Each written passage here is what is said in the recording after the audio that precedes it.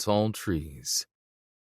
The scream started polite, like they didn't want to wake the neighbors, then cranked to 11 and went full nightmare mode. It was the kind of sound that made you understand why people drank before noon. Next thing I knew, I was standing in some kind of fog-shrouded forest, very horror movie chic. The artsy kind, not the guy in a hockey mask kind. I saw them up ahead, Penny and Jenny, just walking and talking like it was Sunday in the park, laughing at something. The temperature dropped 30 degrees in 2 seconds. Then the shadows came alive, stretched out wrong with too many fingers reaching for them. I tried to yell, but nothing came out. Penny's eyes went wide. Jenny screamed, or at least her mouth moved like she was screaming, but no sound came out. I tried to run, but my legs had turned to concrete. I waved frantically, but they couldn't see me. The shadow things wrapped around them, and then nothing. Just me and silence. Real uplifting stuff, right? Stick around. It gets worse. Then the fog was gone, and I woke up staring up at our old ceiling. The water stains I'd memorized over 1,000 nights were right where I left them. My shirt clung to me, soaked through, and the red digits on our salvaged battery alarm clock blinked 3 a.m., the accusatory little bastard. Just a dream. But damn, my subconscious kept messing with my head for the sport of it. Beside me, Joe snored loud enough to wake the whole town. I gave him an ear scratch.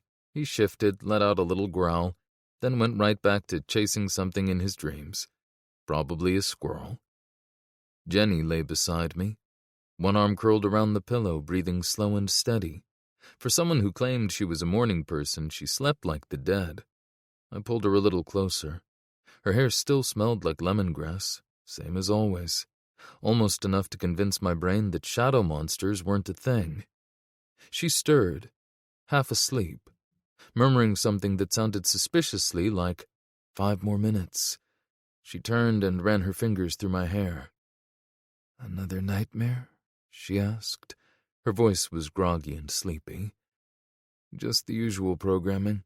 I'm okay," I said, even though I was the very opposite of okay. "Go back to sleep." She muttered something, rolled over, and latched onto my arm. Whatever worry had woken her faded away, because a second later, she let out a little sigh and went under again. I didn't move. Couldn't have, even if I'd wanted to. Having Jenny there helped. It made it feel like I wasn't carrying all of this alone. I stared at the ceiling for a while, counting the water stains, 43 by the way, until sleep came back for round 2. You know that feeling when you wake up and everything's perfect?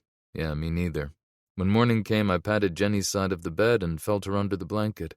I turned and put my arm around her, then found myself face to face with Joe. He opened his eyes and gave my nose a lazy lick. Gross. Not the wake-up kiss I was hoping for, but beggars, choosers, end of the world, etc. I sighed, rolling off to the other side. I had a full day ahead, so I rubbed the sleep from my eyes, swung my legs over the side, and took a long swig of water from the glass on my nightstand. It only carried the barest hint of salt. I peeked into Penny's room. The kid was sprawled across her bed like she'd been dropped from a low altitude, with one leg dangling off the side, and her bow still within grabbing distance. 12 years old and already tougher than half the schmucks in this town. If there's one thing I've gotten right in this world, it's her. I walked out of the room quietly, making sure I wouldn't wake her up. I stepped into the shower for a quick sluice. Thank God for that solar water heater I scavenged from that eco-friendly McMansion last spring. Sure, lukewarm was as good as it got, but it beat ice-cold Pacific Northwest wake-up calls. I tried not to look too hard at the mess of scars reflected in the mirror, or at the stub where my left index finger used to be. I looked like a before picture for a product that didn't exist anymore. The beard needed a trim, but hey, winter was coming.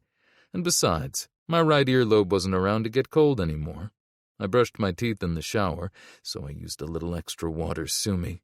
That's why we had a large capacity tank, and nothing says ready to face the undead like proper dental hygiene. I made sure to leave a toothbrush prepped for Penny, using the last bit of toothpaste I could squeeze out. Honestly, the tube looked like it had been flattened by a steamroller by the time I was done with it. We still had one tube left, but I'd have to scavenge for more soon. One cat at the market was selling toothpaste, air quotes, made from salt-activated charcoal and sunflower oil, but ugh. I'm all for post-apocalyptic entrepreneurship, but there's a line, and that guy pole-vaulted over it. That was the kind of thing I was good at, though, finding essentials. I wrote it on the list I kept taped to the kitchen wall, and added a few things for Penny, maybe some of those canned peaches Jenny loves. I wouldn't touch fruit that had been glowing neon for a decade, but if she wanted to risk those syrupy time capsules, that was her call. Dawn was just cracking as I sipped coffee. I'd scored 2 frigging bags of roasted Arabica beans on a scavenging trip outside the safe zone the week before. I'd found an almost untouched coffee house in a strip mall that was partly blocked by an overturned 18-wheeler, though, sadly, the espresso machine was nowhere to be found. Oh well. Joe padded behind me, 90 pounds of gray fur and stubborn loyalty, looking like a furry truck with paws. His mismatched eyes, one brown, one blue, gave me his feed-me look. For a husky pit bull mix who insisted on sleeping with his butt on my pillow, he'd sure mastered the art of guilt-tripping. Someday, I muttered, I'm gonna find a Starbucks that hasn't been looted. Mark my words. I stared out the kitchen window pretending, for half a second, that things were normal. The town that had been home for the last 4 years stretched out in all its damp, creaky, end-of-the-world glory. Okay, maybe it was less town and more shanty, but let's not split hairs. Westport sprawled before me in a jumble of floating planks, creaky piers, and cobbled-together shacks. Half the town was more water than land, which was fine by me. Harder for the dead to shuffle their way through, unless they'd learned the breaststroke and hadn't told anyone. This place was our safe zone from the psychos of the world, the CCB, raiders, cannibals, and people who don't use their turn signal. The ocean side of Westport was already humming, people gutting fish on makeshift tables, canning inside rusted shipping containers, and coaxing drinkable water out of a desalination setup that looked like a science fair project put together by 6-year-olds. 2 engineers had even started ammo production on an old catamaran moored off the pier. Apparently, one of them had figured out how to extract gunpowder ingredients from seaweed. They had some kind of Frankenstein setup for pressing cartridges, and said they'd start small, 22 LR for now, maybe more later. I didn't ask too many questions about how they planned to make primers. Something called Armstrong's mixture was involved. Sounded dangerous and possibly explosive, which is probably why they mixed it on a floating raft 1 ounce at a time. Look, I'm not saying it was the dumbest thing I'd ever seen, but it was on the list. There was a betting pool on how long it would be before their floating bomb factory went up in flames. I had my money on 8 weeks. I took a long breath and immediately regretted it as I got a whiff of fish, salt, and seaweed, Westport's signature cologne. It clung to your clothes, your skin, your hair. It hung in the air like that annoying ex who keeps calling, then hangs up. And even though you know it's them, you still pick up the phone because part of you thinks the relationship could still work and you already forgave them for taking your favorite Captain America t-shirt. Anyway, I wasn't a fan of the funk, but hey, it was better than the alternatives. And yes, I'm aware I just compared our town's smell to a toxic relationship. That tracks. Out beyond the relative safety of our salty, fishy, seaweedy bubble, the world kept looking for ways to punch our tickets. And let me tell you, the world was getting real creative. Despite the pervasive smell, Westport had its charms. Sure, there was that touch of cholera to spice things up, but it wasn't half bad. The community was tight-knit, and the sea provided more than it took away. On a clear day, the horizon made you almost forget that the world had gone to shit since Deadbreak. You know, the day when the dead got up and ruined everyone's afternoon.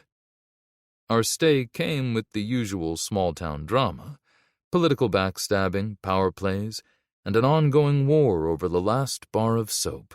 But with Jenny working at the clinic, we got something close to a free pass in a community bursting at the seams, more people showing up every day, and food disappearing just as fast. I pulled my weight too, scavenging, running security patrols, joining hunting parties, and even flipping burgers at the Westport Diner and Shoe Repair. Now, those Fridays were a special kind of magic. And not to spice up my own nachos here, but we packed the house when I was behind the grill. The day I debuted my minced marmot and rat kefta seasoned with mint, basil, and cinnamon, with a hint of serrano pepper and a touch of parsley, the place went absolutely bananas. Good times. Our houseboat rocked just enough to pretend everything was fine. Like, nothing to see here, Jeremiah. Totally normal Tuesday. I refilled my cup anyway. Joe must have caught on to my less-than-sunny mood, because he gave me a nudge with his nose. He followed that up with a little whine. "I know," I said. "Third time this week." He let out a low, rumbling growl and a short bark. "Oh, don't be such a tool. I'm not going to let you psychoanalyze me again," I said with air quotes. "You've never let me live down my fear of oat milk, and I told you that in confidence." The apology that followed was totally insincere. I settled into a chair at our table and decided to catch up on the week's news. I mean, Westport wasn't just fish smells and dodgy weather. We had culture, too, of sorts. We even had a newspaper, the Westport Watcher. It was a ragtag bundle of recycled paper, but it packed some serious journalistic punch. One day, you might read about the debates surrounding eels. Electric eels, source of protein or electricity? I mean, it was a legitimate question given our power struggles. Then there was the high society news, like Westport's luminaries attend inauguration of town's newest lamp. And you couldn't miss the lifestyle tips. 10 ways to make the most out of kelp, and you won't believe number 7. I still haven't gotten past number 3 without gagging. I was just getting into the sports section. Crab racing scandal rocks Westport. Shell-shocking revelations of pincer doping, when Jenny came flying through the door. I never did find out how that one ended. Journalism's loss. She was waving a stalk of celery around like she was directing aircraft. 5'10", with legs that didn't quit. Shout out to her volleyball days. Red hair pulled back in a messy ponytail, and sharp green eyes that were already scanning the stove for her next experiment. That never ended well for my nerves. The scar that ran from her ear to her mouth, thanks to that shit show with Forrest on the Seductress, didn't make her look any less like herself. Just gave the world a permanent reminder she's harder to kill than most. Mimi, the nurse/cook, had patched her up quick, but it had been close. "Morning," she said, dumping her loot on the table. She gave me a quick peck, then started sorting through her haul like a raccoon in a farmer's market. I had to trade the last jar of pain away, but I scored celery, tomatoes, and 2 eggs. Totally worth it. Eggs are for tomorrow. Today I've got something special planned. For the past few months, she'd been cooking up a tincture made from willow bark, turmeric, ginger, and enough alcohol to stun a moose. Home-brewed pain relief. It was surprisingly effective and very popular at the market. I'd come up with the name, of course. She'd wanted to call it Homemade Willow and Turmeric Blend, which sounded less like a product and more like an apology. I gave her a list. She picked Pain Away. Not my favorite, but better than willow juice or whatever else she'd been considering. For the record, my top pick was Bark's Revenge. She vetoed it immediately. Worked fine for the average sprained ankle or bad back, but I still squirreled away the real meds, ibuprofen, aspirin, stuff that came with childproof caps and big pharma side effects. Those were for us. All thoughts of medicinal tinctures vanished when I caught a whiff of something far, far worse than any decaying zombie. Jenny was making breakfast. Is that a fish pancake?" I asked, hoping I'd hear, "No, sweetie, it's banana nut topped with chocolate syrup." "Yep, new recipe," Jenny said as she flipped one with the practiced wrist of a short-order pro. "Rich in omega-3s and seasoned with a pinch of paprika." She topped it with a sprinkle of seaweed. Ew. I love the woman to death, and I knew she loved me, but some days I really wondered if she was trying to finish the job the zombie apocalypse had started. "Just shoot me and be done with it," I said, turning away. "Better than this slow death by cuisine." She smacked me in the chest with the back of her hand. "Be quiet and eat your breakfast." I knew that tone, the zero room for dissent, you will comply tone. If you've ever been in a relationship, you know the one. I took a bite as a small tear ran down my cheek. "Wow, that cooking smoke is really getting to me," I said, wiping my eyes and definitely not crying over breakfast. Jenny shook her head, probably concerned about the oblong shape of her last pancake. Penny shuffled in, dressed in rugged jeans and a lightweight jacket, backpack slung over one shoulder. Her hair, somewhere between curly and wavy, like her mom's used to be, looked like she'd spent the night wrestling a static-charged balloon. At 12, she already had the kind of lean muscle that came from daily archery practice and a tendency to climb things she probably shouldn't. She still had some of her birth mother's habits, though, biting her bottom lip the way Joanna always had. And those brown eyes were already scanning the room like she expected something to jump out and require immediate stabbing. "Penny, run while you still can," I stage-whispered, trying to muscle down a second bite. She stopped mid-step, eyeing the pancakes, waiting for them to sprout teeth. Jenny handed her a plate and pointed to the empty chair. When Penny didn't move, Jenny said, "Penelope," in that same tone that implied, "Sit down or else." "Do I have a choice?" Penny asked. Not really. Jenny moved behind her and started the daily war of the hairbrush. "Does it have seaweed in it?" Penny asked, poking the edge of the pancake like it might bite back. "Just a bit," Jenny said, "for flavor." The hairbrush moved, up, down, rhythmic and aggressive, working through the knots in Penny's hair. Penny dug in, despite the dubious breakfast. I gotta give it to her. The kid wasn't picky and ate anything Jenny put in front of her with zero complaining, just like her pops. The kitchen filled with life, chatter, and a slice of normal that felt weird as hell in a world this fucked up. There we were, sharing a meal and chatting about our day, as if the past hadn't been quite so explodey. After breakfast, Jenny shrugged into her jacket, already mentally halfway to the clinic. "There's some weird flu going around the rafts on the east side. If we don't get ahead of it, we're gonna have a full-blown outbreak." She gave me a quick peck. "See you tonight." "Pathogen smathogen," I muttered. "Just make sure Tanner gets a dose before you start curing people. That air-dried leathery reprobate still owes me a box of 45 ACP from our last trade." Jenny rolled her eyes, gave Penny a kiss and a hug, and headed out. Yeah, the world was a dumpster fire, but my girls made it almost feel manageable. With Jenny off fighting microscopic terrors, Penny and I geared up for a different kind of battle. Survival training.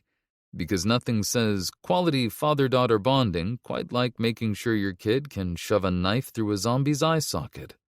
"All right, Peanut," I said, turning to Penny. "Ready for some lessons?"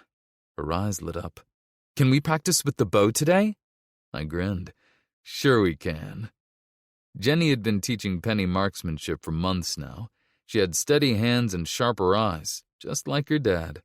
I watched her sling her bow with a look that said she knew exactly how many seconds it took to turn a person into a pincushion.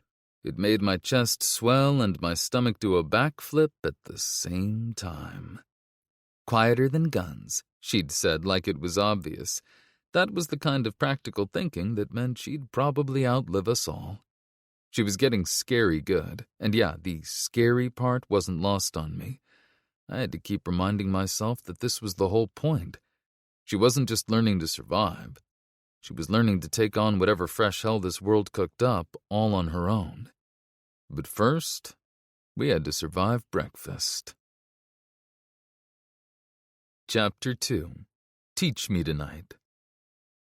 Westport woke to salt fish and honest-to-God sweat, air you could chew if you hated yourself. It was the kind of smell that either killed you or made you stronger, and then killed you anyway. Vendors were already shouting over each other, and the early bird shoppers were throwing elbows like the fish were still alive. I traded nods and shopping lists with the usual suspects. Between Colonel Ritchie's military know-how and our dynamic duo of Freddie and Jeff, mayor and sheriff, respectively, we'd carved out a decent-sized safe zone around Westport. A few ghost towns here, some abandoned farms there, all wrapped in security sweeps to keep out zombies, raiders, the CCB, and worse, French Canadians. Sure, it was safe, but the salvage was a joke. Hair rollers, glittery flip-flops, that kind of thing. That's where I came in, though. One of the few who was dumb or stubborn enough to brave the real wasteland. High risk, high reward, right? I'll let you decide which one it is. Take your time. But for our survival lessons, Penny and I stuck to the safe zone. No need to turn squirrel hunting into a real war story. The guards gave us a nod when we reached the gate. "Morning, Dan," I said to a burly guy with a scraggly beard and a shirt clinging for dear life. "Everything quiet today?" "It's Dave." "That's what I said, Dean." "Couple traders came by. Caravan too, 6, maybe 7 vehicles. Had to turn 'em away," he said, scratching his beard. "Yeah, bummer," I said casually, taking a step back. "That's the 3rd one this month, right?" I eyed his shirt like it might launch a button at my face any second. "3rd or 4th, yeah." I shrugged. "Can't say I blame Freddy. Anyway, we're off to battle rabbits and squirrels. See you around." "See you, Jay." The area around Westport wasn't just rotting piers and dead strip malls. The security teams had cleared and marked specific roads, spray-painted markers every quarter mile, regular patrols, the whole 9. Real civilized, until you stepped off the trail. Nature had gotten ambitious with the local real estate, turning the suburbs into a mashup of jungle and forest. Pretty convenient, actually. Good hunting, decent cover, and the greenery did a great job of tangling up zombies. The dead weren't exactly known for their hiking game, which made the overgrowth safer than it looked.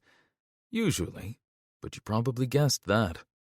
We picked our way through what used to be someone's backyard, following a deer trail that wound between collapsed fences and rusted lawn furniture. The pool had given up and gone full swamp, with cattails poking through cracked concrete like they owned the place. Beyond that was a battlefield of blackberry bushes trying to choke the life out of an old playground. Swings tangled in vines, a slide half-eaten by rust. 10 minutes deeper into what used to be Westport's greenbelt, we found a quiet patch of underbrush. The safe zone kind of melted into actual wilderness out here, busted suburbs turning into proper woods, which was nice, because we'd see trouble coming from miles away. Joe didn't let his guard down, nose in the air, trotting from one patch of brush to the next like he was expecting an ambush. I didn't drop mine either. Every snap of a twig had my hand twitching toward the cig on my belt. My heartbeat felt loud enough to scare off the wildlife. The shadows kept messing with me, turning every flicker of light into something you'd rather not meet in a dark alley, or a sunny field for that matter. You'd think after all this time the paranoia would have worn off, but no. There I was, wiping sweaty palms on my jeans and trying to pretend I hadn't just flinched at a tiny bird. Just nerves, right? Totally normal behavior for a grown man with a gun. Nothing to see here. I exhaled, shook it off, and turned to the task at hand. Survival 101. Instructor Jeremiah Reid. "Let's try that Dakota firehole again," I said, pointing to a spot where runoff had done half our digging for us. "Perfect for staying off the radar." Off the what?" Penny asked. I sighed. "Hidden. It's perfect for staying hidden. 2 holes, one for the fire, one for airflow, about 8 inches apart. Got it?" I'd just started showing her the proper dimensions when Joe's growl made me reach for the cig. I scanned the woods to find a squirrel. A squirrel that Joe was eyeing like it might be plotting revolution. I let out a breath and holstered the cig, shooting him a look. "No, they're not organizing an uprising," I said, trying to get my heart rate back under the speed limit. "God, you're the worst." In my defense, I'd seen rodents do worse. Long story, don't ask. He barked twice, still tracking the treetops. "Fine, keep an eye on it. Now can I teach this lesson, or would you like to take over?" Another growl. "Well, you can't." I turned back to Penny, who was definitely not shaking her head. "Now you connect the holes with a tunnel underneath," I said, slicing the dirt. "This setup pulls air into the fire, making it hotter and preventing too much smoke from rising." Penny peered down at the holes. "So it's like a secret fire?" "Something like that. Just remember to cover it after, no evidence." She needed a few tries, but got it going faster than last time. Better than when she couldn't even get the spade in the ground. "All right, deadfall trap time." Penny rolled her eyes so hard I worried they might fall out. The deadfall trap was her personal kryptonite. "Look," I said, gathering a rock and some sticks from the clearing. Nature gave you everything you need. A heavy rock, some bait, and your inherited Reid family talent for making simple things ridiculously complicated, Dad. What's this part called? I asked, setting the rock on a tripod of sticks. The trigger? Good. Now imagine baiting this with something tasty. Though if you really want to scare off the wildlife, we could always use some of those fish pancakes. I carved a groove in the trigger stick.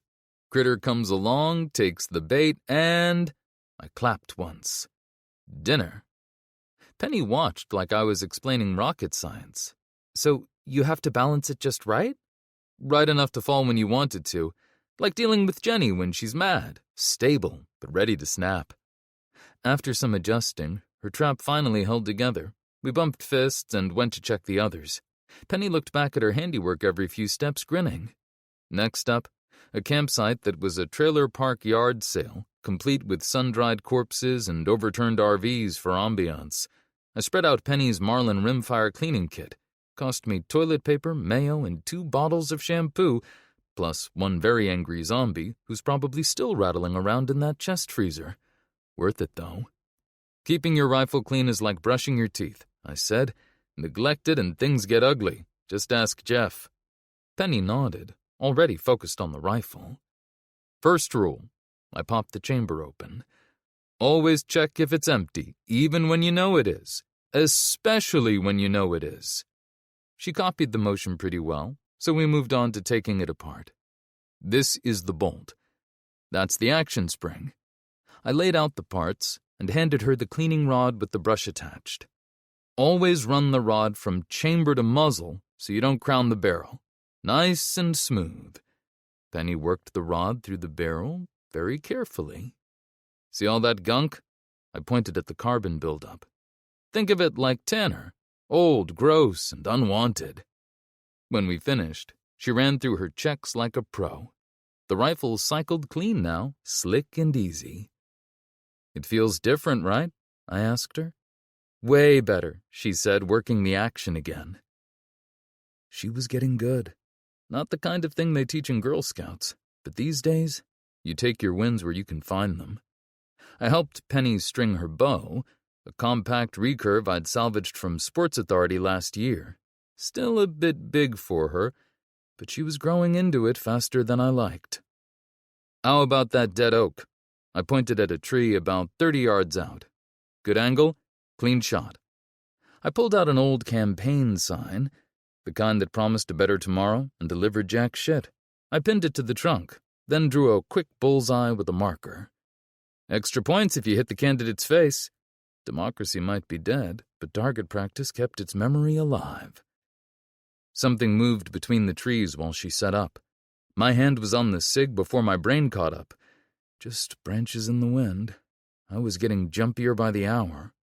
Dad, Penny said, you're doing the thing. Doing what? I'm cool as the other side of the pillow. A pillow that's slightly paranoid and twitchy. She sighed. Just focus on my form, okay? Unless you want me to accidentally shoot you in the butt again. Okay, 2 things. 1, that tree root jumped out and tripped me. And 2, it was my leg, not my butt. Penny rolled her eyes, but held her stance. Sure, Dad, whatever you say. For the record, it was my leg. History will vindicate me. Steady now, I said, actually watching her form this time instead of scanning the trees. Deep breath, and try not to ruffle any feathers. Get it? Because arrows have the arrow thunked into the target dead center.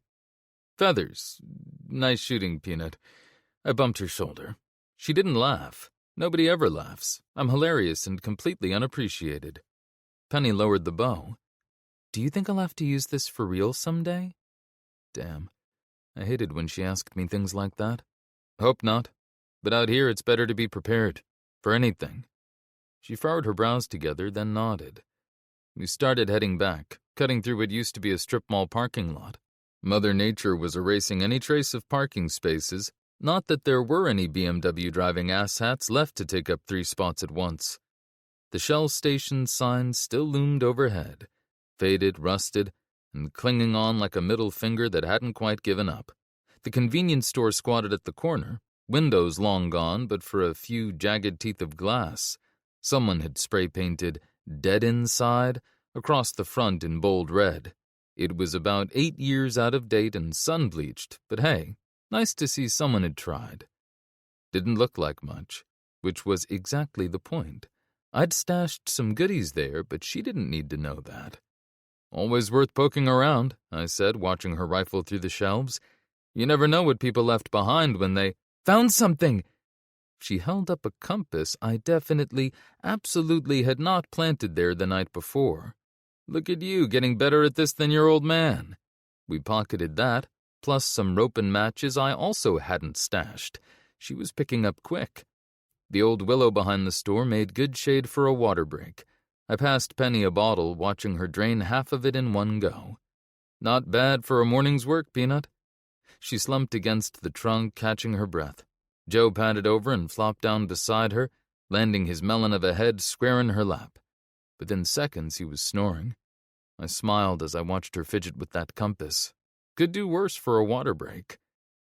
Once she'd caught her breath, and Joe had settled into his usual loaf position, we slipped into one of those rare, quiet moments. We talked about life before, which she never got tired of hearing about.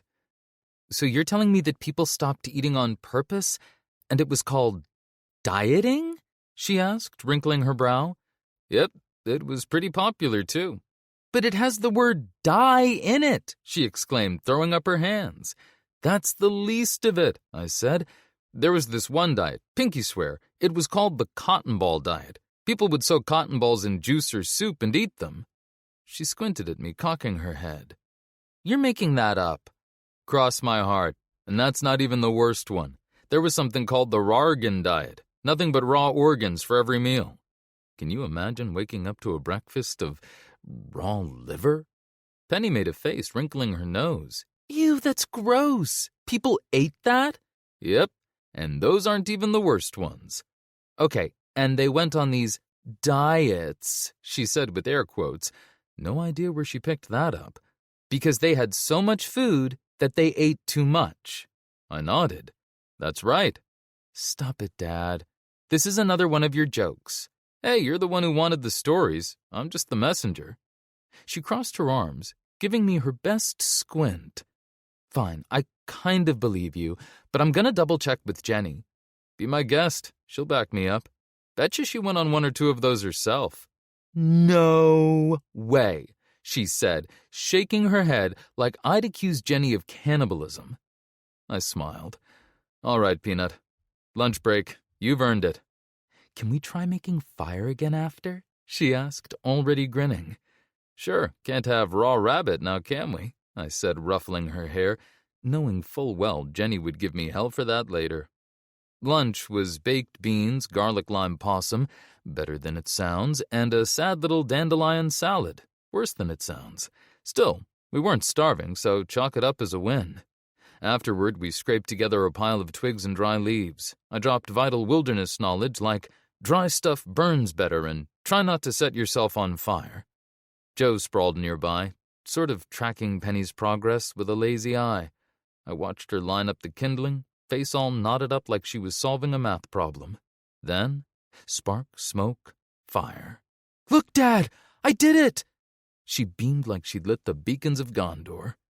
"You sure did," I said, adding a few sticks to keep the fire going.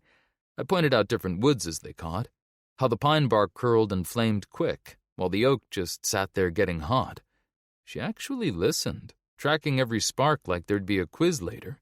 Weird how kids can make even basic survival seem interesting. Watching her study those flames, I couldn't help thinking about all the other things I still needed to teach her. Every skill that sticks in her head is another insurance policy.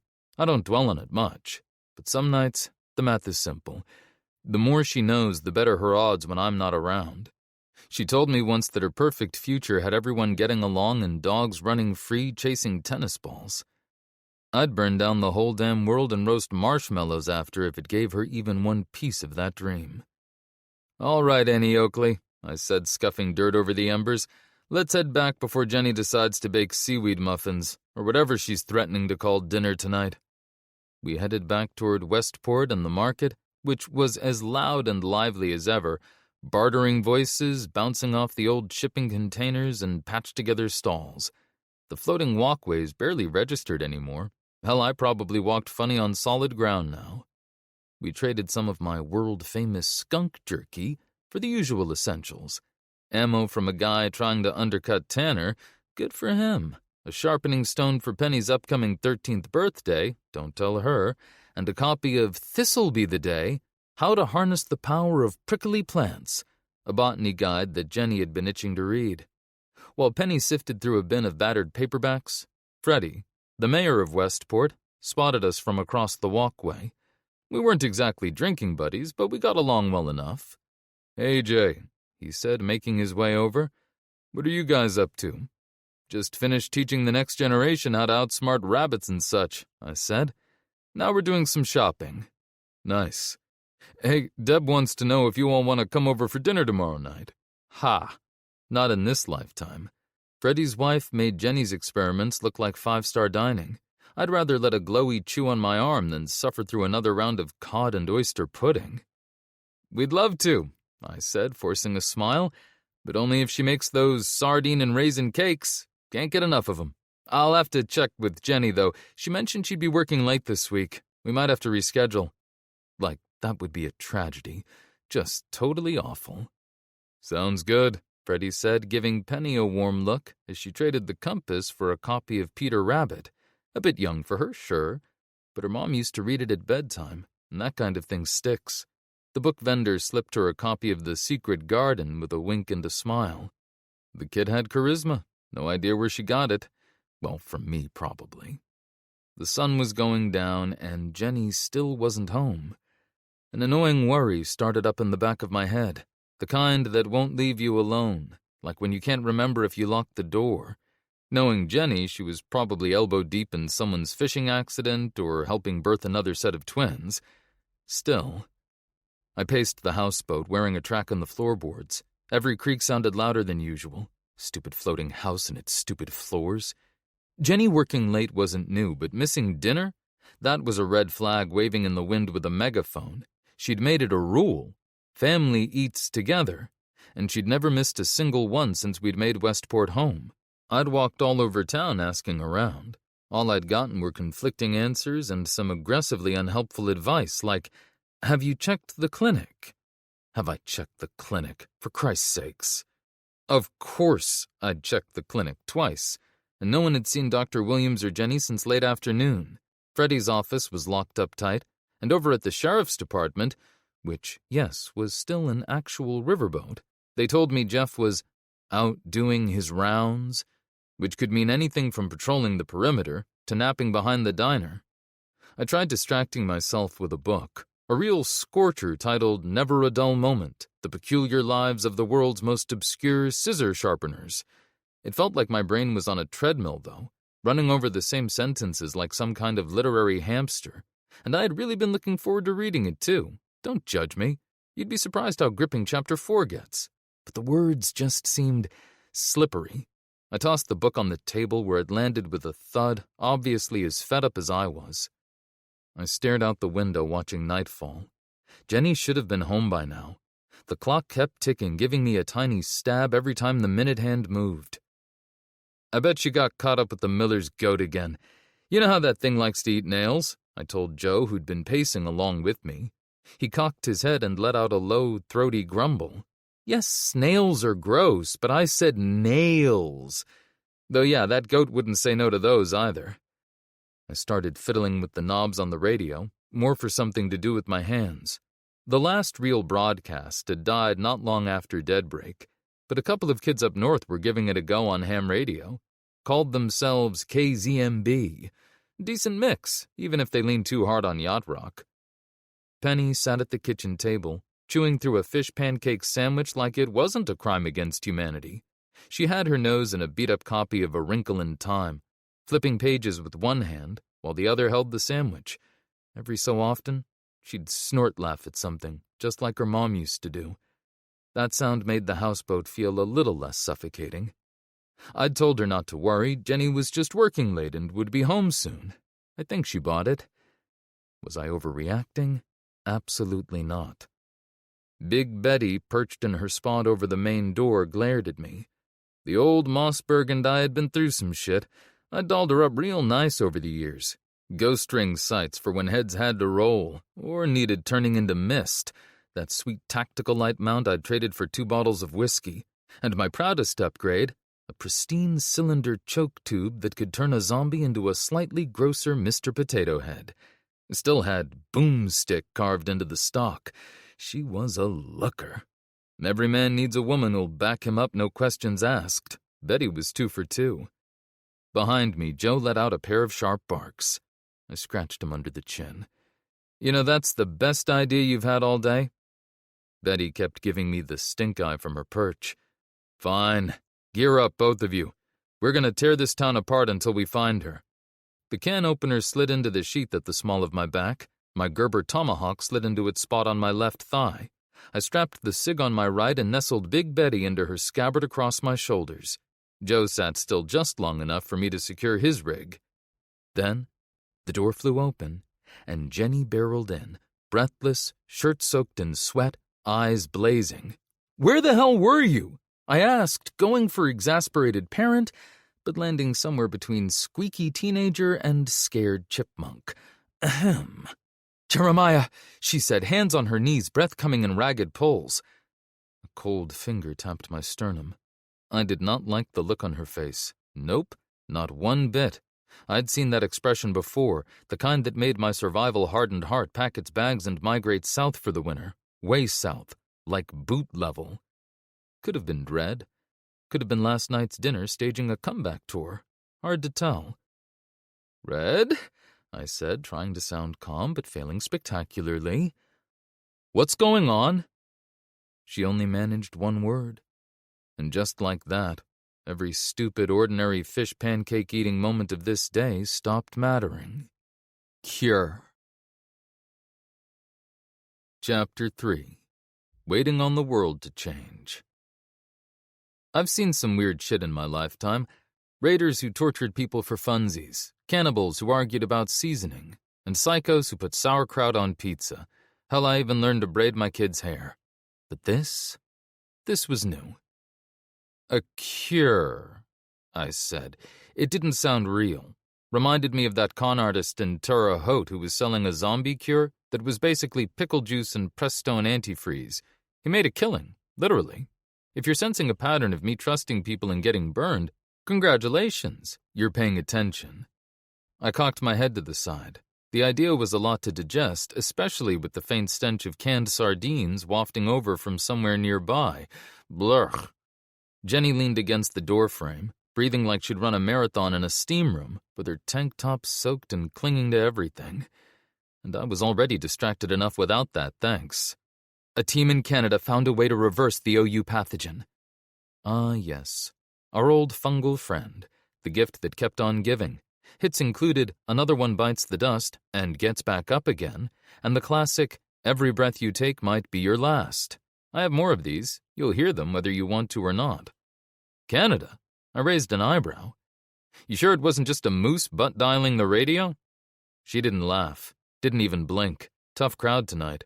They need medical experts, she said with that spark in her eyes that meant she was onto something. Damn those green eyes. It's a small city in southern Alberta not far from Great Falls. I glanced out the window, where I could see the sky had finally downgraded from despair to mild apathy. "Oh, really? And we're just now hearing about this?" I asked with a snort. "If they're close to a cure," I made air quotes again, "why do they need medical experts?" Aha. "We got the message at the Westport Watcher. Someone fetched me from the clinic when Alex picked up the transmission. It took him an hour of riding the skip to get it clear enough to understand." "Still not hearing a why?" She wiped her brow. "We had to make sure it wasn't a false alarm. Cross-checked with other settlements, confirmed what we could. I would have told you sooner, but we had to figure out if we could even reach them with winter closing in. Jeff and Freddie wouldn't let anyone leave without a plan. Jeff said it's too big to do it half-cocked." I tried to absorb all of it, but call me a cynic. This was buff to a come-fuck-me finish, and in my experience, that's when you reach for the Vaseline. You know that feeling when something sounds too good to be true, and your brain starts assembling a list of all the ways it's going to screw you, yeah, that list was long. I was halfway through queuing up a classic "That's What She Said" when something at the back of my neck tingled. The hamster in my head went full sprint and my gut twisted, and not just from the lingering scent of fish pancake. I threw my hands up. Whoa, whoa, whoa. You're not actually thinking of going, are you? My voice gave away more panic than I meant it to, probably because of the panic. She squared her shoulders. The deck creaked under her. Even the wood seemed to be telling me to step in. I'm going.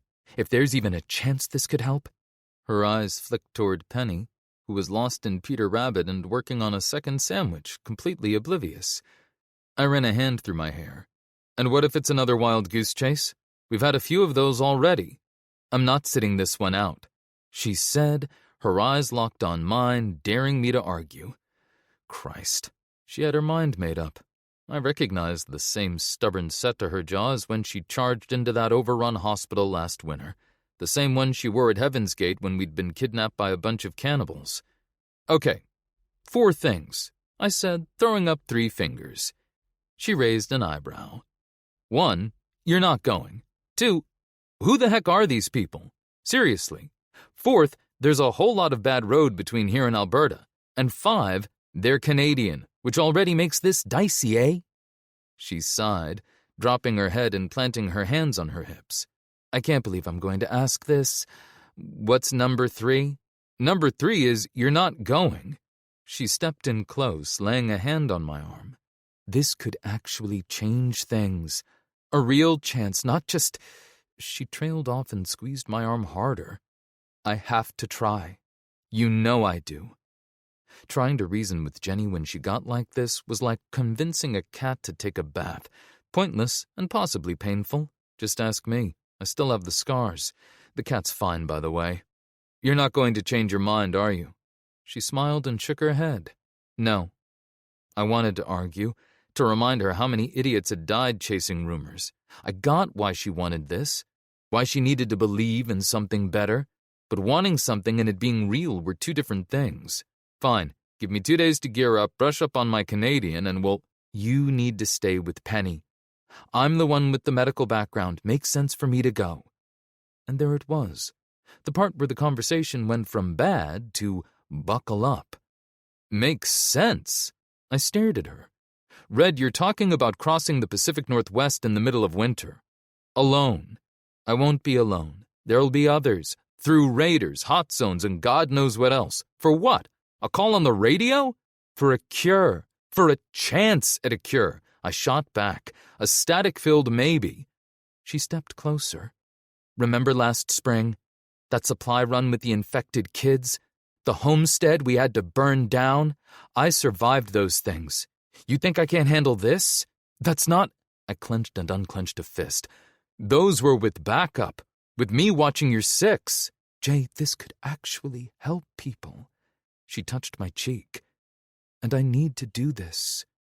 Penny perked up, so I lowered my voice. Like hell. I'm not letting you... Letting me. That fire flared in her eyes. Her hand dropped. I'm not a damsel, and I sure as hell ain't broken. Her hand went to her scar. I hated when she did that, not because of the scar, because of what it meant she was remembering. I never said you were. This isn't about that.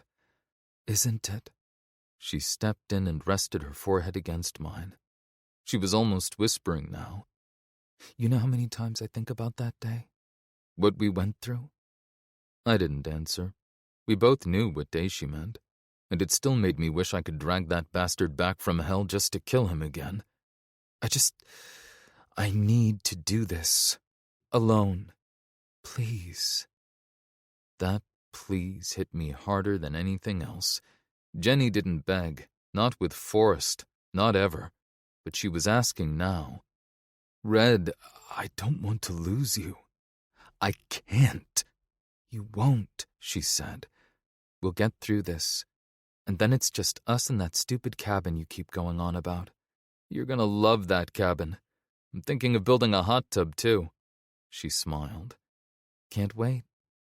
I knew I couldn't tie Jenny down, figuratively or literally, though the thought did cross my mind. Fine, but if you go, Who's going to cut my appy slices? She rolled her eyes. Please be serious. This is big. I took her hands, looked deep into those impossibly green eyes, and lowered my voice to barely a whisper. That's what she said. She closed her eyes and tilted her head back, then let out a slow breath. I need a shower, she muttered, heading to the bathroom. It's been a long day. You go ahead and do that. I'll make you dinner. No way was I telling her Benny had already eaten the sandwich I'd made and split it with Joe. I was still trying to wrap my head around the whole thing as Jenny washed off the remnants of the day. A cure. A friggin' cure just when we were getting used to the apocalypse. Talk about shitty timing. I started assembling another sandwich, 1, because I needed something to do, and 2, because I needed a way to get rid of her fish pancakes. Win-win. I slapped on the mustard more aggressively than I'd intended, and instantly regretted it when a fleck bounced off the bread and straight into my eye. Ow. I turned to Joe, who'd been watching our exchange with his usual judgmental silence. What do you think, buddy? He tilted his head and let out a low whine. Yeah, I'm not too sure either. I sighed, cutting Jenny's bread in half and dabbing my eye with a napkin. You want one too? I held up the bread for inspection. He gave me a look. Not only did he want one, but he told me exactly what he wanted in it, down to the order of the ingredients. That's what I get for asking. While I cooked something vaguely resembling dinner, my mind was already 10 miles ahead, imagining every flavor of disaster, from mild inconvenience to Jenny doesn't come home and I have to explain it to Penny with sock puppets. Jenny came back, toweling off, looking a little fresher but still wound up. She poured herself a glass of water and chugged it like she'd just hiked across the Sahara barefoot. Okay, I said, handing her the sandwich with a side of slightly stale crackers. What's the plan? There's a plan, right? Because if it's just head north until we see igloos, I've got a few concerns. The old wooden chairs felt a bit more uncomfortable than usual as we sat down. She took a big bite, chewed, swallowed, and finally said, Jeff and Freddie brainstormed a few ideas. She wiped her face with the back of her hand. Nothing set in stone, but we've got a rough outline. Ha, more like a brain drizzle if those two were involved. But hey, low bar, high hopes. That was basically Westport's town motto. Freddie was a decent mayor, 3-time winner of Westport's totally not rigged elections, but he wasn't exactly a big picture guy. Jeff, our beloved sheriff, had gone from complete douchebag to mildly annoying douchebag in the past 4 years. Big improvement, honestly. Still, the guy could barely rub 2 brain cells together without causing static. Go on. 3 cars, 5 of Jeff's guys plus me. Snow tires, chains, and 3 jerry cans per rig. They'll come as far as the border, then head back using the Wander line and bring back trade. Freddie's really jazzed about that. The folks in Alberta are supposed to meet me at the Sweetgrass Coots crossing. We got that much through the radio. Joe shoved his snout onto my leg and whined, doing a tippy-tap with his front paws. I already told you we don't have lettuce, I said. He spun in place and wagged his tail. I sighed. Fine, look, I put tomato in it just like you asked.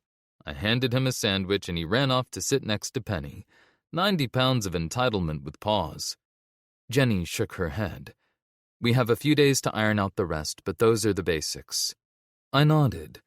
And the route?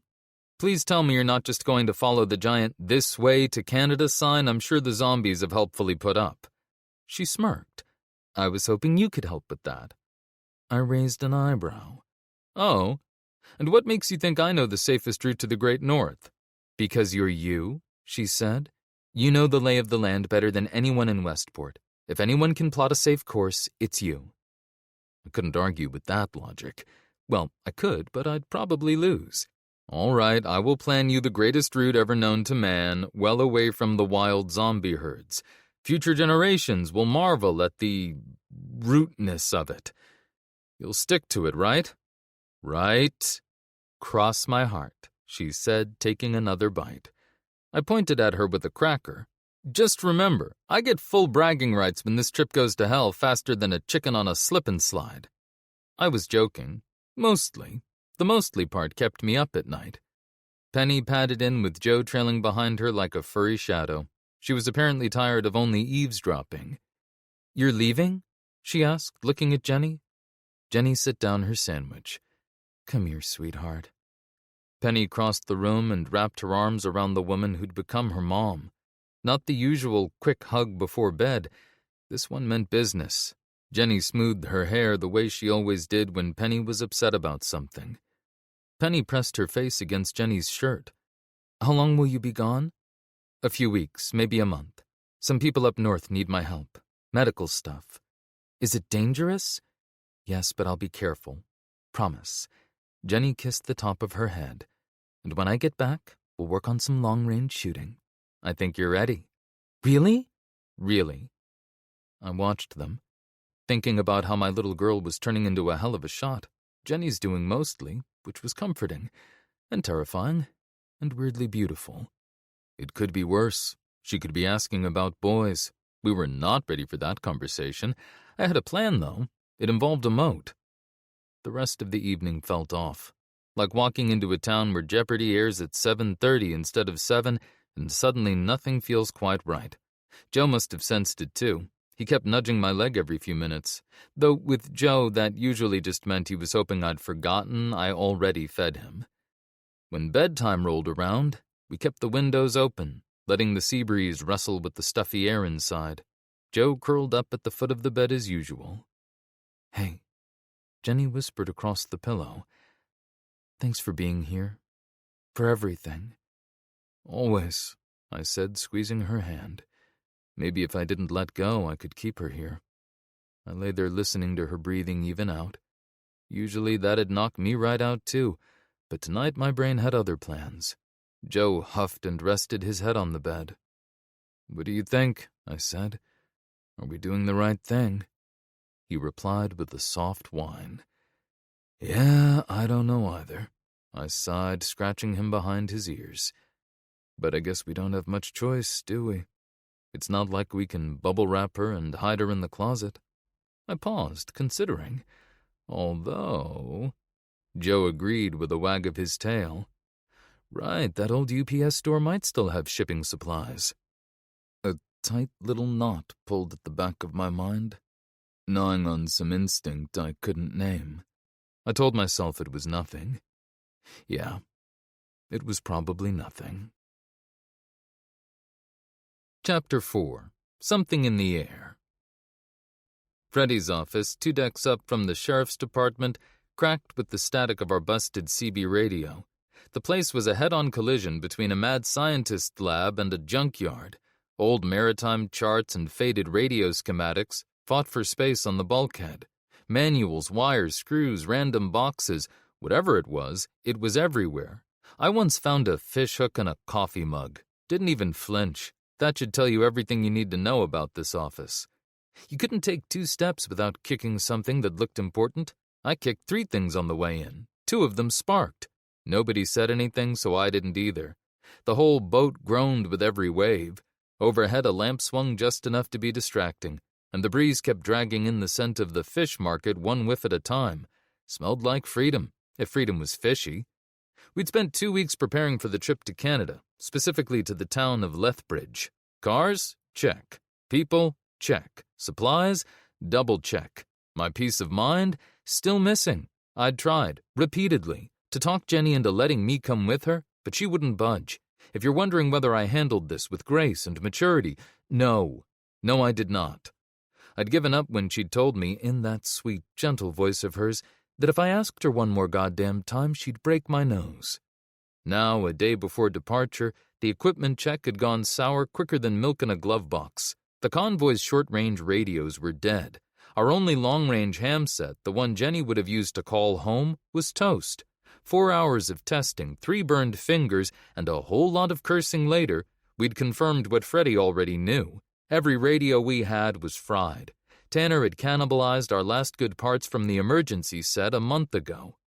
A gust of wind rattled the windows. Dark clouds were building up outside, promising rain. But honestly, it didn't look as bad as the storm inside the office. I was keeping my cool, but Jenny and Freddy looked ready to chuck every piece of electronics we owned straight into the drink. The air was thick with the smell of solder, smoke, and frustration. Freddy leaned on the edge of his desk, arms crossed. "How's it looking, Tanner?" he asked, throwing a hand out toward the mess on the table. Tanner was elbow-deep in the guts of an old military surplus tube radio, with his wispy hair, handlebar mustache, and that damn bowler hat he never took off.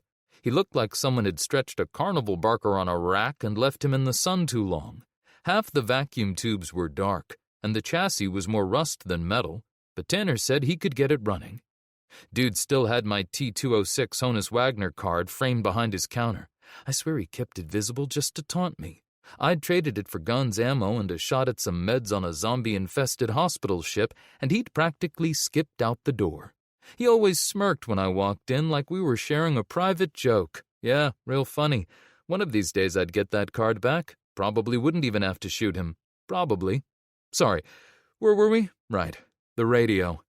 Smoke and sparks curled up from the radio while Tanner poked at it with his homemade soldering iron. He looked up, face streaked with grease. "Well, if this radio was a dame, I'd say she's playing hard to get, see? But old Tanner's got a few tricks up his sleeve, yes, sirree, Bob." Jenny paced behind him, arms crossed and jaw locked so tight I thought the radio might get vaporized by sheer proximity. She glared down at him. "For Christ's sakes, Tanner, can you fix it or not?" Now, he said, fiddling with a rusty screwdriver. "If we replace this vacuum tube, and let me tell you, you were lucky you came to me, yes, sir, we should be able to get this." Pop, sizzle, boom. I'd like to say I didn't flinch. I'd like to say that.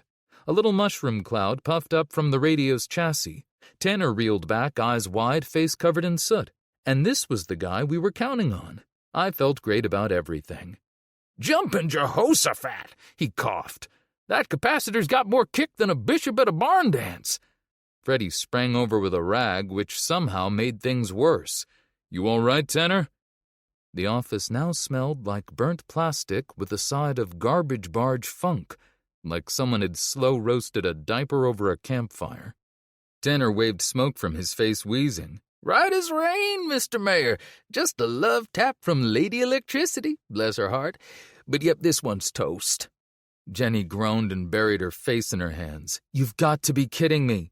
Without a radio, we might as well cancel the whole thing. What happened to the radios Colonel Ritchie left us?" Freddie rubbed his temples. "That is the radio he left us. Notice I didn't say radios.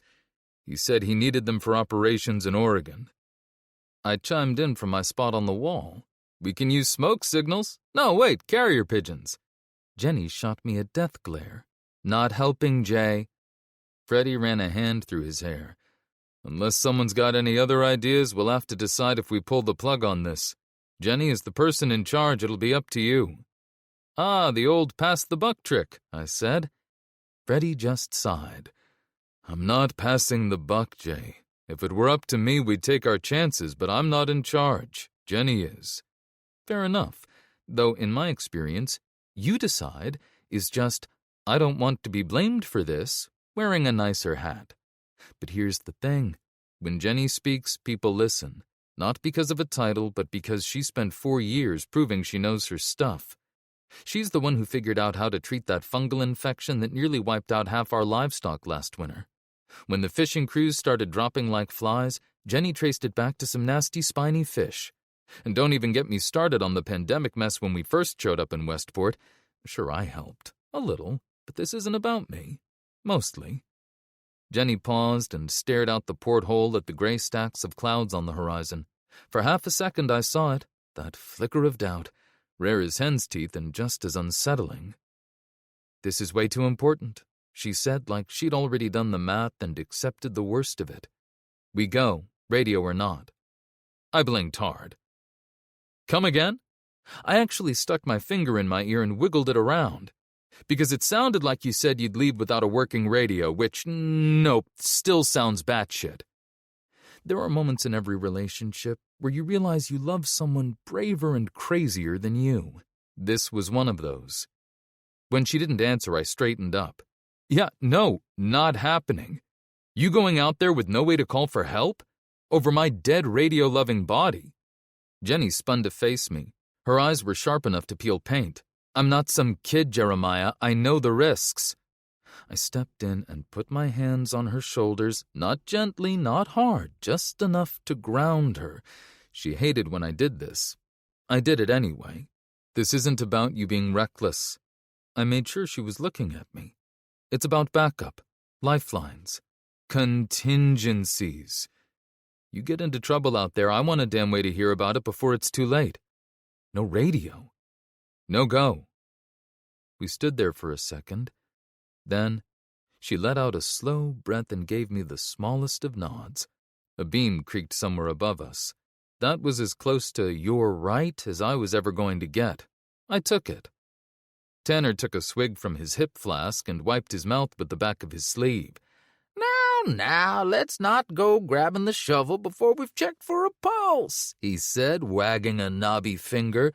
Don't hold me to this, but I think I've got the giblets to rig a ham radio. Belonged to my pappy, rest his soul. Swore he used it to talk to Elvis and a cosmonaut. All in one night. He clutched a hand to his chest. Course, what with it being a priceless family relic and all, there'd be a small upcharge, a strictly sentimental markup, you understand. Of course there was an upcharge. Tanner could monetize a sunset if you gave him 5 minutes and a handshake. Jenny straightened. Are you sure? Because you might have just saved this mission.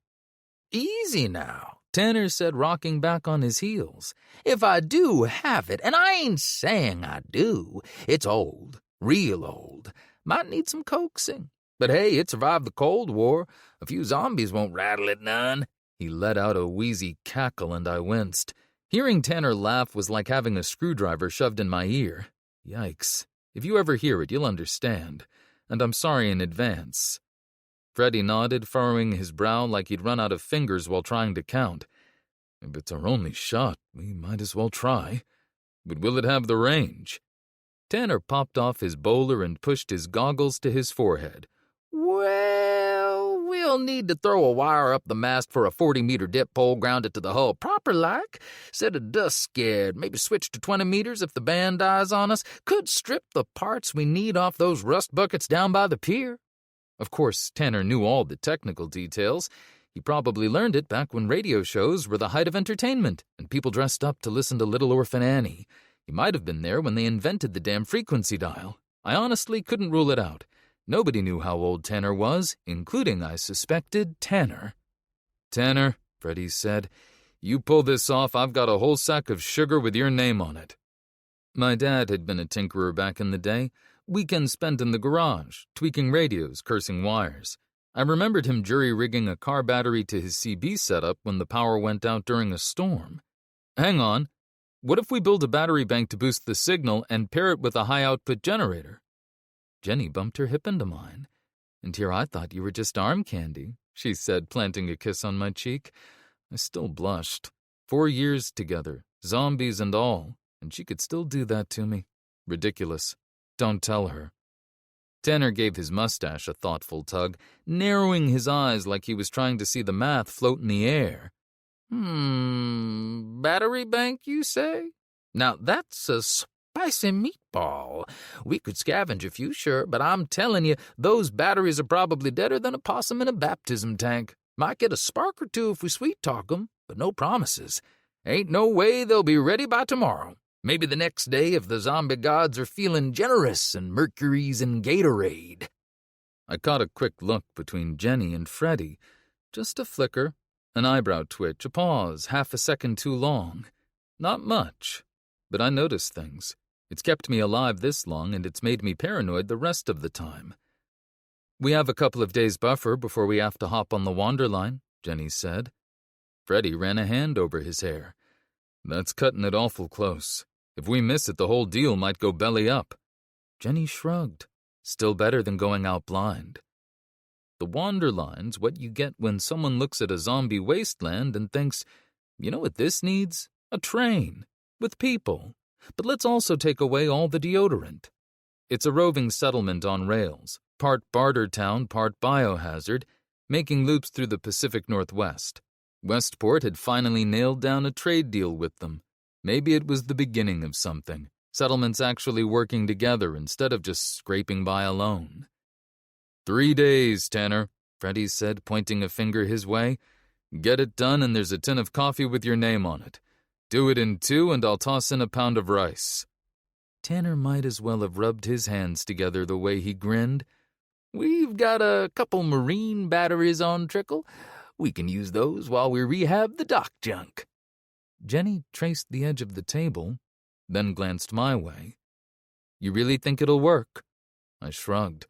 "Hey, if we can survive the zombies, I'm pretty sure we can manage to get a glorified walkie-talkie working." She smiled and turned to Freddie. "That's settled. Jay and I'll keep working on the route. With a little luck and a lot of coffee, we might even make some improvements." Freddie let out an audible sigh. "All right, 2 days, then we see where we're at." Once we stepped into the stormy afternoon, Jenny linked her arm through mine. "Thanks for not tying me up," she said with a smile. I chuckled. "Don't thank me yet. Rope's still on the boat." She shoved me. "You wouldn't dare." "Try me." I gave her a wink, then elbowed her gently. "You know, this mess reminds me of the week I spent in this little town near Texarkana, where every day was Halloween." Jenny groaned. "Here we go." "No, really. They had apple bobbing, trick-or-treating, costume contests, the whole 9. Fabric and makeup stores made a killing, obviously. They even had a mayor who was an actual bat, democratically elected and everything. Well, one night, they're deep into a costume party when, out of nowhere, a bunch of zombies crash the gates and stumble into town." She looked sideways at me. "Swear to God," I said, "everyone thinks they're just great costumes and it's part of the show until people start losing limbs. I was trick-or-treating on the other side of town, so Joe and I beat feet pretty quick. Total bummer, too. Our costumes were awesome. I was the Tin Man and Joe was the Cowardly Lion." Jenny closed her eyes and sighed. "You're so very lucky I love you." Chapter 5. Ready to Start. The day before Jenny's departure started about as gently as a foghorn to the face. I'd been up since the crack of dawn, knee-deep in what I like to call Operation Don't Let Jenny Die in the Zombie-Infested Wasteland. Catchy, right? How are nunchucks going to help in the apocalypse, you ask? Well, remind me to tell you about that time Joe and I had to fight off a pack of zombies with a rubber chicken, or the time we used nothing but pans and rolling pins when we got waylaid inside a kitchen supply store. The point is, I've learned the hard way that there's no such thing as too prepared. There's only not dead yet. So yeah, I had tons of ammo and supplies crammed into our little houseboat as it bobbed quietly in the gloomy harbor. If I wasn't going to come along, I'd give Jenny the next best thing: overwhelming firepower. "Do you really think I'll need this?" Jenny asked, holding up a harpoon gun, one eyebrow raised so high that it was in danger of floating away. I glanced at her but kept checking items off my list. I just pointed at Joe, who was sitting nearby. "Talk to the dog. It was his idea. He thought you might run into sea monsters." "Sea monsters," she said, doing that face she saves for my stupider ideas. I nodded solemnly. "They're a real menace, or so he tells me." He whined and barked in a slightly higher pitch than usual. I pinched the bridge of my nose and showed him the list. "I told you I already packed it, see? I checked it off. Now stop bugging me." That seemed to satisfy him. I still wasn't sure what the boomerang was for, but maybe he knew something I didn't. "And these?" she asked, pulling glow sticks out of a box labeled, "In case of utter desperation." "Tactical distraction," I said. "Mil-spec so they actually glow. You'll thank me later." That box was a real treasure trove. A slingshot, a flintlock pistol I'd scrounged up from a pirate-themed tourist ship, because nothing says "I mean business" like taking 30 seconds to reload. A net thrower and assorted mayhem, fireworks included. You could never say Jenny wouldn't be ready for anything. Was any of it practical? Debatable. Would it make for a hell of a story if she actually had to use the flintlock? Absolutely.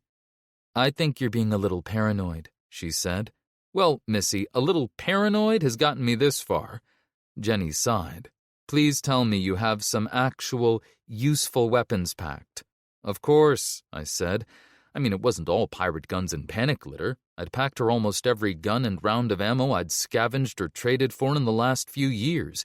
A Kimber 1911 with a box of ammo, 2 Heckler & Koch USP match pistols with 50 rounds of 9mm parabellum, an FN SCAR 16S American semi-auto carbine with 430-round magazines, a Smith & Wesson M&P 1522 with 3 boxes of 22 LR, and a smattering of knives. Sorry, I get a little specific when it comes to firepower. It's a love language. As I laid out the real arsenal, Jenny's expression went from annoyed to mildly impressed. You've really thought of everything, haven't you? I shrugged. Well, I do have a vested interest in keeping you alive. Let me show you the route. The kitchen looked like a map shop recently tossed by a ferret. I had charts, notes, old photos, red string, real conspiracy theorist stuff. I'd even marked Seattle with "Here be monsters," because accuracy matters. I yanked down the route map and spread it on the table. So you'll cut down here, skip Bellingham since it's still glowing, then take the edge of the Cascades. Safer than trying to barrel through the middle. Jenny nodded, following the path with her finger. The Wanderline picks us up in Olympia and drops us off in Rockport, so this barely adds time.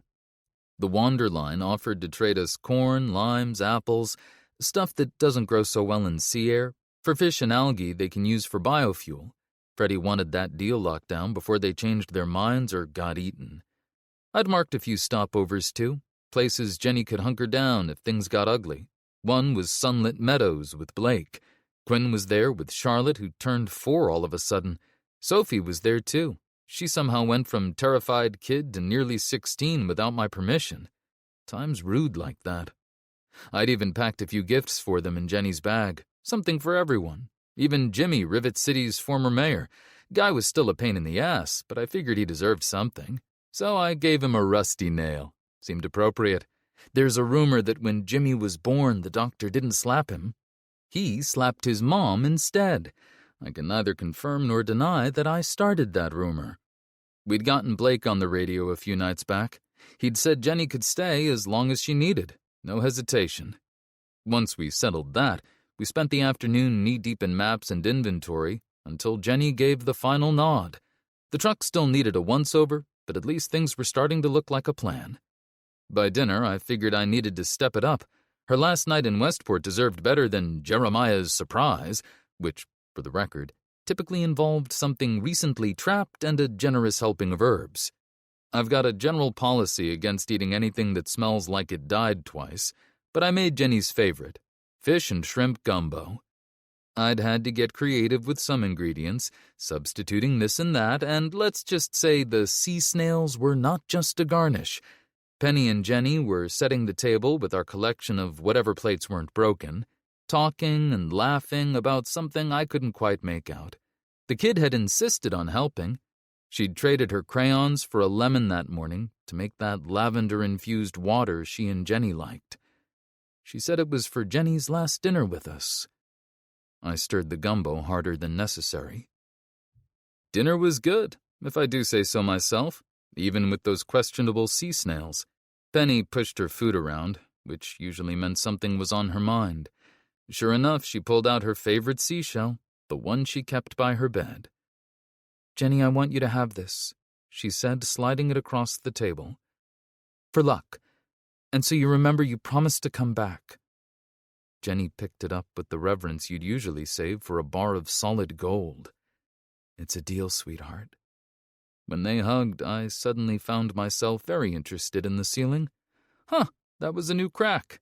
And that hole in the corner was definitely leaking again. I'd have to patch that soon.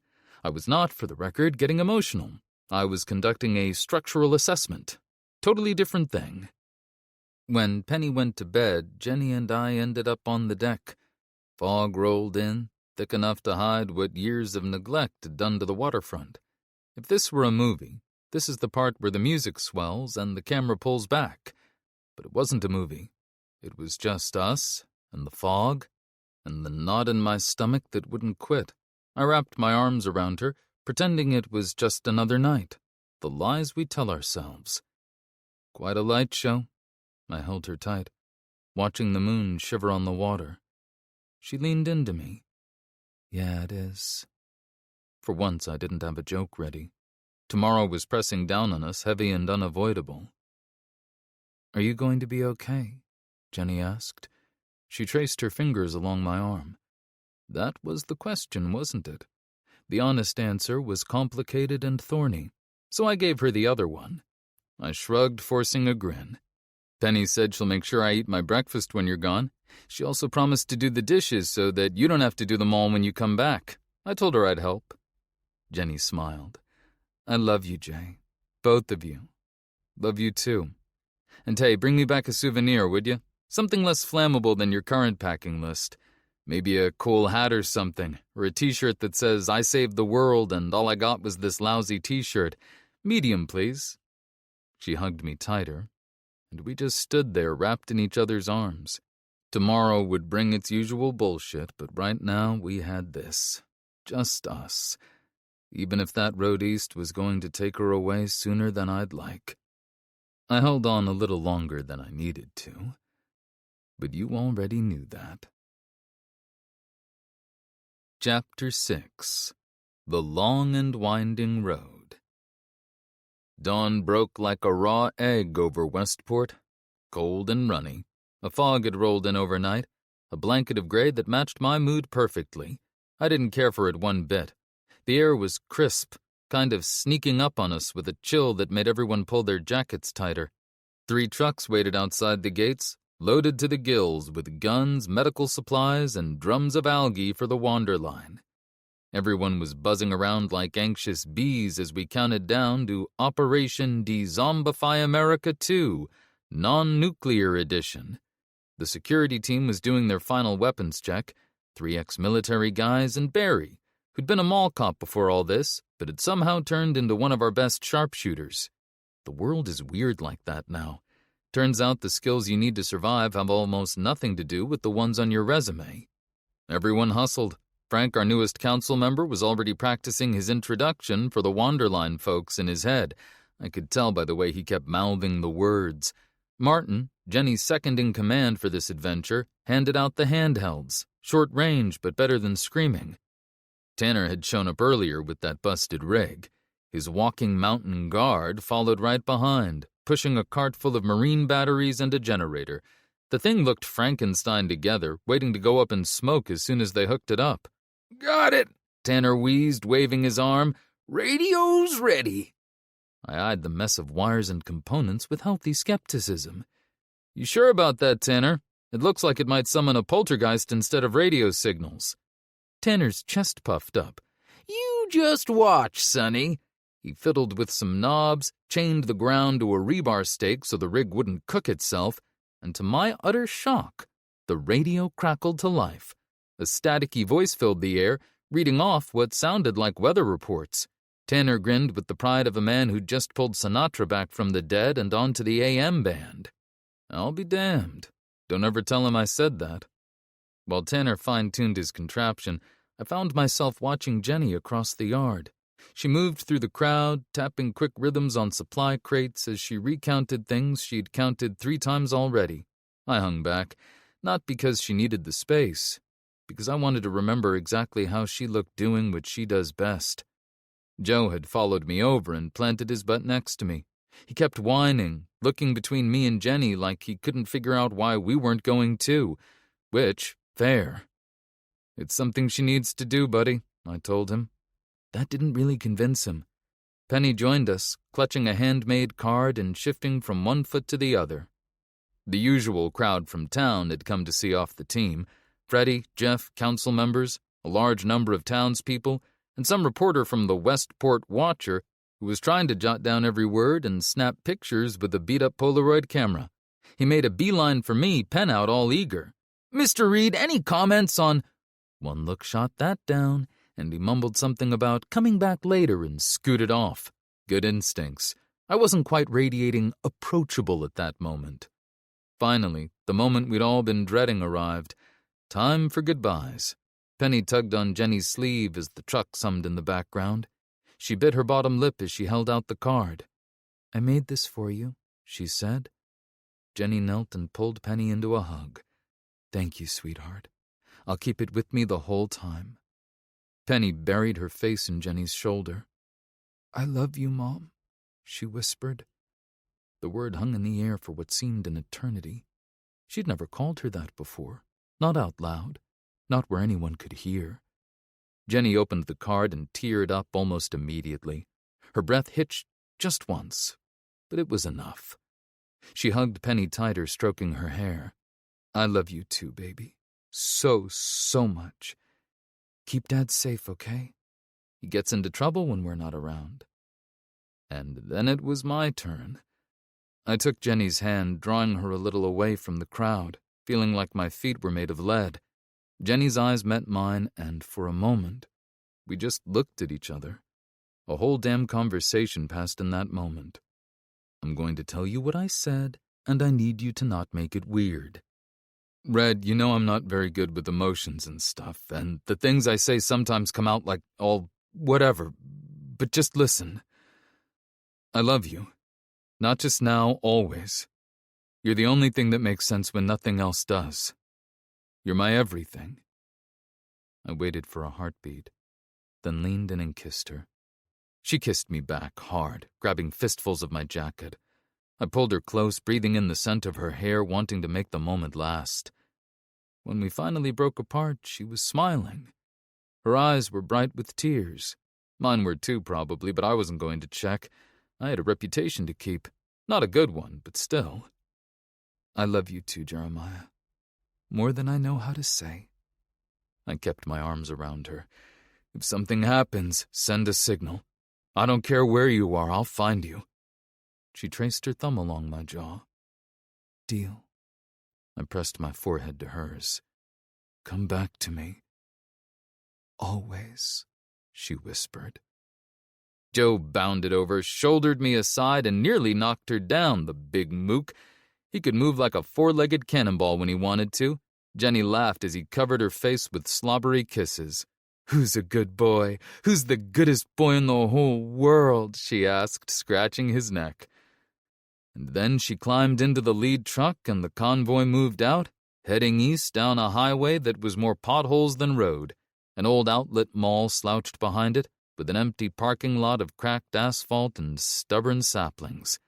The warehouses beyond might as well have been advertising free zombie housing, inquire within, with their broken windows and dark loading bays.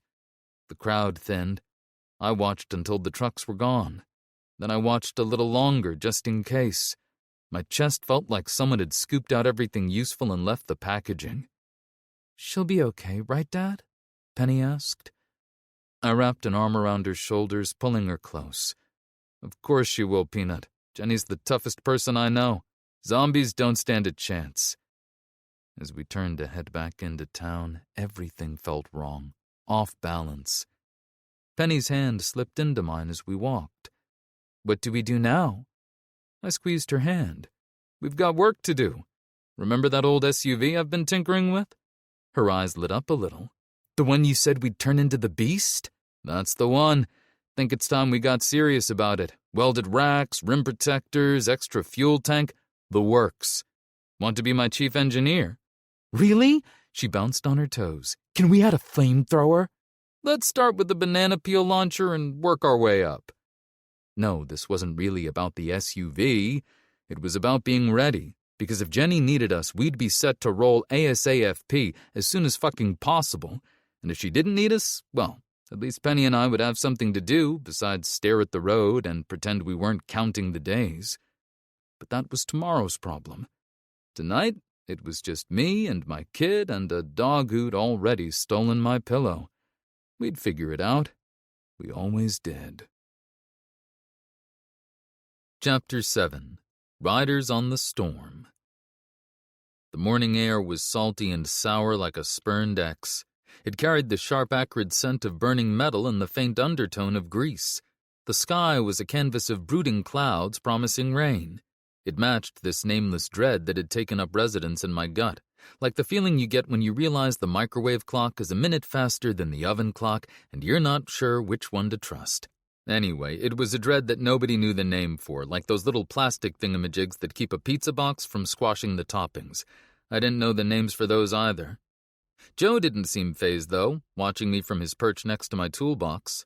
I stood on a stool beside the SUV, parked in the driveway next to Tanner's shop, sending sparks flying as I welded a new rack for fuel canisters to the roof. When Jenny, Penny, and I went back to Missoula to pick up the original beast and Joanna's things, I almost cried. The SUV was riddled with bullet holes, half the engine parts were gone, and someone had jacked the whole rear differential. I knew I'd need a new ride eventually, something that wouldn't need a PhD to keep running.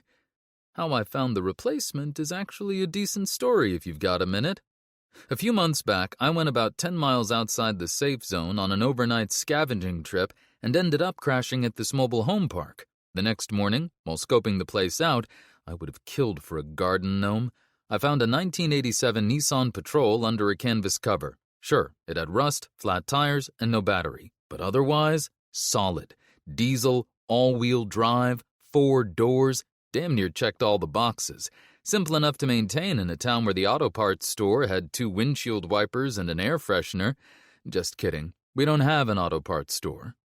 It took me a couple of trips to get it running, and yeah, Tanner helped, which still dills my pickle, but we got it back to Westport in a few days. I've been upgrading it ever since. Today, it kept me from thinking about the worry that had taken up residence in my chest, unpacked its bags, and started hanging pictures on the walls. Little legs stuck out from beneath the vehicle. Penny sprawled under the car, diligently checking oil lines, more grease than girl. "How's it looking down there?" I called out. "I think I found where that rattle was coming from," she said from under the car. "Just need to tighten this... Got it!" She hummed a tune as she worked. Who knew checking oil lines could be a father-daughter bonding activity? Parenting books did not cover this. Then again, they didn't cover most of what I do with Penny. The generator I'd rigged up to run on biodiesel was loud as hell. I was finishing the final weld on my roof rack, which, I've got to tell you, would probably win first place at the upcoming Westport Weld Stravaganza and Fermented Squid Pie Eating Contest, when I thought I heard someone call my name. I squinted through the welding mask to see Andy, a stocky man whose face seemed perpetually caught between a smile and a thoughtful frown, standing at the edge of the driveway. He wore a short-sleeved dress shirt with a pocket protector, faded khakis, and white Vans that had lost a battle with soot. The guy looked like he'd wandered out of a Best Buy and never found his way back. Andy shouted something, but with the generator roaring, I couldn't make it out. "What?" I shouted back. "What?" Andy replied. "Jay, the generator is too loud." "Hold on, Andy, let me shut off the generator. It's too loud," I yelled back, walking over to the contraption hacked together from parts of old cars, a washing machine, and something that might have been a lawnmower in its past life. I flipped the switch and the driveway fell into blissful silence. "Sorry about that," I said, waving away the lingering diesel smell. "You were saying?" Conversations these days always came with a soundtrack, usually explosions or generators, sometimes both. Andy glanced at Penny's legs sticking out from under the SUV, then looked at me. "Guess what? I think we did it, man. We got the first production batch out last night, 300 rounds of 22 LR. There go my last 2 packs of smokes, but hell, I'll trade them for working ammo any day. "No shit. That's awesome." "Well," he said somewhat sheepishly, we haven't tested them yet, so it might be a bit early to celebrate." I shrugged. "If you've gotten this far, I'm sure you'll get everything figured out." "That's actually why I came. I went to your house and one of your neighbors told me I'd find you here. Any chance you'd be interested in testing the rounds?" I was interested in testing the ammo, but I wasn't interested in having my face blown up. Why not go to Jeff or the guys from Lock and Stock? He glanced at the stump of the index finger on my left hand, then at what remained of my right earlobe, courtesy of Forrest, that absolute bastard.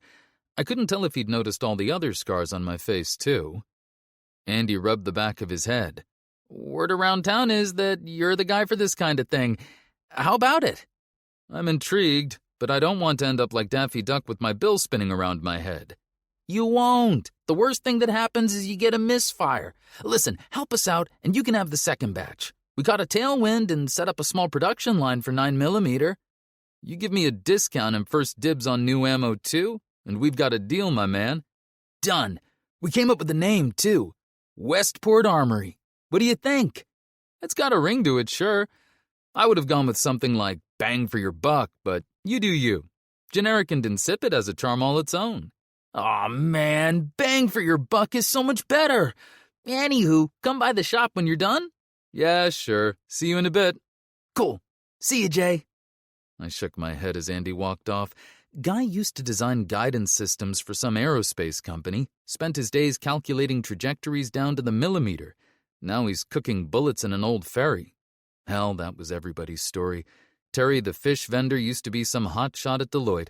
The guy keeping our water drinkable was a former CEO of a makeup company who probably paid someone to spell H2O for him. And Freddie, our fearless leader, used to pour beers at a sports bar in Portland. Apocalypse, the ultimate career counselor. I glanced at Penny wriggling out from under the SUV. Can I come, Dad? She asked, wiping her greasy hands on a rag. Her face lit up. I smiled. Absolutely. You're on spent cartridge duty and target setup. Joe, who sat next to the generator, barked at me. I stared at him. No, I'm not going to let you use the welder. Are you crazy? It took me days to fix the mess you made with the bull bar on the front bumper. He lowered his ears and whined. Yes, I know it was your first time. It's still no. Why don't you help Penny instead? She hasn't gotten a handle on using a box wrench yet. He gave me a look that could only be described as profoundly annoyed before trotting over to Penny, who was halfway under the hood changing the air filter. For the record, the bull bar looked fine. You just get sensitive when you bring it up. Later that afternoon, I headed to the range Andy had set up on the landward side of Westport. He'd cleared out what used to be a lumber yard, using the old loading dock as a backstop. Stacks of sand-filled pallets lined one side, reinforced with thick rubber matting to stop ricochets. Andy knew his way around range safety. A jumble of old logging equipment and concrete barriers marked the other, leftovers from when this place actually saw business. Ha! We'd set up bottles and old dishes on wooden stands for targets. When we actually hit them, they made a satisfying crash. Big emphasis on when. The homemade ammo was doing its best. Some bullets came out looking like they'd been chewed on, and half the casings had dents. But hey, they worked. Mostly. Andy and I were just about to start another round of testing when Courtney showed up, notebook already out. She was the newest reporter at the Westport Watcher. The girl had a sixth sense for anything remotely newsworthy. I was half convinced she had the whole town bugged. She was maybe 25, barely 5'4" in boots, but carried herself like she was 6 feet and bulletproof, sharp green eyes that made you feel like she already knew what you were going to say before you said it. I mostly treated reporters with a sort of detached antipathy, but Courtney and I were cool. I'd even given her a couple of recipes for their cooking section, Wasteland Pantry. Morning, Jay. Andy, Courtney said as she got closer. Her scratchy voice was easy to hear even over the wind. There's scuttlebutt that you're about to test some freshly minted rounds. It's not every day we get a whiff of innovation around here. You're forgetting about the guy who came up with rat-powered generators, I said. Oh, right. That thing just never got off the ground. Yeah, it didn't have a chance once the rats unionized.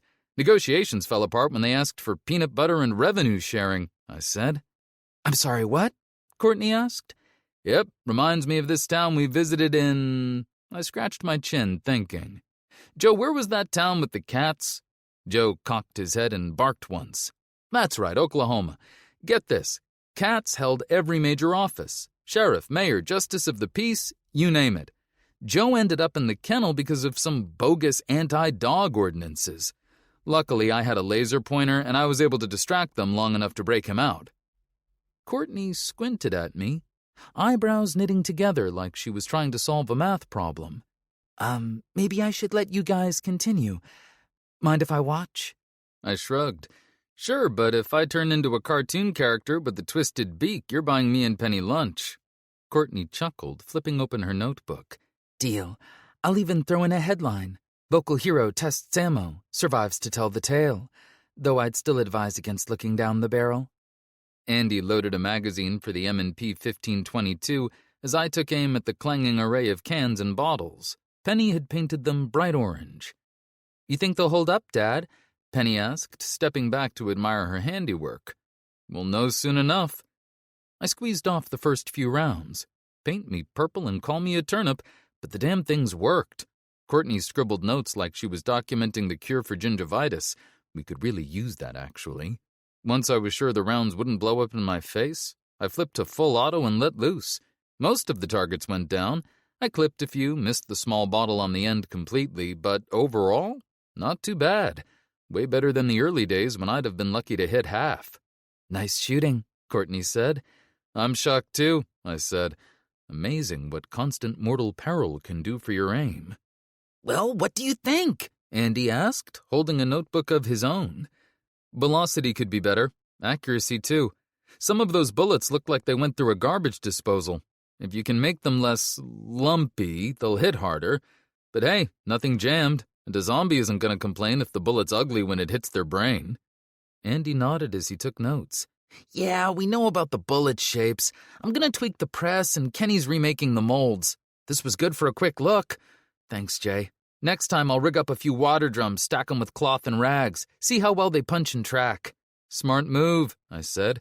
"Would be good to test it at range and weird angles, too. Make sure we trust them when it counts." Andy flashed that "we got this" grin. "I'll start gathering the materials today. We'll have a much more precise test by the weekend."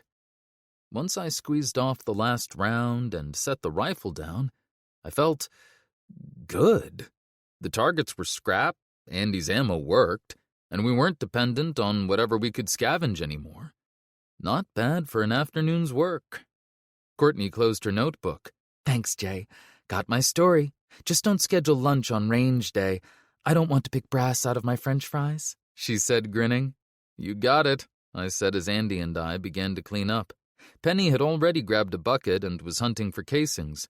Courtney headed back the way she'd come, probably eager to get her scoop into the next edition of the Westport Watcher. I couldn't blame her.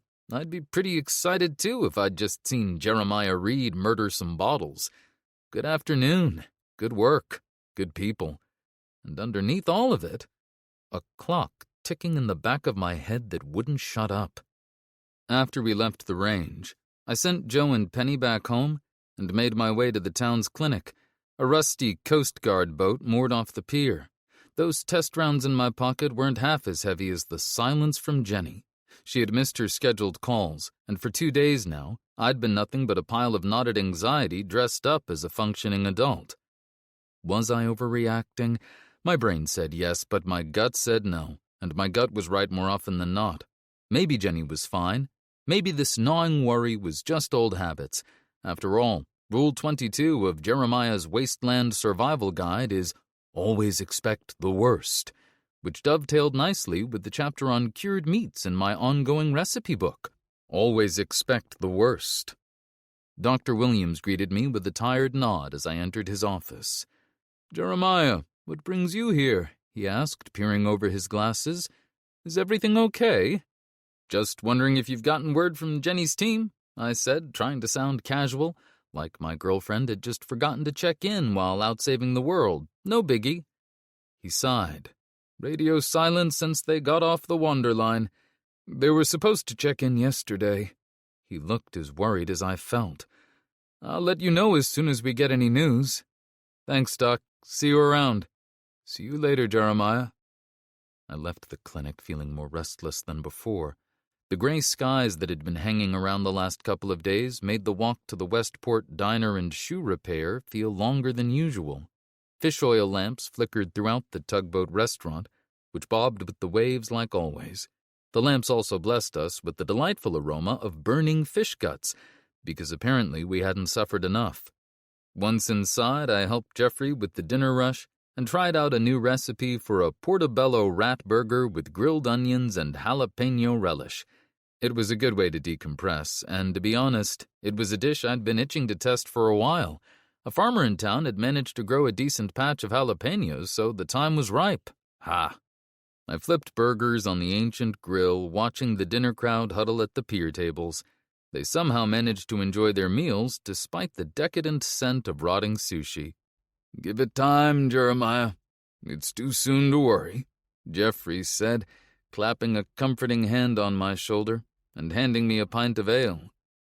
Days already without a check-in. My stomach did that thing where it tries to crawl up your throat. I forced a smile and waved a hand. "What? Worry? No, it's all good. I know Jenny can take care of herself."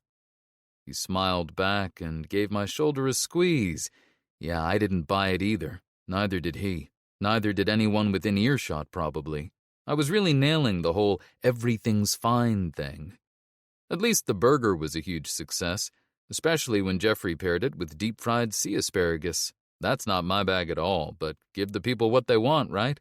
He also wanted to make it a cheeseburger, but come on, even I have my limits. And raccoon milk cheese was still in the early stages. I mean, I'd love a quesadilla, don't get me wrong, but I did not want to be the one milking the little buggers. I walked home with leftovers for Penny and a radio that still hadn't made a sound. Some nights, the quiet was worse than the noise. Chapter 8. The Waiting. I hit the market early, trading shampoo, toothbrushes, and soap for fruit and vegetables. Joe had become a fiend for fresh fish and demanded I serve it to him with cucumber and cilantro, the little snob. The haul was good, and I even snagged a jar of strawberry preserves for breakfast. Penny was going to lose her mind. I navigated the wobbly planks back to the houseboat, feeling pretty good about the morning, which should have been my first clue. I froze just short of the door when I noticed Freddie and Jeff. They were talking in hushed tones and turned around when they heard me. Freddie looked like he'd aged 10 years in the past minute. He walked over to me like he was heading to his own execution. "Jeremiah," he said, suddenly very interested in his own feat. "Jenny and our team are missing." The dock tilted under me, or maybe that was just my stomach. Here's the part where I would drop the groceries in a dramatic show of surprise, then swoon theatrically. But I'm not a moron. Mostly not. And besides, those strawberry preserves cost me 3 bars of soap. Instead, I just closed my eyes, threw my head back, and tried to keep the bile from rising all the way to my throat. Chapter 9. Ain't No Mountain High Enough. Thick clouds were rolling in over Westport as I stood on our houseboat deck, watching my world fall apart in real time. Yeah, I'd had bad days since the world went to shit, but this one had just kicked out the last support beam. The usual fishy stink of Westport hung in the air, which was like saying, "Oh look, the sun is rising again," but rain was riding in on top of it. Perfect weather for everything going wrong at once. Freddie and Jeff wore the same grim expression I'd been practicing all morning. My mind was racing as I ushered them inside. I handed out mugs of coffee as we all sat around the dining room table. Joe lay next to me, tail twitching and ears perked. He kept looking up at me, as if asking me what the hell I was going to do about this. Good question. I didn't have an answer yet, but I was going to find one or die looking irritated. "Blake radioed," Freddie said, staring into his coffee. "When Jenny didn't make her scheduled stop at Sunlit Meadows, his team went looking. Found one of our trucks about 10 miles off the main route. They found Frank inside." He took a breath. "Between the wounds and the cold, he never stood a chance. Truck was riddled with bullet holes," Jeff said like he was reading off a grocery list of things that had gone to hell. "Glass blown out, blood on the dash. Looked like Frank 8 rounds and white-knuckled it as far as he could. Blake's team followed the route. They found tire tracks that veered off-road, but the trail went cold fast. No sign of the other trucks, no bodies, no gear. Just gone." I dug my fingers into the table edge hard enough to leave marks. The wood grain bit back, but not as hard as the news. Jenny was out there, maybe wounded, maybe worse. No, fuck that. I took that thought, shoved it in a box, duct-taped the lid, and sat on it. It could scream all it wanted in there. I had work to do. Freddie let out a slow breath. "Fuck, man. He had a wife. 2 little kids. He was just trying to do right by them. Now I've got to look them in the eye and tell them he's not coming back." The wind rattled the windows so hard it made us all look. I sat with that for a second. Frank's kids. Jenny somewhere out there. The whole thing was shit stacked on shit. So I said, drumming my fingers against the cig holstered at my hip, "When do we roll out?" Freddie didn't look at me.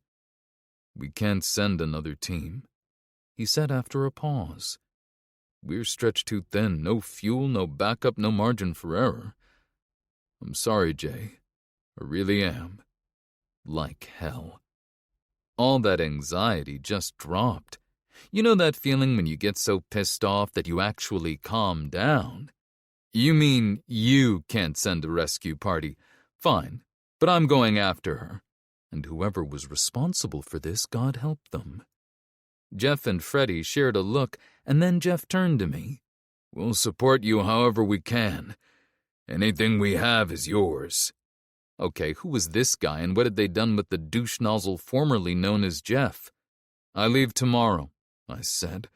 Thunder cracked overhead, which felt about right. Day after at the latest. Sure, but Freddie started doing that thing where he gets all practical. I call it his mayor face. You need gear. A plan. You can't just, can't I? Have you met me? Jay. He leaned forward, hands flat on the table like he was about to give me the dad speech. I gave him the, are you really about to give me the dad speech smirk. Running off half-cocked won't help Jenny, or Frank's team, or anyone. I wanted to argue, but he had a point. Jenny needed me alive and useful, not dead and less useful. I nodded, already running through my mental checklist. Let's get to work. We spread maps across the table, tracing roads, circling maybes, and listing off gear. I half expected to find a big red X marked, she's right here, dummy, somewhere between Certain Death Valley and probably zombie-infested forest. We need supplies, ammo, and a fucking miracle, I said. Well, where do you want to start? Jeff asked. We know they got on the Wander line, I said, dragging a finger along the map, and got off at Rockport. So I'll do the same thing, start asking around in Olympia. Maybe someone saw something. Freddie nodded. I'll radio Blake again, see if anything news turned up. Pretty soon we had a plan, if you squinted at it drunk. As they were leaving, Jeff stopped at the door. We all want them back, Jay. Every single one. Yeah, well, if I'd gone with them instead of staying here to play chef. I didn't finish. We all knew how that sentence ended. And yeah, I know what you're thinking, that I couldn't have changed anything. Maybe. But maybe doesn't really help at 3 a.m., does it? Jenny knows what she's doing, Freddie said, which was his way of saying, stop beating yourself up. Sure. Still should have tied her to the pier. Joe barked from the floor. Yes, the bed would have worked too, buddy. Good idea. Jeff actually cracked a smile. You'd think she'd have stayed. Jenny? Have you met her? Fair point. She saw people who needed help. Of course she was going. That was the thing about Jenny. She was impossible to argue with because she was usually right. Infuriating woman. Love of my life. As word spread about Operation Rescue Jenny, and yes, the other people too, Westport showed up in shifts with handshakes, casseroles, and quiet nods. First was Mr. Jenkins hobbling up on his cane. The old guy shoved his prized fishing rod at me like he was passing off an heirloom. For when you need to catch dinner, son, he said. The reel's a bit cranky, but you'll figure it out. Coming from the guy who'd once yelled at a cloud for scaring away the fish, this was big. Then Cindy from the bakery showed up with an armload of dried fruits and her infamous hardtack. Stuff could probably stop bullets. Could be handy. She had that look people get when they're trying not to cry. After what Jenny did for Timmy? Yeah, I knew. Her kid was hiding behind her skirt, clutching his beat-up teddy bear, missing an eye, fur all matted. He held it out to me and lowered his gaze. It felt heavier than it should. No ceiling to stare at out here, nowhere to hide. So I just held the bear and nodded and pretended I was fine. Thanks, buddy. I'll keep it safe. Promise. These people barely had enough to get by, and here they were scraping together whatever they could spare. That was Jenny's doing. She'd stitched up half the town, given them reasons to keep going when reasons were already pretty thin. And now it was their turn. Don't make me get sappy about community or whatever. I'm just saying. It hit different. Tanner's shop became ground zero for Westport's finest shade tree mechanics as we all got to work on the Nissan Patrol.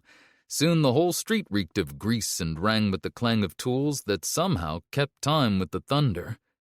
Tanner showed up, wheezing like a busted accordion, lugging what looked like a rejected prop from Mars Attacks. For half a second, I thought he'd finally cracked and was building himself a shuttle back to whatever planet he'd crash-landed from. It turned out to be a fuel filter. Bummer. "New filter for your diesel," he muttered, already elbow-deep in the engine like he was rummaging through a junk drawer. "Should improve your mileage by a few %, yes, sir." He dropped a bolt and stared into the engine compartment. "Now where the hell did I put that confounded ratchet?"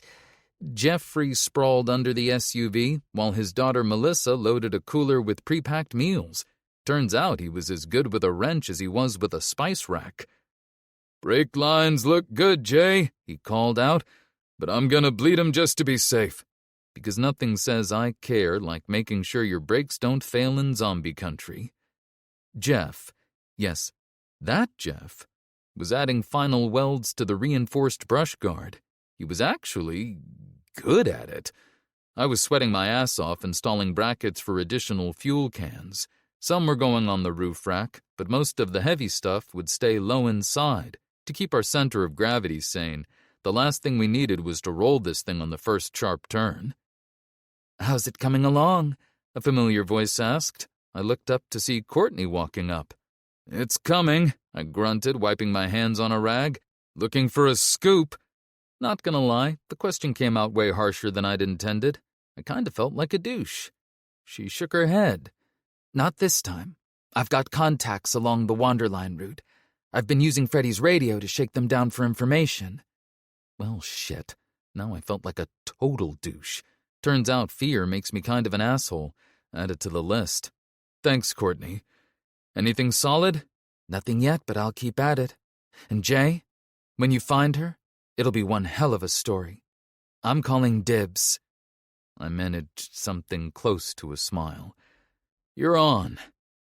Courtney headed off just as Dr. Williams came over, hauling what looked like half a field hospital. "Jeremiah," he said, "I've put together everything you might need. Basic first aid and, well, the other stuff too." The unspoken part hung in the air between us like a third person in the room, the kind you don't introduce. I knew what the other stuff meant, so did he. Neither of us was going to say it out loud. I swallowed hard. "Thanks. Here's hoping all I need are some Band-Aids, and not the tourniquets and clotting gauze." He nodded, then looked at me for a bit, like he was trying to say something but couldn't quite find the right words. "Are you sure about taking Penny? Beth and I would be happy to look after her." That worry had been bouncing around my head all morning. Taking her into danger was probably the worst parenting decision since some couple named their kid Justin with 2 N's and a Y. But leaving her here to wonder about her parents... I sighed, running a hand through my hair. "Thanks, Doc, but she's coming with me. If this goes ass over elbow, at least we're together." Okay, so maybe that wasn't the most logical argument, but give me a break, I was short on neurons at the moment. Dr. Williams frowned. "I thought you'd say that. There are child-sized doses in the kit. Bring them both home safe." I shook his hand and turned back to the SUV. Every weld, every bolt, every added piece of equipment was one step closer to Jenny. Andy appeared by my side, startling me out of my boots. "Fuck, man, didn't your mom teach you not to sneak up on people?" I said. He was wrestling with a large crate that kept trying to slide out of his arms. "Here," he said, dropping the crate with a thud that practically made Tanner bounce off the ground. "Latest batch of ammo. Should give whatever bastards took our people something to think about." I opened the lid and stared at the stockpile inside. Andy had packed enough rounds to take down a small herd, and then get their extended family, too. And not all of it was from his stock. He must have sweet-talked Tanner and the guys at Lockenstock. I kinda wished I also had some grenades, but if wishes were possums, we'd all be eating steak. Still, it was damn generous. "Andy, thank you," I managed. Which was about as eloquent as I get when someone does something genuinely decent for me. "I'm working on it." He gave me a nod and shook my hand. "Good luck, man." As the sun started to set, I turned to address the crowd that had gathered around our improvised workshop. "All right, everyone," I said, raising my voice to carry over the conversations. "Thank you, all of you. We're wheels up at first light, so get some rest." I wiped the grease from my hands and checked items off my mental list. People started drifting away in small groups, some offering final handshakes or quiet words of encouragement. The day went by so fast that it was just a blurry memory. It's like they say, time flies like an arrow, fruit flies like a banana. Tanner packed up his tools, taking his time about it. The street emptied, leaving just me, Penny, and Joe with our armored beast. I crammed supplies into every nook of the patrol, while Penny double-checked everything. Arrows, food, probably a secret candy stash. As for Joe, well, if you asked him, he'd tell you I was coming along with him. He'd gotten fitted with a vest that made him look like he was auditioning for Dog Warrior, the musical. All he needed was a catchy theme song and maybe some jazz paws. "Will you take that off?" I told him. "You look ridiculous." He turned his tail up in mock outrage, then tilted his head and barked in my direction. The putz. "Oh, please.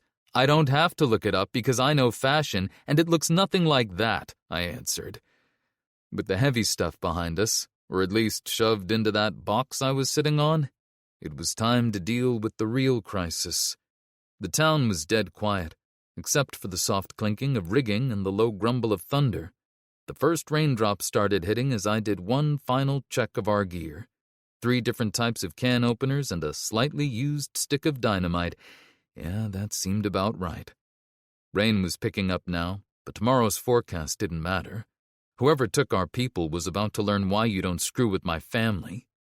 Assuming, of course, that I didn't fall apart first, but that was what the road was for. Miles of nothing between me and the part where I had to hold it together. First light, full tanks, maximum effort, spectacular violence. Chapter 10. All Aboard. The sky over Westport was a faded bruise. Dawn was creeping in like it wasn't sure it wanted to show up, and a drizzle misted everything in sight. Perfect weather for saying goodbye, if you asked me. I stood by the SUV doing pre-flight checks. Penny was already inside, probably rearranging everything I'd just organized. Joe sat nearby, looking like a canine superhero in his new vest, Captain America's scruffier cousin, who'd raided a military surplus store and stopped for snacks halfway through. The yellow bandana Penny had tied around his neck pulled the whole look together. "You know," I said to Joe, "I half expect you to start barking orders in that getup. Get it? Barking orders." He tilted his head and let out a soft woof. "No, your face is awful," I told him. As I loaded the last of our gear, I began to notice people gathering around the SUV.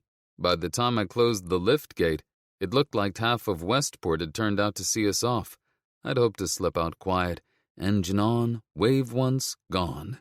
But apparently Westport didn't get the memo. Freddie dragged himself over, wearing a face that hadn't seen sleep in days, which made 2 of us, but at least I had the decency to hide it behind sunglasses and sarcasm.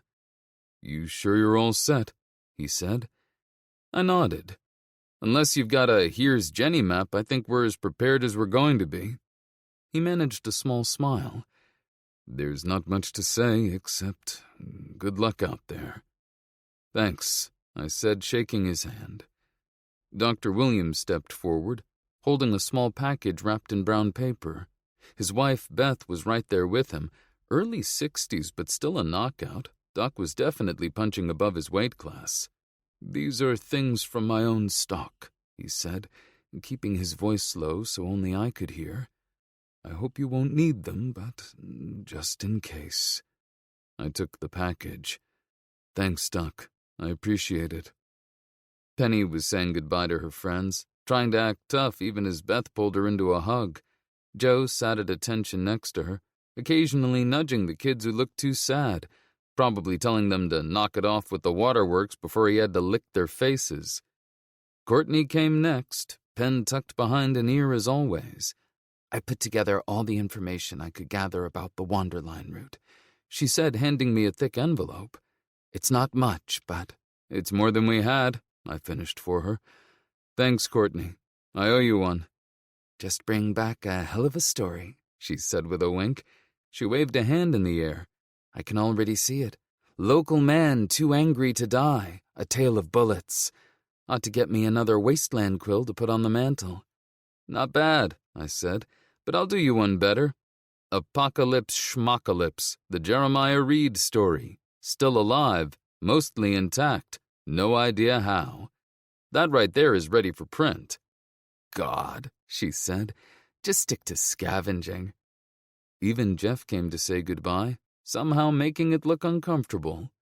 Good luck out there, he muttered. Try not to die. I'll pencil it in between drive and reload. I shook his hand as he pulled me into a half-hug. I mean it, he said. You and I haven't always seen eye to eye, but I'm rooting for you. We all are. I nodded and patted his shoulder. If you'd told me 4 years ago that Jeff's awkward half-hug would be one of the things I'd remember most about leaving Westport, I'd have checked you for a head wound. All right, folks, I said, clearing my throat. Penny appeared at my side with Joe flanking her like a bodyguard. It's time we hit the road. There's ass out there that needs kicking. A chorus of goodbyes and well wishes, and a couple of groans, followed us as we climbed into the SUV. I caught one last glimpse of Westport in the rearview mirror. Fishy, creaky, wet. I was going to miss that stupid town. We'd be back soon, or not at all. With that, we were off. Next stop, the Wander Line, and hopefully one step closer to Jenny. Once we left the coast behind, everything went full jungle mode. The highway that used to carry tourists to ocean shores was a mix of moss and broken asphalt. Vines had turned abandoned RVs into thorny fortresses, while young alders pushed up through gas station lots like they were trying to rebuild the forest one crack at a time. A shuffle of zombies meandered through what used to be the mini golf course, bumping the faded plastic giraffe like it was an undead putt-putt tournament. And before you ask, yes, it's a shuffle. First, they cluster into groans, then they form shuffles, then packs, then chomps, and finally hordes. It's just science. The whole world had grown a mangy beard, and I mentally kicked myself for not welding a bigger brush guard to the SUV. Hey, Dad? Penny said from the back seat. I looked at her through the rearview mirror. She was scribbling something in a notebook that Jenny had given her. Sup, Peanut? She furrowed her brow. I have a question about those gyms you mentioned. Sure, what's on your mind? I just don't get it. People would drive there just to ride on bikes that went nowhere? Then they would drive back home? Well, it's not that simple. I mean, actually, yeah, that's pretty much it. She shook her head. So weird. And they also just ran around in loops? They were more like ovals, but you've got the idea. She looked perplexed. And nobody was chasing them? Well, no, people did it to stay in shape, so they could, run more. She let out a long sigh. Dad, sometimes I think you're just making this stuff up. I mean, if you really want me to blow your mind, let me tell you about rowing machines. A bunch of people in a room pretending to row imaginary boats. Together. In silence. Like a cult, but with towels. Now I know you're lying, she said before going back to her notebook. I let her get back to writing. These conversations were my favorite part of the drive. The part where the world was just weird and funny instead of broken. They never lasted long enough. Whenever something looked too convenient, a tree down just right, a truck flipped too neat, I got out to check. Better to be paranoid than perforated. Plus, I needed to make sure we had room to turn around in a hurry. Getting boxed in was a good way to end up dead or worse. And yes, there are worse things than ending up dead. The extra caution made the ride longer than I'd anticipated, but that's rule number 11 in Jeremiah Reid's Wasteland Survival Guide. Always be paranoid, and I was paranoid as hell. It's a gift, not a fun one like juggling, but it's kept me breathing. It was early evening when we approached the outskirts of Lacey, where our destination loomed in the distance. The Centennial Station, once a modest Amtrak stop, now stood like a fortress on the horizon. High walls surrounded the original structure, with watchtowers at each corner. It was a sort of medieval castle meets train depot aesthetic. Bold choice. Also the kind of place that could either save your life or end it, depending on which side of the gate you were on. We were about to find out which. Joe let out a bark as he stuck his head further out the window. The wind whipped his ears back. "Oh yeah," I said. "It does look like that town in Silverton with all those people dressed like elves. That was a weird one." I could make out more details as we got closer. The walls looked like they'd been built from whatever was lying around. Concrete blocks, corrugated metal, even pieces of old train cars. Above the main gate, a sign said "Welcome to Centennial Station" in faded letters, with Wanderline Terminus spray-painted beneath it. One of the sentries spotted us. Long coat, mirrored goggles, already shouldering a rifle. Naturally, a horn started blaring. The massive gates, welded together from shipping containers and steel plates, creaked open as we drove up. "Showtime," I said, plastering on my best "I'm not here to cause trouble" smile, which, if I'm being honest, probably looked more like an "I might cause a little trouble" smirk. We rolled through the gates into what used to be the station's parking lot, now a labyrinth of rusted-out cars arranged into defensive channels. Armed guards watched from salvaged military vehicles, a Humvee missing its doors, an MRAP that had seen better wars. About 50 people worked the yard, all of them with that twitchy readiness you get when the world might snap any second. Crews loaded cargo between trucks while keeping one eye on the gates. Chickens clucked, tires groaned, and someone yelled for a crowbar. At the far end, raised on its ancient track bed, the Wanderline loomed over the landscape. 30-plus cars of pure, desperate ingenuity. The whole thing was a hodgepodge beast. Old Amtrak cars mixed with freight containers converted into living spaces and repurposed school buses welded onto flatbeds. Some cars had been built upward where possible. Solar stills and greenhouse additions perched on roofs, with walkways connecting them like some treehouse village. Condensation fogged the greenhouse's windows. Clothes lines and drying racks crisscrossed between upper structures, while rain catchments and water storage intermixed with defensive positions. I even heard goats bleating somewhere down the line. The whole thing stretched into the distance like a metal city on rails. Noah's Ark if Noah shopped at scrapyards. The engine was an old diesel they'd converted to run on waste vegetable oil. An engineer was crawling all over it, likely making sure the insulated preheater didn't decide to retire early. Without it, that fuel would have the consistency of cold honey before we even cleared the station. The cab looked like someone had gone nuts with a welder, steel plates bolted everywhere like they were expecting to roll through a war zone. A man in a yellow vest walked up to our SUV. "Name?" he asked, all business, no charm. He had a face like spoiled milk and a personality to match, but at least he made up for that with a heavy dose of halitosis. "Jeremiah Reid," I replied. "We're here to board the Wanderline. Should be on your VIP list. Also, your enthusiasm is absolutely infectious, really brightening my day here." The man consulted his clipboard, frowning slightly. Reid. Here we are. Jeremiah Reid +2. You're cleared for boarding."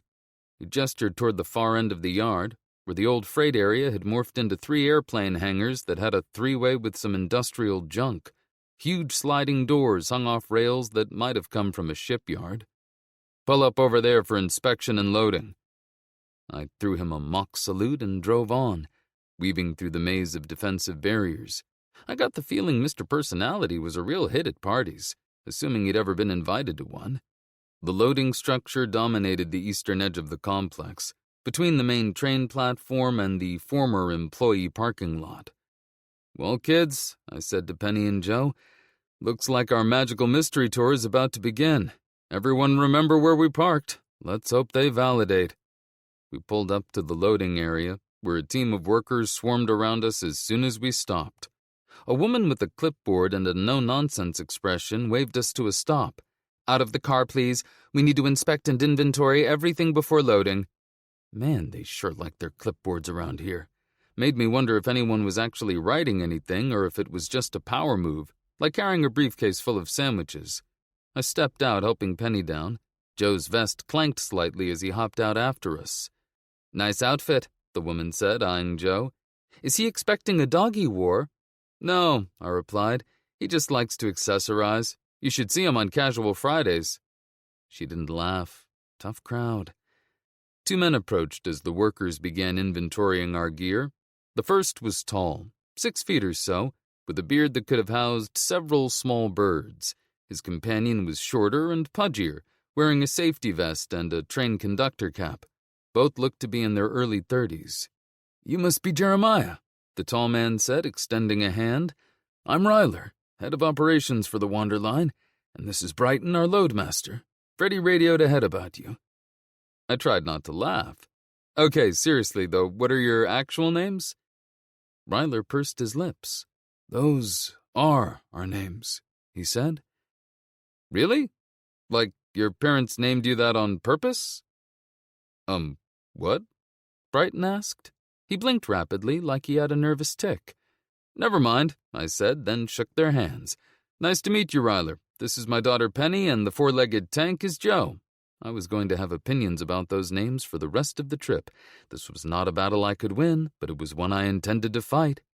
Penny gave them a small wave, but her attention was already on the hulking train behind them. "Dad, they've got actual greenhouses!" She pointed to the glass structures on the flatbeds. Joe's ears perked up at her excitement, though he kept glancing at the rabbit pens like he couldn't decide between protecting us and investigating dinner. Ryler smiled. "We grow most of our own vegetables in those." "And we've got solar panels up there, too. Keeps everything running," Brighton added.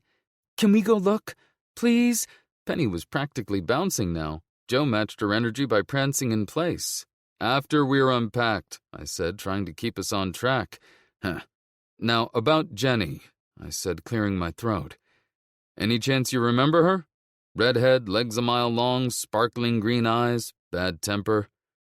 Ryler raised an eyebrow, then he nodded.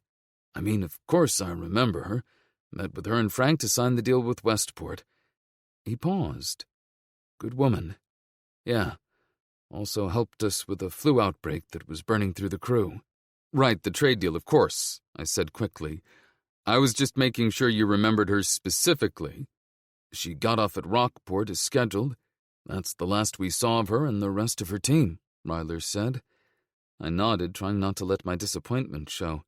"Any chance you noticed anything off? Anyone paying too much attention to her or her group?" He shook his head. "Nothing that comes to mind. But listen, we've got a long ride ahead. I'll see if anyone remembers anything useful. You're welcome to ask around, of course." So, dead number 1.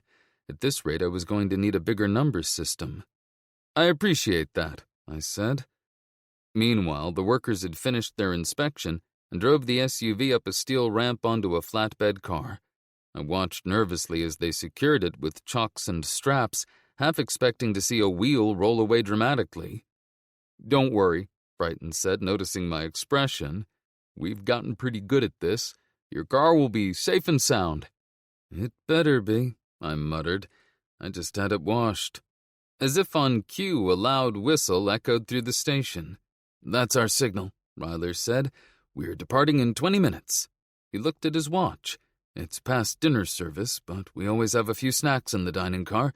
Good prices, too." "Thanks, I think we'll manage." "Okay." "Welcome to the Wanderline," Ryler said, gesturing grandly through the press of bodies. "Let's get you to your quarters."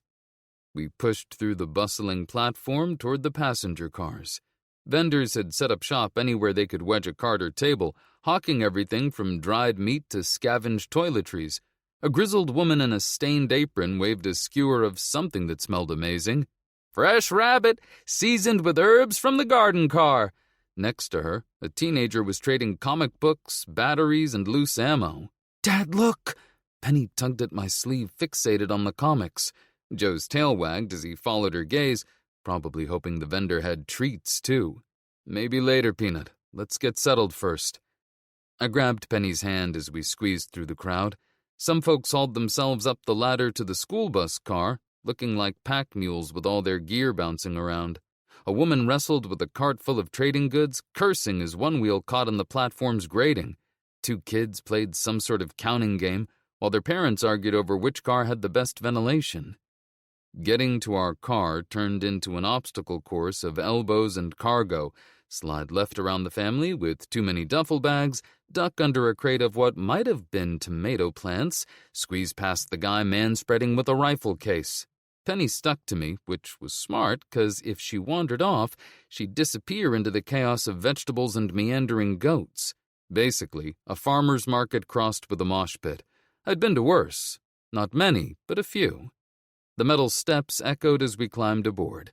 Somewhere ahead, a conductor shouted, "All aboard!" Next stop, who the hell knows? But wherever it was, it had better have answers. Or Jenny. Preferably both. Ryler and Brighton led us through a series of interconnected train cars.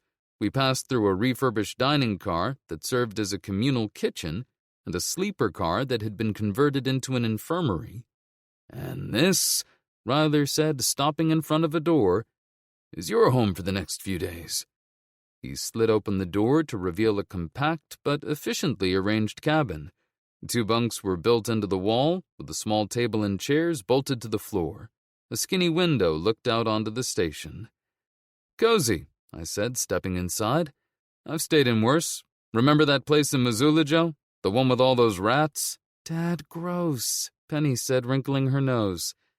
Joe swished his tail and lowered his ears, telling me not to remind him. He'd sort of developed a phobia of rats after that day. I made a mental note not to tell him what his jerky treats were made of. He claimed the lower bunk by sprawling across it, vest and all. "Make yourselves comfortable," Ryler said. "We'll be pulling out soon." That's what she said. "Sorry?" Ryler asked, looking like I'd just spoken Greek. What a square. I waved a hand. "Never mind. I'll let you know if I hear anything about Jenny." I nodded my thanks as he left. Penny was already unpacking, arranging our things in the built-in closet. "I'm going to check out the observation deck," I told her. "You good here for a bit?" She nodded. "I've got Joe to protect me," she said, patting the dog's head. Joe's tail thumped in agreement. I made my way to the rear of the train to the observation car. Someone had welded together an old Amtrak lounge with the rear section of a double-decker tour bus. The result was a strange hybrid of train car and greenhouse, with reinforced windows wrapping around in a panoramic view. It kind of worked, actually. I climbed the narrow stairs, which were bolted at an angle that made me question the Wanderline's commitment to basic safety. The upper level was a jumble of jerry-rigged seating, salvaged airplane seats mixed with what might have been dining room chairs, secured to the floor with screws and rivets. Each had its own makeshift table, though most were scarred from countless card games and carved with initials. Light streamed in through the curved windows, hitting carpet that used to be fancy before getting stomped flat by every boot in the wasteland. I dropped into a cracked leather captain's chair in the far corner. Perfect spot to watch the platform below and the track stretching out behind us. I pressed my face to the dusty glass, watching the crew finish loading cargo and checking whatever it was they'd checked before these things moved. I fished out an old Polaroid from Sophie's birthday at Sunlit Meadows. Jenny smiled back at me, frozen in better times. I know, I'm late," I said to her picture. The train jolted forward, groaning as we picked up speed. The familiar Washington landscape rolled by, same mountains and trees, but dotted with abandoned towns slowly being swallowed by nature. No turning back now. The plan was simple enough. Find Jenny and our people and don't die. Maybe figure out why anyone thought Ryler was an acceptable name for a human child. I had questions. I also had ammo. Chapter 11. Don't Stand So Close to Me. I woke up to the sound of wheels clacking away, which would have been soothing if worry wasn't gnawing at my insides like a rabid ferret. Penny was already up, of course, probably off making friends with every kid under age 12 on this rolling fever bucket. One night on the Wanderline, and I was already losing it from the claustrophobia and that constant rocking rhythm. Too many people crammed into too little space. Narrow corridors, constant shoulder touching, the musk of unwashed humanity. Look, everyone knows I'm a people person, and by people person, I mean I tolerate people in small doses, preferably from a distance, with a locked door between us. "Rise and shine, Joe," I said, swinging my legs over the side of the bunk. "Time to play detective." Joe lifted his head, barely squinting, and promptly went back to sleep. "Fine, be that way." He didn't even open an eyelid and kept on snoring. I made my way to our tiny, shared bathroom, if you could call a closet with a toilet and a sink a bathroom. The door handle was sticky with who knew what, and I made a mental note to scrounge up some disinfectant. I splashed water on my face and caught my reflection in the cracked mirror. I pointed at the handsome fellow staring back at me, clicked my tongue and winked. Still got it. Penny stepped into the compartment just as I finished up. Her hair was pulled back in a messy ponytail. "Morning, Dad," she said, bouncing on her toes but twisting the hem of her shirt. "Any news about Mom?" Mom. Second time she'd used that word. It still landed like a sucker punch wrapped in a hug. I ruffled her hair, pretending the train's sway wasn't making me dizzy. "Not yet, kiddo. We're going to start digging around. You hang tight with Joe, okay? Take him to one of the flatbeds for a doggy break once he's out of his sleep coma." She straightened up, squaring her tiny shoulders. "I will. I'm going to help in the livestock car. Maybe I'll hear something useful." I smiled. "Just be careful, okay? And remember, rule number 4, always have an escape route," she finished for me. "I know, Dad." "Actually, I was talking about rule number 8. If somebody tries to kill you, you try to kill them right back," she said, nodding. We parted ways with a quick hug. I made my way to the dining car, dodging elbows in the corridor. The car was half full with people getting ready to start their day. I caught bits of conversation as I passed, the usual complaints about chores, mixed with chatter about life aboard a settlement on wheels. I grabbed a cup of coffee, sipped, and raised an eyebrow. Not bad. The coffee was decent. The oatmeal was wallpaper paste. I ate it anyway, because I'd eaten worse, and because Jenny would have given me that look if I skipped breakfast. Even when she wasn't here, she was here. I'd asked some questions about her on the down low, but got more blank stares than answers.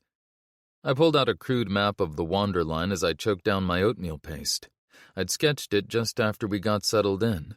From front to back. Engine, command car, sleeper cars, dining car, infirmary, more sleeper cars, greenhouse cars, and finally a series of flatbed cars retrofitted for this and that. The greenhouse car seemed like a good place to start. Ryler had mentioned Jenny had helped with that flu outbreak. If she'd spent time treating people, she'd probably come up here for herbs and medicinals. Plus, I had to start somewhere, and this seemed as good a place as any. I set out to explore with my SIG strapped to my thigh rig. As I made my way through, I couldn't help but notice the ingenuity of the people here. The Wanderliners, or was it Wanderers? Wanderfolk? Choo-choo people? I made a mental note to ask someone. Anyway, whatever they called themselves, they had turned problem-solving into an art form. Every fixture seemed to serve 3 different purposes, and half the stuff I was looking at had been built from things that were never meant to work together. I saw ventilation shafts repurposed as communication tubes between cars, sleeping bunks that doubled as storage for weapons and supplies, and old seat belts woven into cargo nets. It was impressive, in a desperate sort of way. Each door I passed through had its own unique feel. Some slid smoothly, others needed a firm shove, and one memorable example seemed held in place by little more than baling wire and chewing gum. The workshop car was crammed with workbenches on both sides, tools dangling overhead, and piles of metal parts everywhere. It smelled like a garage that had been sealed up for a week. The moment I stepped into the first greenhouse car, I was hit by a wall of humid, earthy air, like I'd just walked into a sauna where someone had been enthusiastically composting. My head spun. Could have been the humidity, could have been the train rocking around a curve. Either way, my clothes were already sticking to me like plastic wrap. I eyed the rows of swaying plants, plump and juicy tomatoes, leafy greens, limes, and herbs, growing in plastic buckets repurposed as planters. Damn resourceful. I'm not really a stop and smell the roses kind of guy, more of a check the roses for tripwires kind of guy. But even I had to give credit where it was due. Leaves brushed against my face as I moved through the narrow walkways. The greenery felt surprisingly soft and cool compared to the muggy air. I wondered if they had onions and jalapenos tucked away somewhere. I could try my hand at asada squirrel tacos with fresh salsa. A woman in dreadlocks looked up from where she tended some basil. Dirty apron, gardening gloves, the whole I actually know what I'm doing with plants look. "Can I help you?" she asked. "Just admiring the foliage," I said, grabbing onto a cucumber vine as the train hit a rough patch. A couple of leaves tore off in my hand. "Hi, I'm Jeremiah, and I apparently owe you a plant." "That's okay. I'm Leela," she said, wiping her hands on her overalls. "Nice to meet you. I'm looking for any information about a woman named Jenny who rode the Wanderline 5 or 6 days ago. 5 other guys boarded with her. Any chance you saw them? Can't say I remember anyone specific, but we get a lot of people through here. She's kinda hard to miss. Tall redhead, freckles, hates olives, but only the pitted ones." "Oh yeah, I do remember her. We chatted a bit about the prickly pears and artichokes. Not much else, though." "Did you notice anything that seemed out of the ordinary?" "Nothing that comes to mind. Have you checked with security?" "Have I checked with security? Please. What am I, a schmuck? I mean, maybe I am, but still." "Not yet, but they're on my list. Right between interrogate the suspicious-looking ficus and check if any zombies are masquerading as particularly ugly passengers." Leela smiled. "Well, good luck with that. If you need any fresh veggies, come see me. I'll hook you up with something green." I thanked her and moved on. So far, my investigation was going about as well as you'd expect from a guy whose primary skill set was shooting things and sandwiches. I made my way through hydroponic gardens and past flatbed cars where people were growing everything from potatoes to what I strongly suspected was not oregano man. The open-air cars gave me a clear view of the world rushing by, a tangled mess of wilderness swallowing what used to be civilization. We rattled over a short bridge crossing what had once been a highway, now just a river of abandoned cars, slowly vanishing under thick vegetation. The industrial outskirts of towns were being reclaimed piece by piece, warehouses with collapsed roofs, factory smokestacks choked with weeds. We passed a water tower with faded graffiti barely visible through climbing ivy and rust.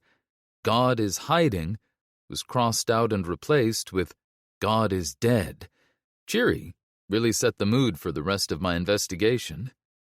Old rail yards appeared between the ruins, where rusted freight cars drowned in kudzu, a family of deer scattered from an ancient loading dock, disappearing into tall grass. The infirmary was next. It had been carved out of what used to be a sleeper car, and the conversion was pretty remarkable. They'd turned bunks into examination beds and repurposed luggage racks into supply shelves. The whole car smelled like antiseptic with a side of something chemical and questionable, probably better not to ask. IV bags hung from hooks that definitely weren't original equipment, and battery-powered camp lanterns served as surgical lights. A tired-looking doctor was counting pills into little plastic containers, muttering numbers under his breath. "Morning," I said, leaning against the doorframe and immediately regretting it as the metal dug against my shoulder. The doctor turned, startled. "Can I help you?" "Name's Jeremiah. I'm looking for information about a passenger named Jenny, boarded 6 days ago. Red hair, green eyes, blows on hot coffee even when it's not that hot." He eyed me with a suspicious expression. "What kind of information?" "She's gone missing and I'm trying to find her." "Who is she to you?" "She's my..." What was I supposed to say? Girlfriend? Partner? The woman I'd burn the world down for? "Look, she's important to me, okay? That's what matters." Nailed it. Very smooth. Definitely didn't sound like a guy on the edge of losing it. That seemed to put him at ease because he relaxed and leaned against the table. "Yeah, I remember her. Gave us a hand when a few of the kids came down with the flu. Definitely not afraid to roll up her sleeves. Did you notice anything out of the ordinary?" His brow furrowed. No, can't say that I did. She went missing, you say? Yeah, after she got off at Rockport. He shook his head. Sorry to hear that. I'm afraid I can't help. I checked with Ryler and the loadmaster. Thank you, Dr. Obvious. 2 cars down, nothing to show for it. At this rate, I'd know every person on this train's coffee order before I found a single useful fact about Jenny. The security car was my next stop. I walked through the sleepers section, where sunlight cast shadows on metal walls lined with numbered doors, which probably meant the poor bastards living on that side got a face full of morning sun whether they wanted it or not. Each compartment was a masterclass in space management. Everything that could fold did fold. Bunks transformed into seating during the day, tables disappeared into walls, and storage lurked in every corner. I caught glimpses of people living in these metal boxes from the half-open doors. A kid doing homework on a fold-down table. An old couple playing chess in their shoebox-sized space. The air smelled like socks, with just a hint of boiled cabbage for flair. Normal life, crammed into a metal can on wheels, hurtling through a zombie-infested wasteland. And somehow it worked. People are stubborn like that. The security car had started life as a dining car, but now gun racks lined the walls where cabinets used to be. Fold-out tables dotted the space, most of them covered in cleaned weapon parts or dog-eared procedure manuals. Oversized windows let in plenty of light. A couple of guys played cards, while another napped in a chair with his rifle propped against his shoulder. Their guns looked well-maintained, but their attitudes screamed mall cop more than last line of defense against the hordes of undead. To be fair, I'd seen a mall cop become one of our best shots, so maybe I was being too quick to judge. Nah. They wore matching gray shirts and bulletproof vests with Wanderline security embroidered across them. The air smelled of gun oil and old coffee. A radio crackled quietly in the corner, spitting static. Well, don't everyone jump up at once, I said, walking in. Both card players looked up, and I could practically hear their internal groans. Can we help you? One asked, clearly wishing I'd say no and leave. I'm looking for information about a passenger named Jenny. Traveled through here a few days ago. Ring any bells? The napping guard stirred. What did she look like? 5'10", red hair, green eyes, really cute freckles that get a bit darker in the sun. Oh, and she insists cilantro tastes like soap. They exchanged glances. Maybe, the other card player said slowly. What's it to you? I sighed. She's missing with her whole team. I'm trying to track them down. Even small details could help. Jenny, red hair. Yeah, I remember her, the napping guard said. She was friendly enough, but I noticed she seemed watchful, like she was expecting trouble. Sounds about right. I leaned against the doorframe. Anyone paying her too much attention? He shrugged. Not that I noticed. Wait, actually, he hesitated. Actually what? There was this one guy. Didn't talk to her or nothing, but I caught him watching her a few times. Looked like a harmless nobody. Figured maybe he was just shy, trying to work up the nerve to talk to her. Didn't seem like much at the time. Finally, a lead. Can you describe him? Mid-30s, plain as gravel, thin scar on the left cheek. I filed that away in the part of my brain reserved for people I might need to find and have a very unfriendly conversation with.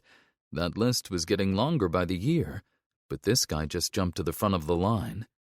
I was about to ask for more details when the train suddenly lurched and slowed as if someone had slammed on the brakes. Good thing I have lightning-quick reflexes, or I would have ended up on the floor. For the record, grabbing wildly at the nearest handrail while cursing is totally a reflex. The background noise died. What replaced it was worse. Metal groaning, creaking, the sound of something about to give. What the hell was that? One of the guards asked. He jumped up so fast his cards scattered across the floor. The lights stuttered to red. Someone swore. A second later we entered a tunnel and everything plunged into full-on oh-shit darkness. Now, I've been in a lot of bad situations. I've got a mental catalog. This one shot straight to the top. And that's when everything went off the rails. Chapter 12. Train kept a-rollin'. Another violent lurch sent me stumbling into the wall. Ow! I briefly wondered what in the name of Zombie Elvis was going on until I heard footsteps on the roof. I glanced up. Shadows slid across the frosted skylight. "We're under attack!" one of the security guards yelled, finally catching up with the program. "Raiders!" Yeah, no shit. Before I could reply, the window beside us exploded inward in a shower of glass. A grappling hook shot through, latching onto the windowsill with a metallic clang. Grappling hooks? Seriously? Made me wonder if some of the gangs had resorted to LARPing to keep things fun. Right on schedule, figures swung in through the shattered windows on both sides of the car. Glass went everywhere. The raiders were decked out in leather, spikes, and helmets that were definitely repurposed colanders. My SIG greeted the nearest one with a round to the chest. I put a second one in his forehead to make sure he got the message. He went down like a sack of wet laundry. As the body crumpled, another raider swung in behind him, then another, a whole parade of assholes with grappling hooks. The security guards finally remembered they had jobs. One actually hit his target, sort of. Half of his magazine found the raider, the rest perforated the ceiling. Another guard dove behind a table, spraying rounds wildly across the car and nearly hitting me.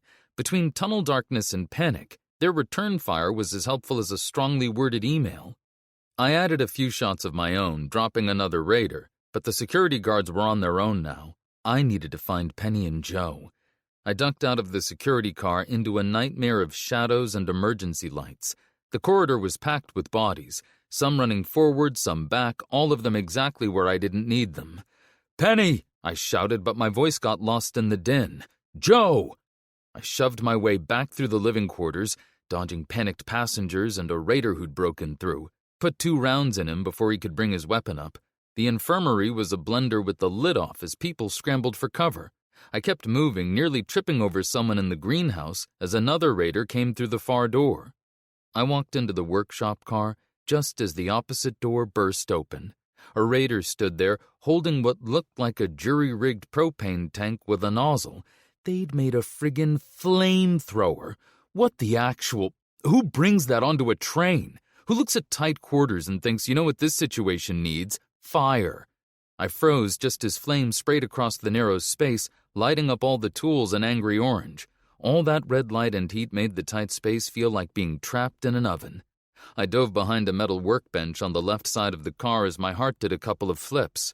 I tried to line up a shot around its edge, but flames that came my way caught a pile of rags and sent them up like torches. Great. Now I had fire spreading behind me. The raider stepped down the center aisle between the benches, taking his sweet time about it. I kept my muzzle off the tank. Hollywood loves fireballs, but poke a live rig in a train car and everyone bakes. I aimed center mass, but all I got was a dry click. Shit. My hand scrambled for another mag, but it slipped clattering across the metal floor. Of course. Fire shot out again, forcing me into a roll beneath the opposite workbench. Pain shot through my ribs as I slammed into a support beam. The heat was getting close enough to sear my skin. I scrambled behind a stack of metal bins, barely staying ahead of the blaze. I yanked the can opener from its sheath and charged him, keeping low. I slashed at his legs as flames shot overhead. He screamed, stumbling sideways into a rack of spare parts. I didn't wait. I drove my shoulder into his gut before he could bring the nozzle back around. The impact sent him crashing into a workbench. The flamethrower hit the metal floor with a clank, but before I could breathe easier, the raider grabbed my leg. I kicked free, then clocked him with the butt of my SIG, knocked him out cold against the wall of the car. Something fell from his vest and hit the floor. I looked down and froze. No way. No fucking way. I snatched up the Walther PPK and ran my fingers over it like it was the Holy Grail. Perfect condition, full magazine, James Bond's actual gun. The gun, the same model Sean Connery carried in Dr. No. This asshole had been using it as a backup. A backup. Like it was a paperweight. For one beautiful, idiotic second, I forgot I was in a burning train car. 7 rounds and a walnut grip will do that to a man. Then the fire reminded me why I was here. I needed to find Penny now. I tucked the PPK into my belt and kept going down the corridor, checking each compartment. "Penny!" I yelled again. "Dad!" Penny's voice cut through the screaming and gunfire. I found her in one of the compartments. She had her bow drawn and aimed at the connecting door to the next car, like she knew exactly what kind of day this was turning into. Behind her, a woman huddled in the corner with 2 kids, trying to look brave and not quite making it. Joe pressed against Penny's leg, ears pinned back and looking miserable. Poor guy still thought we were on a ship. Jesus, she was okay. Steady as always. I stepped inside from the corridor and slid that door shut. "You okay, Peanut?" She nodded. "Yeah, but more of them are coming." The connecting door slid open right on cue. A grungy man in flannel and leather stood there, pump action pointed our way. Penny's arrow caught him in the throat before he could squeeze the trigger. He dropped, clutched at the shaft, then went still. She knocked another arrow. Her hands were steady, but her face had gone a little pale. She was 12. I didn't have time to think about what that meant, so I didn't. I looked at the woman and her kids. Damn it. I pulled the Walther PPK from my belt, Bond's gun, and I was about to do something that physically hurt me. "Here." I held it out to her, but didn't let go right away. 7 rounds, safety's here. Point and click. I've never... Just aim for the center. I let her take it. And don't be getting any crazy ideas. That's a loner. Better not have any scratches when I come back for it, sweetheart. The woman looked down at the gun, then back at me. I was about to say something else when the lights flickered and an explosion rocked the train. "All right, new plan," I said, thinking it through. Security would be making their stand at the engine. That's where I'd go if I were them. Maybe we could link up, help out. Plus, there are 2 things I can't stand in this world: people who pour milk before the cereal and raiders who think they can just take whatever they want. We need to get to the engine. Penny, bring Joe. Joe sat on his haunches and barked. "No, it's not a long, skinny ship. It's a train," I said. His ship phobia was flaring up again. I gave him a piece of jerky. "Just keep close to Penny." Penny watched our backs with her bow while I led with my SIG as we moved out into the corridor. The connecting door to the hydroponics car stood wide open. I could hear shots firing back and forth between the rows of vertical growing racks. I caught sight of Leela pressed against the doorframe. She had a Ruger 1022 carbine ready to go. Smart choice for close quarters. She knew her plants and her guns. "Leela, we're coming through!" I yelled, then squeezed off a couple of shots at the raiders behind the barrels. Didn't hit much, but it got their heads down. "Penny, stay behind me with Joe and keep to cover by the doorway," I said, then dove behind the nearest water tank. The space was cramped, aisles barely wide enough to move single file between the towering growing racks. 3 rows ahead, 2 security guards had taken cover behind some kind of filtration unit, pinned down by raiders firing from behind a stack of barrels. One raider was inching along the left wall, using the racks for cover. I leaned out just enough to take the shot. He went down with a groan. I shuffled back toward the fish tanks. Bad move. The second I peeked around them, automatic fire shattered the glass. Water exploded outward, instantly drenching me as flapping tilapia hit the floor. Turns out, fish tanks make shitty cover. I pressed myself against a stack of plastic growing trays as more shots tore through the hydroponic setup around me. Dirt and shredded leaves rained down as the bullets chewed through my improvised barricade. Smoke and debris filled the narrow space. The sound of automatic weapons drowned out everything else.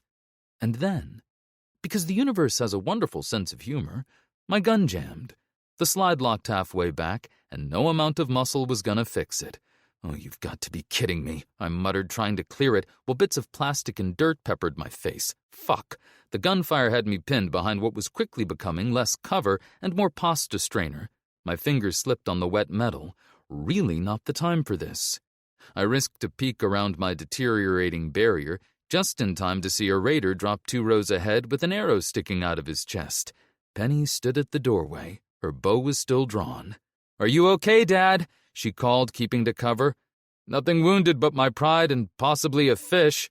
I got my gun working just as another burst of fire forced me lower behind the ruined trays. A raider dropped to a well-placed shot from Leela. The security team seized their chance, pouring out enough fire to make my ears ring. 2 more raiders broke from cover and tried to retreat down the aisle. One raider tried to make it to the door. I squeezed off 3 shots. The first 2 missed. but the third caught him in the shoulder. The other didn't make it past the security team. "Clear!" one of the security guys shouted. I pushed myself up, grimacing at the squelch of wet clothes. Leela emerged from behind her water tank, kicking a rifle away from a raider's hand. "Your kid's a good shot," she said, poking bodies with her boot to see if they stirred. "She gets that from her mother." A dead raider lay sprawled near my feet. His AK-47 looked way more appealing than my blood-stained SIG. I grabbed it and a couple of magazines, awkwardly maneuvering the longer weapon in the tight space. Extra firepower never hurt. One of the security guys, the one who'd at least hit what he was aiming at earlier, gave me a nod as he moved past. "Thanks for the assist." I checked the AK-47's action. Yeah, well, they were in the way. We pushed forward toward the engine. The next car was a flatbed lined with raised garden beds, tougher crops than the hydroponic stuff, planted straight in dirt and braving the wind. Waist-high guide ropes crisscrossed the space for anyone wild enough to work out here in motion. Cabbage, beans, even scraggly corn clung on like survivors. Light was coming from up ahead, end of the tunnel. "Watch your step," I told Penny, looking at the narrow walkway along the car's edge, just a few feet of metal between us and the tracks rushing by below. That was fine. We were fine. Joe planted his feet at the threshold, ears flat. "Come on, buddy. I know you hate these." He actually growled. "How am I doing it on purpose? Come on, you big baby." We were halfway across the flatbed, hanging onto the guide ropes, when the tunnel mouth opened. Fuck, the sun was bright. Wind hit us like those useless hand dryers. You know, the ones where you eventually give up and wipe your hands on your pants. That's when I heard it. That distinctive shriek. Glowies. Courtesy of the military's brilliant, "what if we just nuke everything" strategy. The radioactive fallout made them bigger, faster, and a huge pain in the ass. Penny grabbed my arm. "Dad?" "Yeah, I heard them. Stay close." I scanned the trees. There, dozens of them charging down the slope. The train was going slow enough for the glowies to leap from the embankment. A few missed and disappeared under the wheels, but 3 made it onto our flatbed. They crashed right through the garden bed, scattering dirt and plants everywhere. Goodbye, corn. "Behind us!" Penny's voice made me spin. More glowies leapt between flatbeds from the rear. We were pinned, 15 feet of cabbage and chaos, with glowies coming at us from both ends. Penny didn't flinch. Her arrow caught one in the eye and sent it backwards off the train. I emptied the AK-47 into the rest. 3 went down, but more kept coming. A few just fell off the train when they lost their balance. Joe snapped out of his train anxiety real quick when one got too close. He lunged for its throat, but there were too many. We'd be overwhelmed in seconds. "Get ready to move!" I shoved Penny behind me and sprayed half a mag into the glowies between us and the next car. They dropped just enough to make a path. "Now, go!" I grabbed her arm and shoved her forward. Joe let go of the one he'd been wrestling and bolted ahead, smart enough to know when it was time to bail. I backed toward the door, putting rounds into the glowies closing in. One lunged. I caught it with my last round, then followed Penny and Joe through the doorway and slammed the door. I jammed a wrench through the handle. Not great, but it'd slow them down. Probably. The compartment was a pantry of sorts, with shelves that held dried goods, cans, and preserves. Someone would need to clean the buckshot out of those canned peaches before their next meal. The place was quiet, except for the distant clangs and the heavy breathing of the 6 passengers who were trying to catch their breath. I glanced at the 3 dead security guards by the wall. Must have been a hell of a fight. One of the passengers, an engineer, looked me up and down. "Raiders are trying to breach the engine car. If they get control..." "Yeah, bad news, I know. I'm headed there to link up with security." He pointed to the 3 bodies. "That was the security team headed there." Shit. I'd been hoping to give them a hand, not replace them. We stared at each other for a moment, blinking. You know those moments in life when someone volunteers you for something you definitely didn't sign up for, and you realize there's no polite way to say no? This was that, but with more guns. I cocked my head and pointed at myself. "You're saying you want me to take on who knows how many raiders alone because if they get that engine, we're all dead anyway. He gestured at the wrench in the door. "Glowy's out there, Raiders up front. We stop moving, we die." I looked at Penny, then back at the engineer. I closed my eyes and groaned. Fucking hell, man. He had a point. Engine control meant those ass clowns could stop the train and dump us all as excess cargo. And I really didn't feel like getting dumped today. Fuck. I knelt by the nearest dead guard, checking his gear. Standard issue AR-15, barely used. Found 3 full magazines for it, plus some 9mm for my SIG. The other guard had more ammo on him, and his rifle wasn't soaked in blood, which was always a plus. I took a moment to redistribute the magazines across my belt, making sure everything was secure. No point in saving the day if my pants fell down. I turned to Penny. "New plan. Stay here with Joe. Help these folks hold the car." "But Dad—" "No buts. I need you somewhere I know you'll be safe." She looked like she wanted to argue. I lowered my voice. Plus, these people could use someone who actually knows how to fight. She sighed, then knocked another arrow. "Okay." I looked at the huddled passengers. "Anyone here know how to use a gun?" A few hands went up. "Grab those weapons and watch the doors. Move it." A couple of guys picked up the ARs. A young woman picked a 1911 from one of the guards, checking the chamber and action like she'd done it 1,000 times. Butter smooth. I liked her already. "Good. Now listen up. Anything happens to my daughter, I'll personally make sure you wish the Glowies got you instead. Capiche?" I looked each one in the eye. Nods all around. Leaving her was the hardest thing I'd done all day, and I'd already been set on fire, so that's saying something. I stepped back out into the corridor. Christ, the infirmary looked like a war zone now.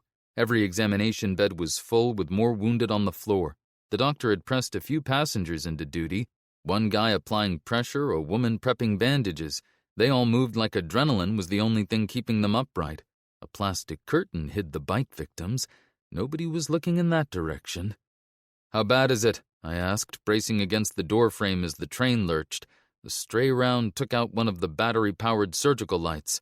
The doctor just shook his head, never looking up from the shredded arm he was stitching. "Lost 6 already.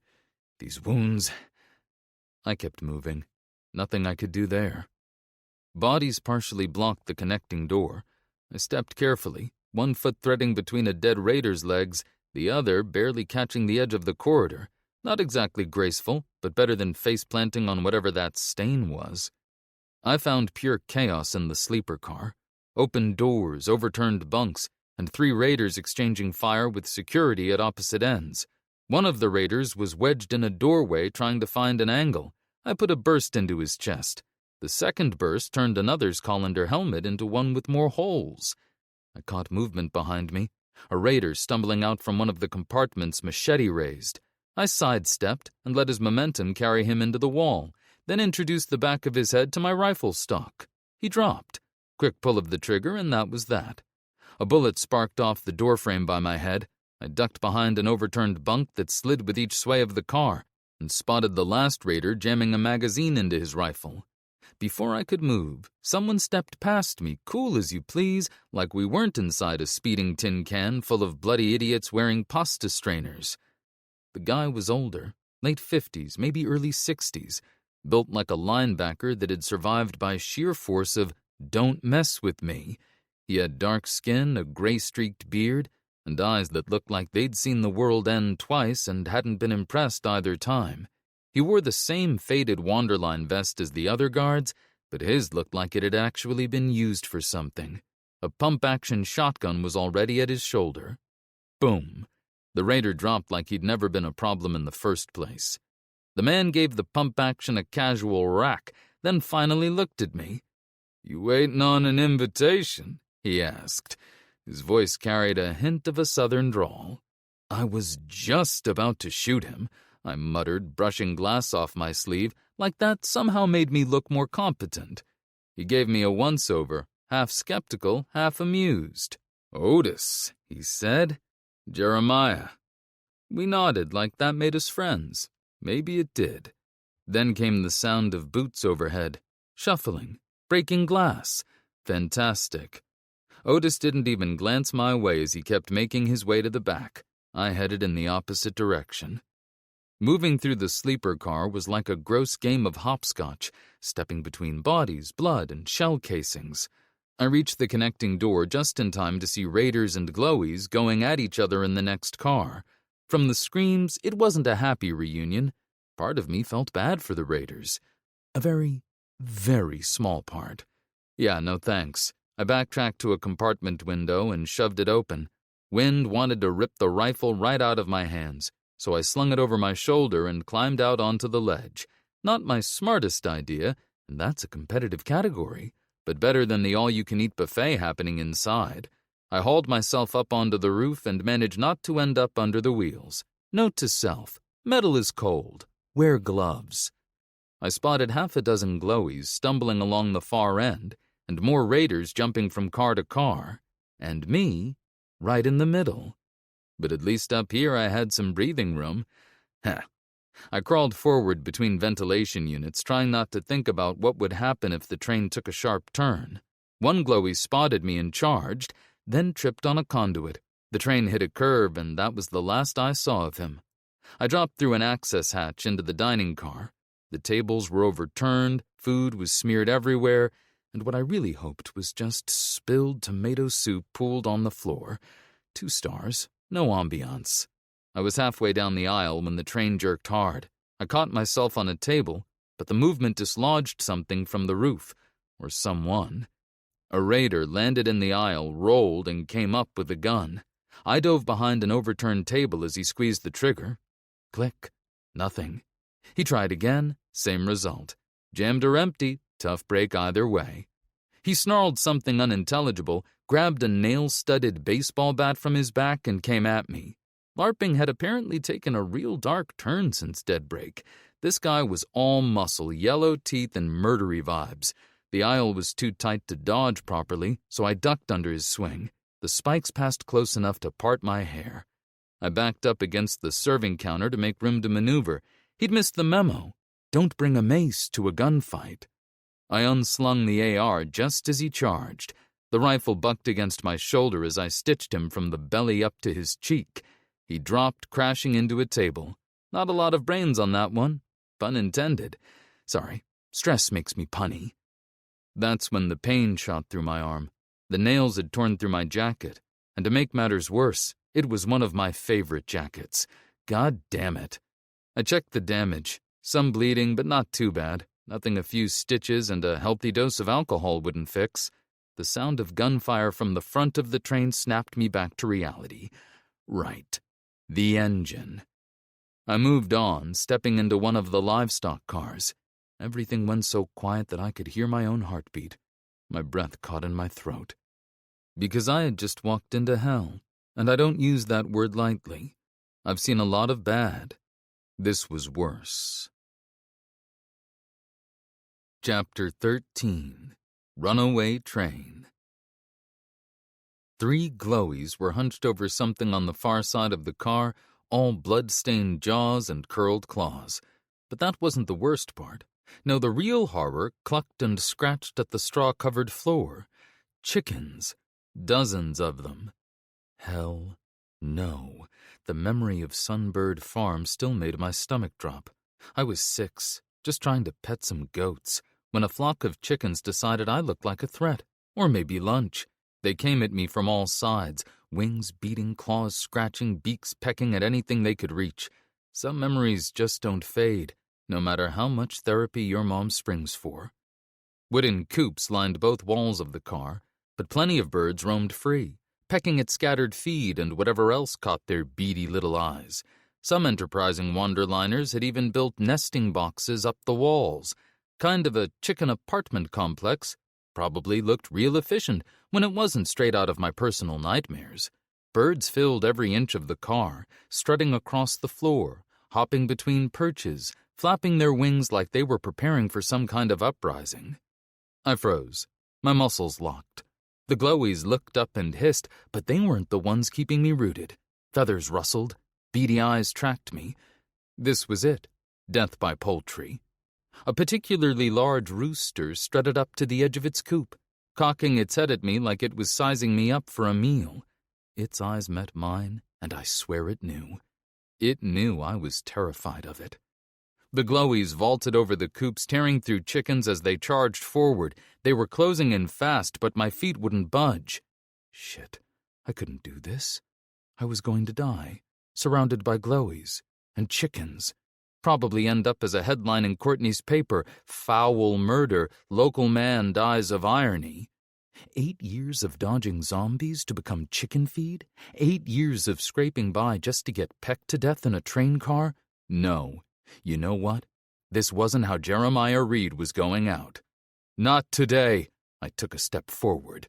Today is payback. Chickens scattered, squawking like they'd just declared war. Unfortunately for them, I was the guy with the AR-15.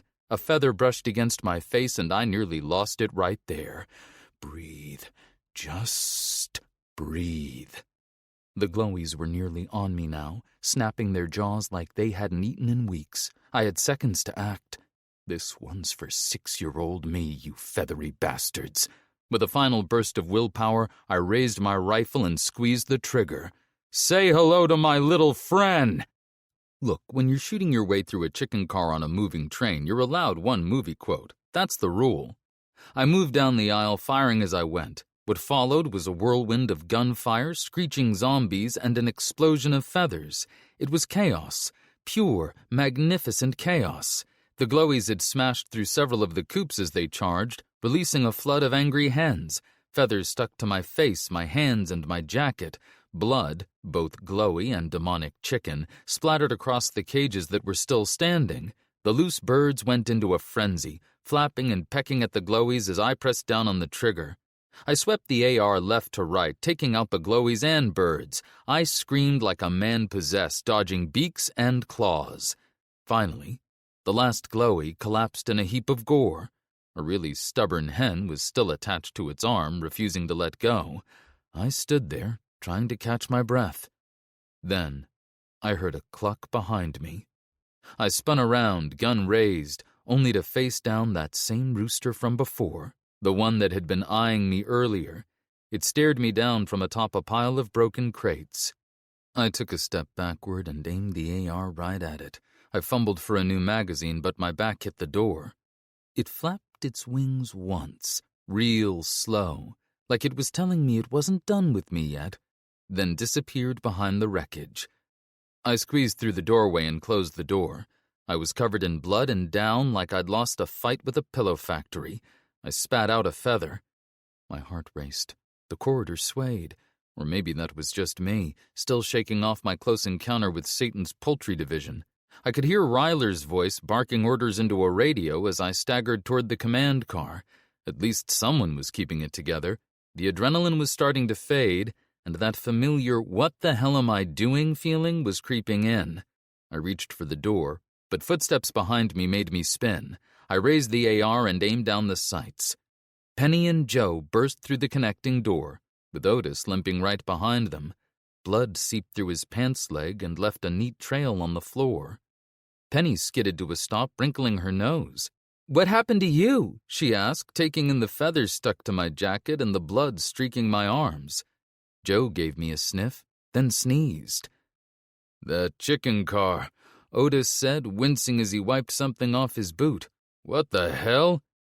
I didn't answer, just met Penny's eyes and muttered, "We don't talk about the chicken car." I cleared my throat. "What are you doing here?" "Rest of the cars are secure," Otis said, easing his weight off the bad leg. "Your girl figured you might be neck-deep in it. Brought the cavalry." I looked at Penny. My 12-year-old daughter had rallied a combat team and fought her way to me through a train full of raiders and zombies. I was either the proudest dad alive or the worst one. Possibly both. I glanced behind him. Sure enough, the girl with the 1911 walked through the door, still looking like she could handle herself. Her two backup guys looked nervous but ready. Barely old enough to rent a movie back when that was a thing, but better than nothing. Ryler joined us from the command car, revolver in hand.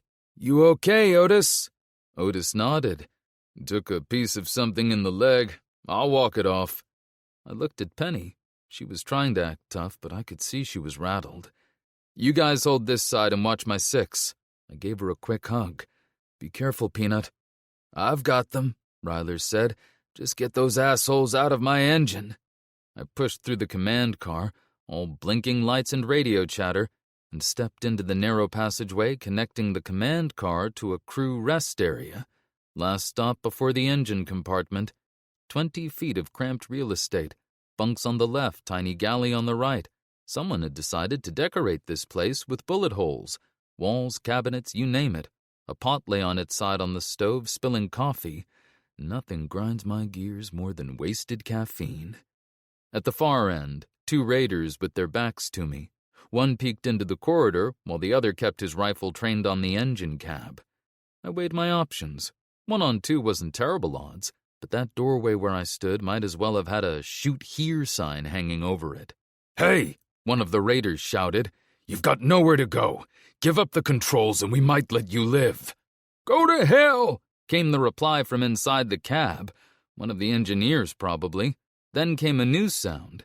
Thumps, groans, and that oh-so-familiar wet snarl. I caught movement through the window as zombies dropped in from a hatch above the cab. Guess someone had left the sunroof open. A Mexican standoff with a side of zombies. What to do, what to do.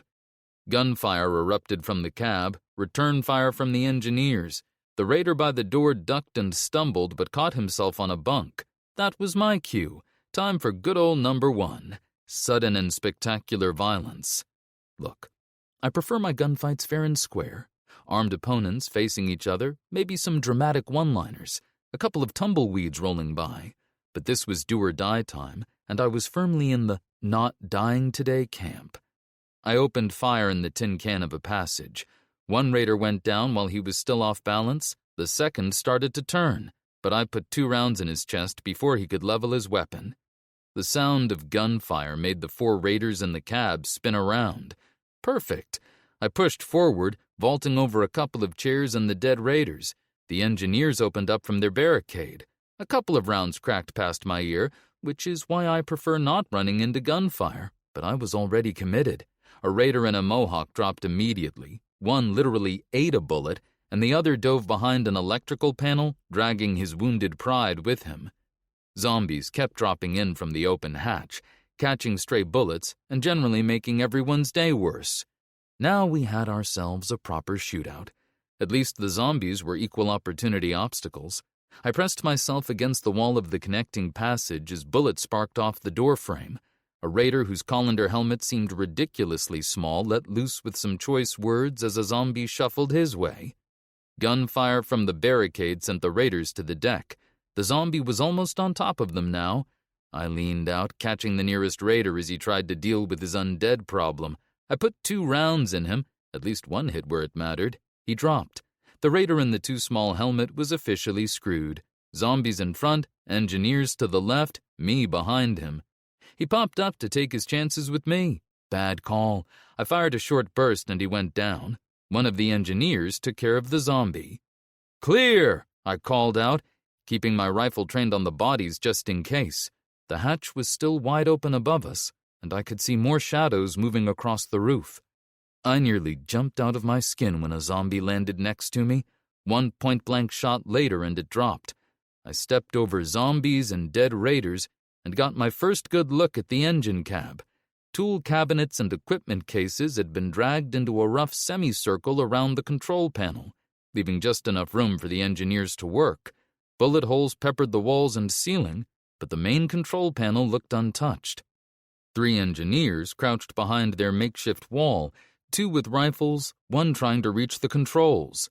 "How we doing, Chief?" I asked. The guy at the controls sported an impressive shiner and had what looked like a bite mark on his arm. He was functional, and this wasn't the time for moral debates or mercy bullets. I filed it under "Problems for 5 minutes from now, Jeremiah," and moved on. That guy had a hell of a to-do list. "We're okay," he said, stretching forward to adjust switches on the panel, which probably hurt like hell with that wound. "But if we don't pick up speed soon, those bastards on the road are going to catch up." I peered through the side window.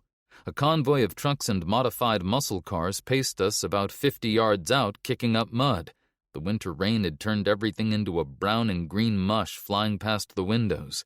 Looked like 6 vehicles, maybe 7. Tough to get an exact count when everything's flying by covered in grime. The lead truck, an up-armored F-150, was firing twin drum-fed shotguns from a turret. Seemed like overkill, but I wasn't complaining. Shotguns at 50 yards weren't doing much but annoying our armor. "Can this thing go any faster?" I asked. The engineer gritted his teeth, wrestling with controls that clearly weren't cooperating. "The Raiders sabotaged something. Brakes are locked on. We can't accelerate properly. I can bypass it manually, but I need time." "How much time?" 10 minutes, maybe 15 if they keep messing with the electrical on the roof."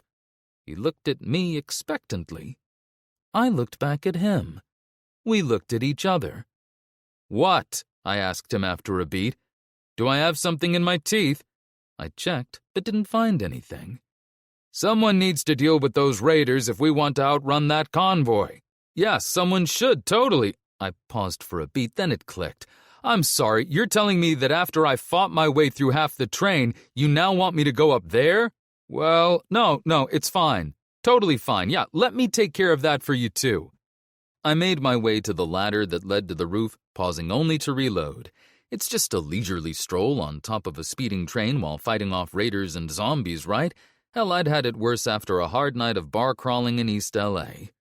The wind blasted me as I emerged onto the roof. Made me wonder why dogs like sticking their head out the car window, because honestly, it sucked. Everything was flying by, forest on one side, ravine on the other. For a moment, I thought I might have made a huge mistake. Then, I turned to face the length of the train and realized that, yes, I'd definitely made a huge mistake. The train's roof stretched out before me like a narrow battlefield. 2 cars down, a dozen raiders crouched low, moving toward the engine. The defensive gun nests were burning heaps of scrap metal, so that was going great. They were maybe 30 feet out, hunched against the wind, all of them really interested in the hatch I'd just crawled out of. The forest dropped away into steep hills on my right, close enough I could have smacked a tree. Glowies were stumbling down the slope like suicidal mountain goats, launching themselves onto the train one by one. Most missed, some didn't. Their convoy kept on our tail. Muscle cars, trucks, and that rolling twin shotgun monstrosity that used to be an F-150. The moment we slowed, they'd pounce. One of the raiders shouted something I couldn't hear over the racket, and just like that, bullets started chewing up the metal around me. I dropped behind a broken solar panel. I popped up and squeezed off a few rounds. Got lucky. One raider jerked backward and tumbled off the side, screaming all the way down. The others dove for cover, but the train hit a bump and damn near threw me into next week. A bullet clipped the fan box next to me, sending up a spray of sparks and smoke that the wind whipped into a blinding cloud. Visibility? Gone. Pants? Questionably dry. I used the chaos to move, weaving between water tanks and storage bins. The wind kept trying to knock me sideways, and every step felt like a gamble. I made it behind a ventilation unit and took a quick breath, checking my magazine. Half empty. I caught movement behind a rain catchment and fired without thinking. The raider dropped. Couldn't tell if I actually hit him or if he just had the good sense to stay down. I ducked back as return fire pinged off the metal around me. At least all the rocking and swaying was screwing with their aim as much as mine. I spotted 2 raiders working their way toward the front of the train, using the equipment for cover. I circled around a water tank and came up behind them. Got the first one before he knew I was there. The second spun around, but I was faster. 2 shots and he went down hard. Then I saw it. Not just one set of rotting hands, but a parade of them clawing up the side of the train. Glowies, regulars, the whole shebang. They were pulling themselves onto the roof, and the raiders hadn't noticed yet. A glowy landed behind a guy and tore into his neck. The roof erupted into chaos, gunfire, teeth, and flailing limbs, like someone tossed a zombie convention into a blender and hit frap. I tried pushing forward, but 3 zombies were blocking my path between the containers. I put down the first one with a headshot, kicked the second one back hard enough to send it over the edge, and had to smash the third with my rifle stock when it lunged. The raiders were going down fast, but one of them still had the nerve to take a shot at me. Bullets chewed into the crate behind me as I dove for cover. I fumbled for a fresh mag while a glowy reached for my face. Had to roll hard to dodge both teeth and bullets. I slammed the new magazine home and popped up just enough to fire blind over the crate, 3, 4 shots in the general direction of that raider. Didn't hit shit, but it got him to duck. The glowy lurched toward me again. I put it down without even aiming properly, just a quick burst into its chest, and it tumbled off the train. That's when I heard it. A horn blaring. I looked forward and saw it. A trestle bridge spanning a ravine, and part of the upper framework had collapsed onto the tracks. Metal beams and debris jutted down at roof height.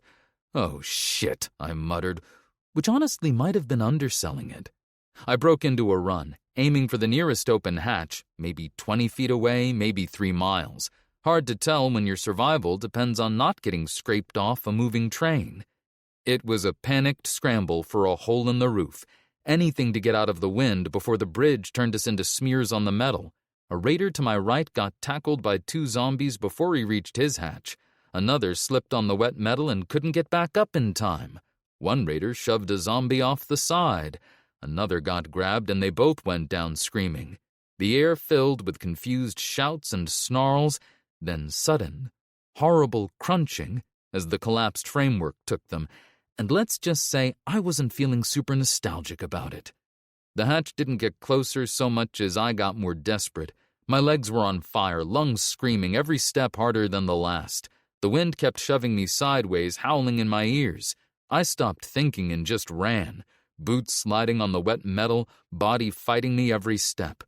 I dove through the hatch just as twisted metal shrieked past overhead, close enough to scrape my back.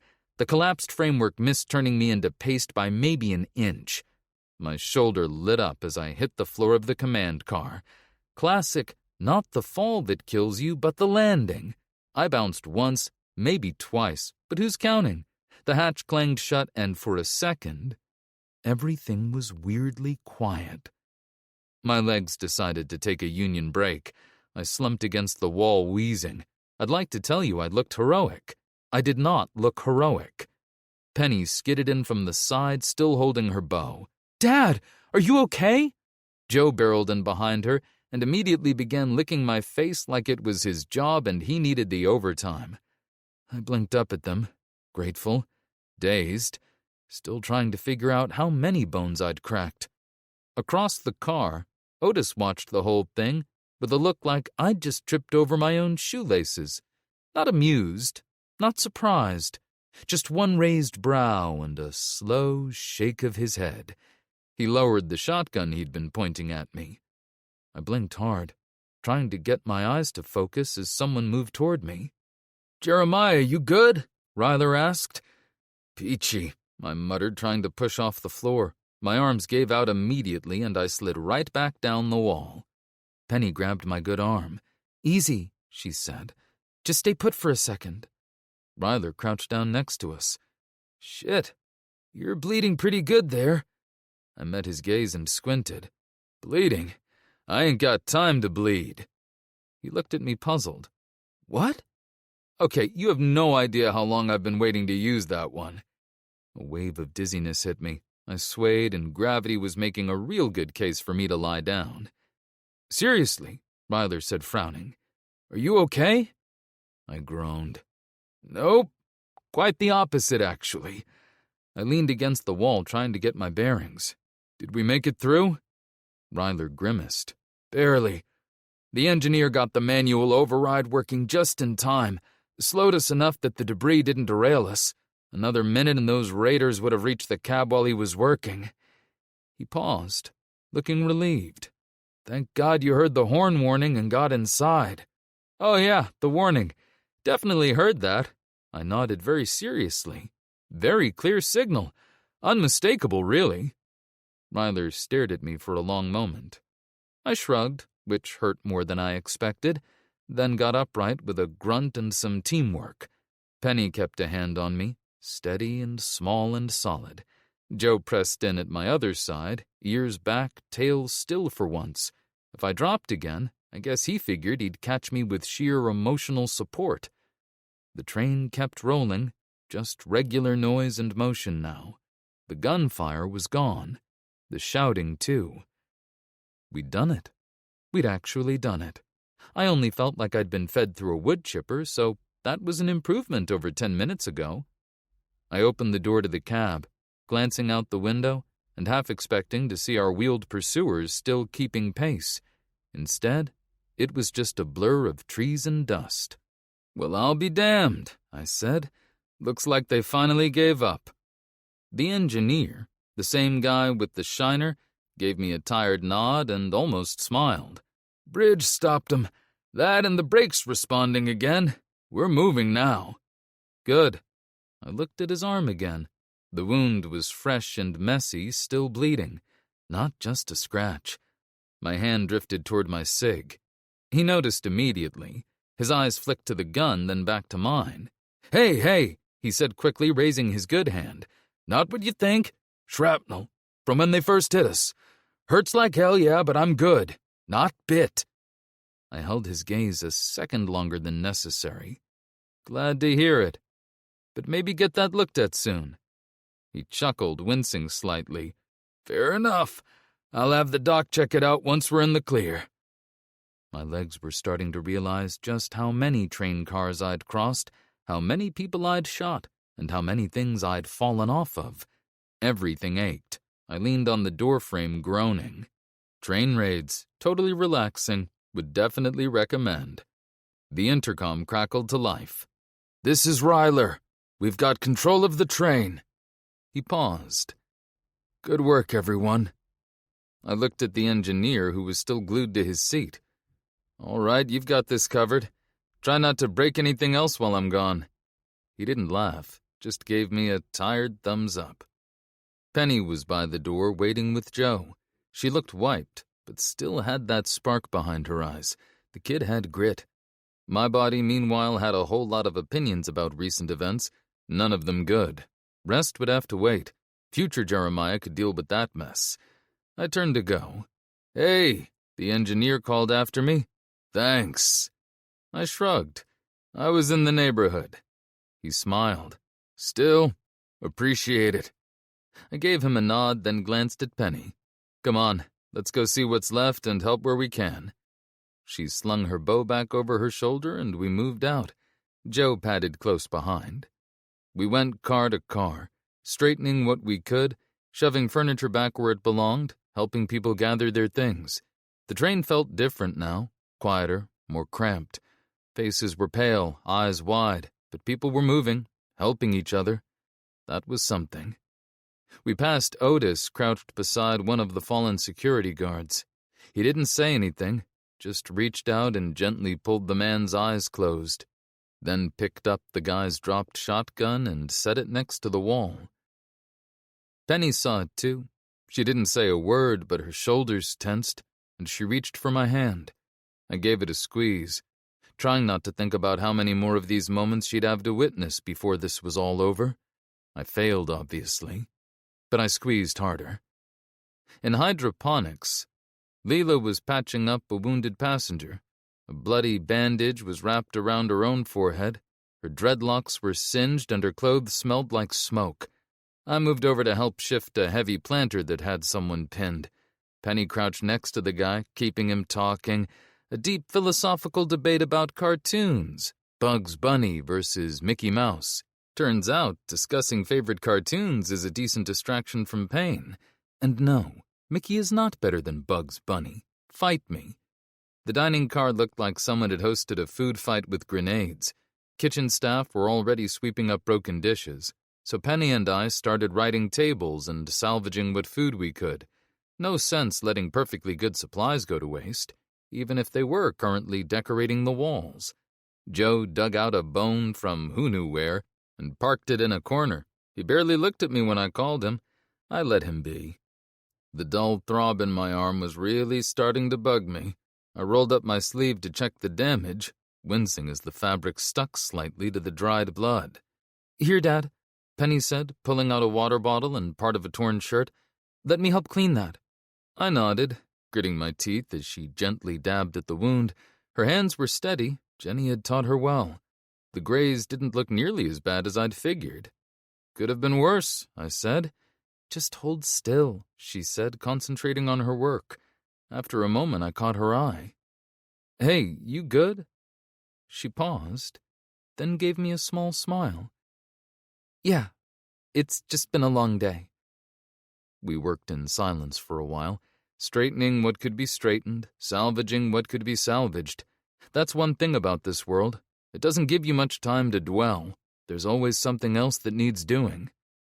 I had more on my mind than just cleaning up, though, so I figured it was time to track down Ryler and plan our next move. One of the passengers told us we'd find him in the rear checking damage, so that's where we headed. When we finally hit the rear flatbeds, the scene was a mess of twisted metal and scattered cargo. The open-air cars had taken a real beating. A few passengers were already working on it, tying down what was left of their supplies. Others were trying to fix the worst of the damage. We found Ryler leaning over a rail, keeping an eye on the cleanup. Wind was whipping around, but for once I didn't mind. At least it got the smell of death out of my nose. "Jeremiah, Penny." He nodded to each of us. "Kind of a shit show, isn't it?" "Yeah," I said, raising my voice over the wind and the noise of the train. "It reminds me of this one town full of theater majors that got wiped out by a tornado. Total wreck." "Come again?" Ryler asked. "Yeah, I spent a few days there near Albuquerque. Pretty cool place, actually. The kids put on a new play every week. A streetcar named Steve. Hello, Dolly Parton, the Scarlet Letter Opener." He just stared at me. "Anyway, what's our status?" I asked. Ryler's face tightened. "We took a hit, but we're still rolling. Lost some good people." He paused. "That tunnel bought us time, but the engineer wants us stopped to check for damage now that we're in the clear." "How long will that take?" "Depends, but the goal is to hit Rockport by dawn." Rockport. The last place anyone had seen Jenny. "Place is just a platform and some ruins now," Ryler added. "Quick stop to check the tracks, and then we're gone." "Roger that. Hopefully those bastards will think twice before trying again," I said, keeping my voice casual. Ryler shook his head. "I'm not sure it was random. They knew where to hit us, the turrets, specific cars, even messed with the brakes." I frowned. "So not just bandits." He pulled out a beat-up notebook. "Found this on one of the dead raiders. Not sure if it's useful, but thought you should see it." I flipped through the pages. Mostly gibberish. Supply lists, crude maps, the usual raider crap. Someone had drawn a surprisingly detailed horse on one page. Good line work, actually. Then I hit a page with a rough map and some scrawled notes about routes and times. One word jumped out. Rockport. "They had intel," I said. "Yeah, that's what I'm thinking." I kept flipping. More maps, more notes. Nothing that screamed organized criminal syndicate, but enough to show these assholes weren't just swinging blind. Someone had pointed them at the Wanderline, and whoever it was knew about Rockport. But that was tomorrow's mess. Tonight I had a daughter to keep safe, a stiff drink to find, and a chicken car I was never setting foot in again. Some things are more important than being brave. Chapter 14. Breadcrumbs. The Wanderline's brakes screeched like a cat in a bathtub as we slid into Rockport Station. About as graceful as you'd expect from a 30-car metal tube trying to stop on a dime. The sound echoed off abandoned buildings and sent a flock of startled crows into the air. My boots crunched on a layer of grit and debris as I stepped onto the platform. The air reeked of rust, mold, and diesel, with just a hint of gloom for good measure. I hefted my pack, adjusted the weight on my shoulders, and checked my SIG, loaded and ready. Not that I expected it to stay holstered long in this shithole. "This place feels wrong," Penny said quietly. "Yeah, stay close." I checked my magazine one last time. "Ready?" Penny didn't say anything at first, just looked around, taking it all in. I'd seen that look before, on Jenny, when she thought no one was watching. "Ready, Dad," she finally said, slinging her bow over her shoulder. Joe's tail wagged as he padded between us, probably looking for a place to mark as his territory. You couldn't say he didn't have his priorities straight. The silence in Rockport was so thick you could almost chew it. Our station was just a stretch of cleared track, where someone had piled concrete chunks into a platform and called it good. Railroad ties stuck out where scavengers had stripped the parallel track for metal, probably part of the train's armor now. A couple of old freight cars had been turned into windbreaks covered in graffiti. Water this way, crossed out. Trading post, with an arrow to nowhere. Keep moving. And finally, Rockport Station. I half expected to see free candy this way spray-painted somewhere. The loading ramp groaned as Brighton's guys winched our SUV down. I braced myself for the inevitable disaster. It would suck to lose our ride now, but it made it down unscathed, and I breathed a sigh of relief. A family waited nearby with their cart of homemade whatever. The father alternated between checking his watch, like that mattered anymore, and scanning for threats. His kid disappeared further into a coat 3 sizes too big, while the mom counted jars like they might disappear when she wasn't looking. The cold wind carried the distant moan of who knew what. It's zombies, it's always zombies. A tattered Rockport Gateway to the Coast banner hung between 2 light poles, fluttering sadly in the wind. Probably the most optimistic thing left in town. Ryler approached, already pulling 2 boxes of 9mm from his jacket. I really wish you the best of luck. He pressed them into my hands. Small thanks for your help, but I think you'll put them to good use. I tucked them into my pack. You guys shouldn't have. And I meant that. They really shouldn't have. 2 boxes of 9mm for saving an entire train? I'd have to update my invoice. Ryler glanced toward Penny, then back to me. I hope you find her. Damn right I was going to find her even if it killed me, which, let's be honest, it might. I extended my hand. Thank you. Good luck out there. He gripped it tight. Be careful. Something about this whole situation stinks worse than a glowy in summer. His hand moved to my shoulder, firm and brief, the kind of gesture you give someone walking into a storm you know it's coming. The Wanderline crew shouted their goodbyes as the train groaned to life, rattling as it picked up speed. The broken glass panels in the greenhouse cars had been hastily covered with tarps that snapped in the wind. The gardens on the flatbed cars were already being tended to by passengers trying to salvage what they could. Near the back, that old school bus they'd welded onto a flat car looked even more precarious than usual. The windows were already fogged up with all the people crammed in there. Water tanks, livestock pens, and living quarters rolled past us.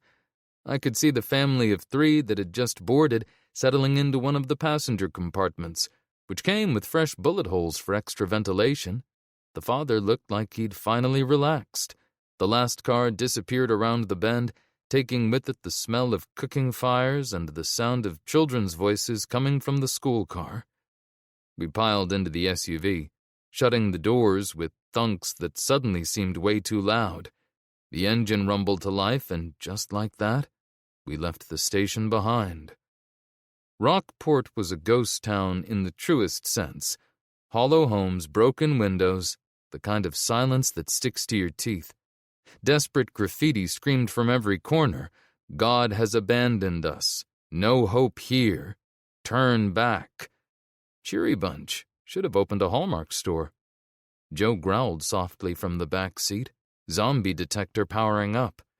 Really, would it kill the universe to give me one road trip that didn't come with a side of constant mortal danger? Apparently, yes. Yes, it would. I drove at an easy pace, navigating around streets that were either barricaded or littered with debris. Desiccated remains dotted driveways, alleys, and front lawns. More than one house was nothing but charred timber. About 2 miles out of town, I stopped the SUV. The abandoned cars looked too neat. In most towns, vehicles were scattered like dropped cards, T-boned into storefronts, jackknifed across lanes, doors hanging open where people had fled.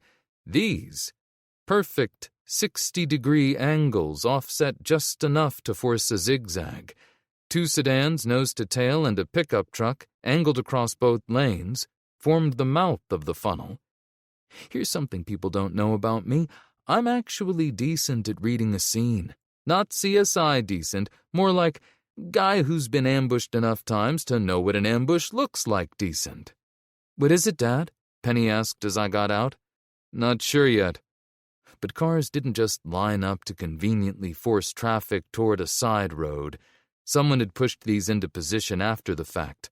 The dust patterns were wrong, and there was no broken glass where they'd been dragged. Joe jumped out after me, sniffing at fresh scrapes in the asphalt, metal on concrete where someone had dragged something heavy. The marks led to a massive tree across the road. Dark stains on the trunk caught my eye, rust marks from chains. Either someone had pulled this tree here, or I'd missed some pretty significant evolutionary developments in the tree department. Yeah, the tree just happened to fall in the one spot where you couldn't squeeze past it. Creek bed on one side, carved deep by years of erosion, and a steep embankment on the other. I got a funny feeling about it. Funny weird, not funny like a clown. A side road poked through the overgrown brush. The only other option Jenny's team would have had. Tracks showed someone had driven this route multiple times, wearing a path through the weeds. Fresh breaks in the branches caught my attention. The wood was still pale, but darkening at the edges. The splinters were already softening. I also noticed signs of multiple people on foot and all wearing the same boots, either the world's most dedicated jogger or a crew that had been here more than once. Fresh scuffs overlapped older ones, a schedule, not a fluke. My jaw tightened. This wasn't some random gang. Whoever did this had planned it, run it more than once, and knew exactly what they were doing, which meant Jenny didn't just run into trouble. Trouble was waiting for her. Time to follow the breadcrumbs. We drove slowly along the side road, following those repeated tire tracks. The brush had been worn down in places. Way too much traffic for a dead-end road in the middle of nowhere. Joe's head snapped up from the back seat, working the air with his nose. That got my attention. When Joe smelled trouble, trouble wasn't far off. I slowed the SUV and scanned ahead. The road curved around a stand of trees, limiting visibility. Perfect place for... yeah, there it was. Two of our vehicles sat there like battered wrecks, sides perforated with bullet holes, tires gashed from spike strips or caltrops. The lead truck's engine compartment was nothing but twisted, charred metal. If this was a game of guess what happened, the answer would be nothing good. Brass casings lay everywhere, catching sunlight. Bloodstains on the asphalt crisscrossed with tire tracks, some from our trucks, some from much heavier vehicles. But there was another set of tracks, cutting away through the brush. Someone making a break for it? Had to have been Frank in the third vehicle. No wonder Blake hadn't been able to backtrack here from where they'd found him. I picked up one of the casings, military grade with a NATO cross. I followed the tire tracks with my eyes, tracing their path northeast through the trees. I pulled out the notebook I'd gotten from Ryler and flipped to the map page. "Well, this is interesting," I muttered in the same tone one might say, "Well, this tumor is interesting." "What is it, Dad?" Penny asked, leaning in while Joe sniffed around nearby, tail low. "These tracks are heading northeast, and there's something marked on this map in roughly that direction." I showed her the crude sketch. "Looks like a hospital." Penny studied the map, chewing her lip. I turned when I heard Joe barking, and, yeah, nothing says you're on the right track quite like a corpse in a ditch. Martin. I recognized him by what was left of his tactical vest. I hadn't known him well, but word was he'd been a good guy. I'm not going to describe what I was looking at. You're welcome. A glint of metal caught my eye near his outstretched hand. I knelt, trying not to think about the squelch under my knees or the flies. Jenny's locket. I stared at it a second longer than I meant to before reaching down. The chain was broken like it had been yanked off. That was one hell of a bad omen. I scanned left, right, and there were the other 3 team members face down by the road. They'd been shot execution style at close range. It looked like professional work. These were our people, Westport people, and somebody had lined them up and put bullets in the backs of their heads like it was nothing. So we had the perfect ambush spot, military ammo, and heavy vehicle tracks heading straight to a location marked on that map. Too many coincidences. "Dad?" Penny's voice wavered slightly. I stood up, making a fist around the locket. My hand was shaking. I pretended it wasn't. It's Jenny's. I looked closer. No blood on it, just the broken chain. Fight, struggle, maybe a fall, or... The thought felt like a chilly hand clutching my throat, and not in a fun, kinky way. How do you know it's hers? I flicked it open and showed her the photo inside. It's her parents. But there are 4 bodies here, and Jenny's not one of them. That tells us something. Penny's eyes widened slightly. She got away? Or they took her somewhere else? I nodded northeast and took one last look at the bullet-riddled vehicles. I'd seen plenty of ugly scenes since the world ended, but this one felt different, calculated. You okay? I asked Penny as we pulled away. Gravel crunched under our tires. She was quiet for a long moment, staring at the locket now hanging from my rearview mirror. I don't know, she said finally. The bodies and the blood? She swallowed. But if she's not there, that's good, right? Yeah, Peanut, that's good. I kept my eyes on the road. I didn't say what we were both thinking. That the broken chain and missing body could mean a lot of things, not all of them good.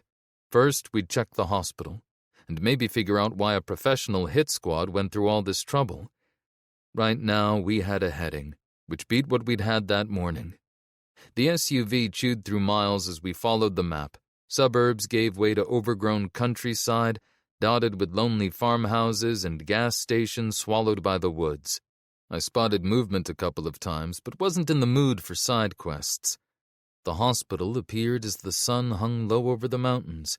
Real welcoming place. Smashed windows, boarded-up entrances, medical offices stripped down to shells, trees growing through collapsed roofs, ivy choking brick walls. The helipad was now just a concrete slab under weeds. Gotta say, very inviting for a death trap. The parking lot was like a snapshot of how the world had slipped on a banana peel and face-planted. Some doctor's Maserati still sat on its rims in a reserved spot. Rusted ambulances made a barrier around the ER entrance. Some of the windows had been smashed inward, and one ambulance sat tilted on a collapsed axle. I could see what was left of the first responders, scattered bones in blue and black uniforms. Most still wore their utility belts, but their holsters were empty. Probably had been for a long time. A few wore tactical gear, SWAT maybe, or National Guard. Must have been one hell of a last stand. I'd seen a lot of those by now. They all looked the same, and they never got easier to read. Bits of blue scrubs poked through weeds here and there, telling their own story. I parked under the pickup area's canopy. The second I stepped out, the hair on the back of my neck started to prickle, and not just the usual wrong of skeletons in waiting room chairs, those barely registered anymore. Nothing jumped out at me, but that itch between my shoulder blades was getting stronger. My hand drifted to the cig. "Why are we stopping here?" Penny whispered. Only building still standing. The others looked like they'd been bulldozed, set on fire, then bulldozed again for good measure. Something caught my eye by the emergency bay. Behind the overgrown bushes where ambulances used to line up, someone had set up shop. Fresh oil stains darkened the concrete, recent work. A massive air filter sat propped against a wall, way too big for any civilian vehicle I'd ever seen, the kind of stuff you don't find at AutoZone. Well, what do we have here? What is it? Penny asked, peering over my shoulder. These aren't regular trucks parked here. Whatever they were using, it wasn't for soccer practice. Penny glanced at me. That's bad, isn't it? Let's just say it makes things more interesting. Come on. Maybe they left their evil plans pinned to a bulletin board somewhere. We approached the entrance, stepping over broken glass. A shuffling sound from inside set us all on edge. Joe's growl followed. His zombie growl. Penny knocked an arrow. I screwed a suppressor onto the cig, still loud indoors, but better than ringing the dinner bell. Stay behind me. Here we go. Into the lion's den, or zombie's den, potato. The lobby looked about right. Broken chairs everywhere, old magazines from when people still cared about celebrity diets. Penny would have had a field day with those. Infection protocols hung in tatters on almost every wall. Stay 6 feet apart and try not to get bitten by zombies. Good times. Our boots squelched against the linoleum. I didn't ask questions, neither did my stomach. The air smelled like rot and mildew with a healthy dose of what the hell died in here? Everything, as it turned out. A reception computer lay smashed on its side. Check-in counters still had those little rope barriers up, though someone had used them to tie up something that had stopped moving a long time ago. Chunks of ceiling hung down where water stains had spread. Something dripped in steady plops, like a countdown to something terrible. A wheelchair lay tipped over by the security station, next to a gurney with its passengers still strapped in. The gift shop looked like a stuffed animal massacre. Sunlight coming through broken skylights caught the dust, making everything look almost peaceful if you ignored the bones, and the smell, and pretty much everything else. I almost missed the boot prints in the dust. Recent ones. Penny pointed them out. Multiple sets all heading deeper into the building. Yeah, nothing ever goes wrong when you follow random boot prints into an abandoned ER. Then I heard those familiar uneven steps. Movement from the ER hallway to the left. Fast movement. Way quicker than your average shambler. The thing burst through broken doors 20 feet ahead of us. Its eyes were milky but with a purple tinge like a glowy. Huh, that was new. 2 quick shots. My suppressor made them little more than faint zips. The thing stumbled back, tripping over a pile of chairs. Penny's arrow whistled past my head, sinking into the zombie's skull with a wet thunk. "Nice shot, Peanut," I said, sweeping the cig left and right. "Thanks," she said, without looking up. That's my girl. Nothing says good parenting like teaching your kid where zombies keep their off switch. We tried the East Wing first, mostly admin offices and outpatient stuff. Nothing but paper pushing and insurance forms. Even zombies gave this place a pass, probably died of boredom trying to file a form. The doors to the North Wing were chained, not worth the noise it would take to get through, and the faint moaning that reached us probably meant we didn't want to look too closely at what waited on the other side. "What about there?" Penny pointed down another hall where the debris pattern changed. Most wings looked like tornadoes had redecorated, but this one... someone had cleared paths and moved equipment aside instead of just smashing it. The sign said labor and delivery. The place looked almost clean compared to the rest, like someone had been working here and really used it, not just looted it. Good eye, Peanut. The maternity ward stretched ahead. Painted bunnies and giraffes smiled from the walls like they hadn't noticed the apocalypse. Psychos. "Dad, look." Penny pointed at a stuffed bear propped against the wall, with a note pinned to its chest. Something about a safe haven to the west. Not much of a clue. In one room we found abandoned hazmat suits stamped with a sharp-angled bird logo. Triangular sunbeams and all, like a fascist pigeon. Could be something, could be nothing. Filed it away. Past the nurse's station we found a modified delivery room. An examination table with what looked like leather restraints lay on its side. They didn't look standard, but more like something that belonged in a BDSM dungeon. Dark stains had soaked deep into the padding, and additional straps were bolted to the frame near the feet. Wonder if they had a safe word. I was joking, obviously, but nothing about this room was funny, and the joke died in my throat about as fast as I'd said it. The air reeked of disinfectant. The kind that gets used when someone's trying real hard to hide something. It wasn't working. A medical cart still held vials, neat rows of syringes, and gear that didn't belong in any delivery room I'd ever heard of. Charts on clipboards showed column after column of numbers and timestamps, methodical as a factory schedule. My mind churned, but so did my stomach.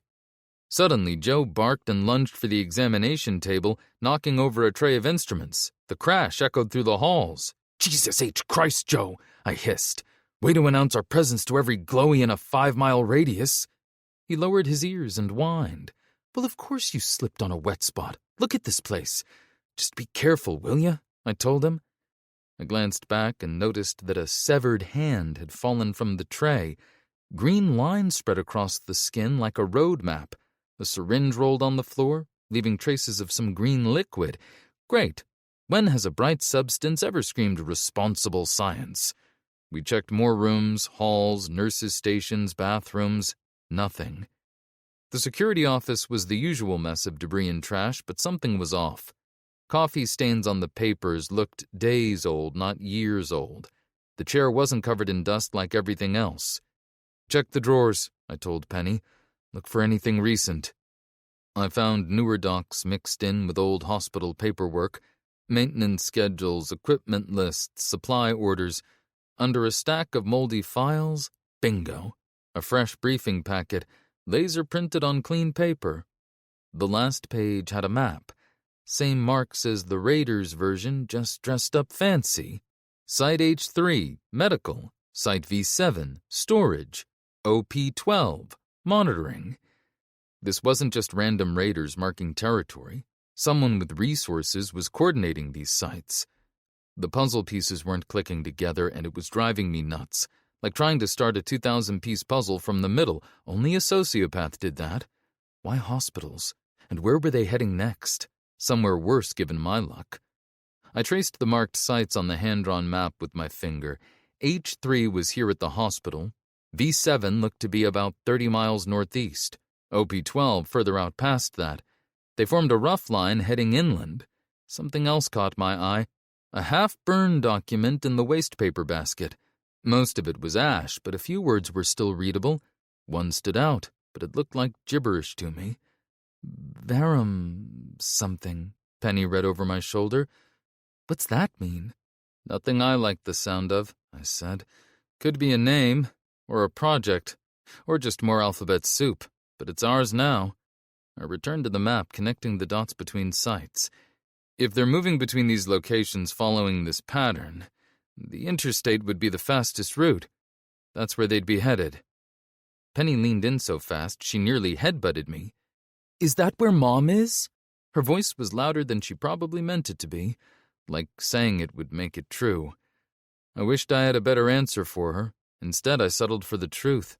"I don't know, Peanut, but it's our best lead." Technically, it was our only lead, but hey, why get caught up in semantics, right? The corridors felt quiet as we made our way back, almost heavy. I took a deep breath as we stepped outside, trying to clear the stench of decay and antiseptic from my lungs.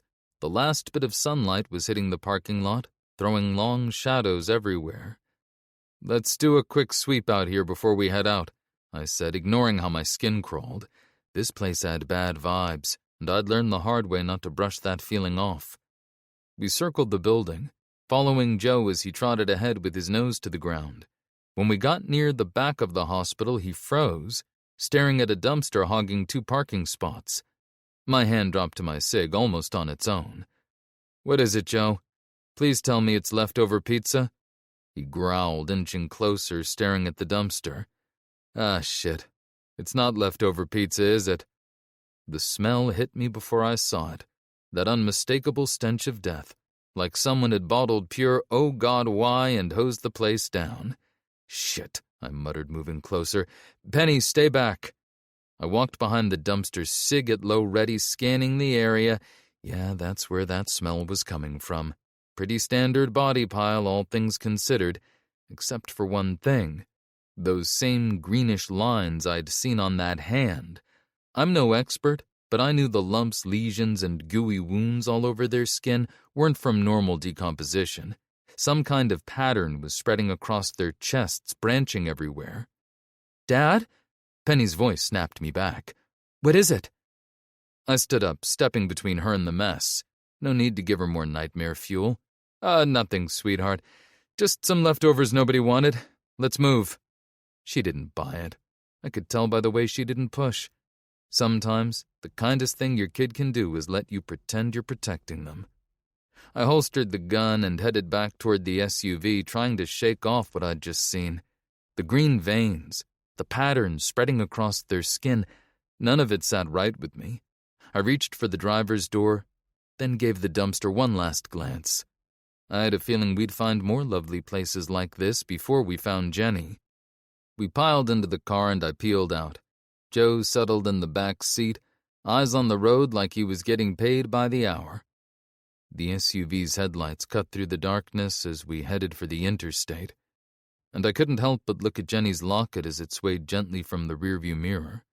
Whatever these people were up to with their fancy maps and glowing experiments, we'd find them. And Jenny. Just had to avoid dying screaming in the process. Preferably. Chapter 15. Higher Ground. We crashed for the night in the SUV, tucked behind a gutted auto parts store that probably hadn't seen a customer since people cared about oil changes. Not a lot we could do till morning, and sticking to daylight was the smarter move. Dinner was cold beans and jerky Penny had been saving. Better than the nothing sandwich I'd had for lunch, but not by much. We hit the road just as the sun cracked the horizon. The interstate stretched out ahead, choked with rusted-out cars and scrap. The only sounds were the crunch of gravel and the steady hum of the engine. The road sloped up ahead while the sun behind us threw shadows across the cracked pavement. Ahead, a massive section of elevated highway loomed against the sky, but this wasn't your average stretch of road. Someone had turned it into a vertical settlement, sprawling both above and below the concrete.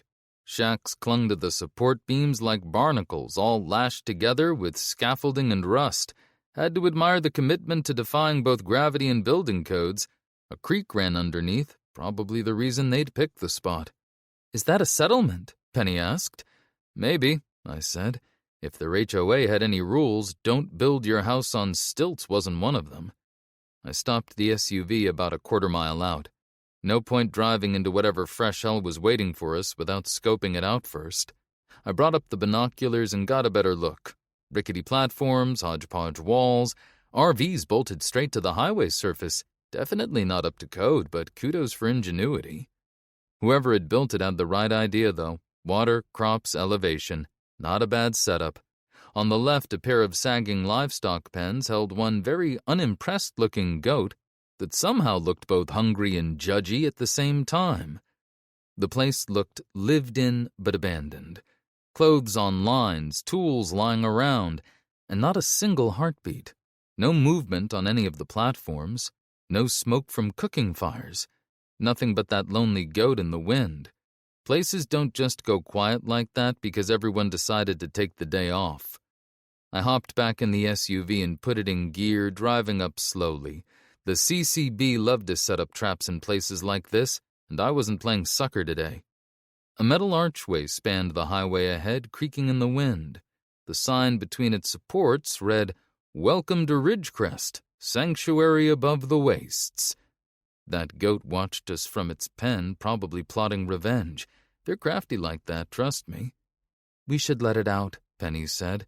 "Let it out? We should cook it." "Dad!" Fine, we'll let it out before we leave. If it had survived this long, it could probably handle itself, probably teach those zombies a thing or two about headbutting. The wind rattled through the walkways, making wind chimes clink and tarps snap. No voices, no movement, just those damn chimes. "I've got a bad feeling about this," I muttered, probably jinxing us. Penny shifted in the passenger seat. "Where is everyone?" I glanced over. "That's the question, Peanut." The first guard tower came into view around the bend. Empty. The second one, too. Beyond them, a gate made from metal signs and chain links stood wide open. Bodies sprawled across the highway, fresh enough that the smell hit us before we saw them. Dark stains marked the pavement, and bullet holes decorated everything else. Smoke still wisped from one of the roadside shacks, probably caught fire during the attack and just kept smoldering. I stood there. Not long, just enough to take it in. Then I got to work. "Stay in the car while I check this out," I told Penny, killing the engine just shy of the entrance. "Joe, you too." My boots crunched on broken glass and debris, but I found a couple of brass casings. Same military-grade stuff I'd seen before, NATO cross and all. Tire tracks crisscrossed the road, matching the ones from the hospital. Our mystery convoy had been here all right, and they'd left one hell of a mess. An overturned food cart sat near the roadside, promising Ma's best rat on a stick.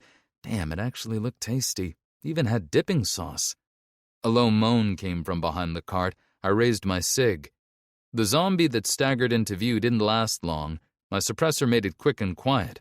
But of course, where there's one zombie, there's always... "Dad! Behind you!" Penny's voice rang out from the car. Shit, Rule 7, always watch your 6.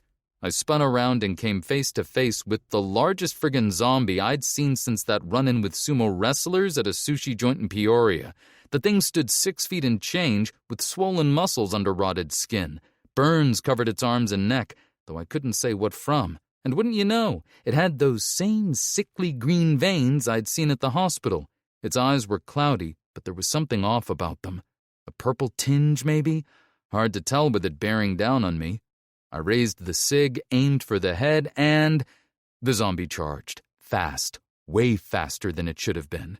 I fired, already diving sideways. Missed. The zombie's arm caught me mid-roll and sent me sprawling. The SIG clattered across the pavement. "Oh, come on," I groaned, scrambling for Big Betty on my back. "What the hell are you?" The zombie let out that deep, guttural growl and came at me again. I brought Betty up as it closed in, aimed for the head, pump, shoot. The buckshot tore through its face, sending rotted flesh flying, but it kept coming. Fuck this. I pumped and fired. Again. Blew its right arm clean off at the shoulder. It stumbled, giving me space. I kept going. 2 more shells into the head until there wasn't enough left to call it a skull. The thing finally collapsed. I stood there, breathing hard, keeping Betty still trained on the corpse. I pumped 1 more shell into what remained of its head just to be sure. "And stay down," I muttered, nudging the stump with my boot. 5 shells.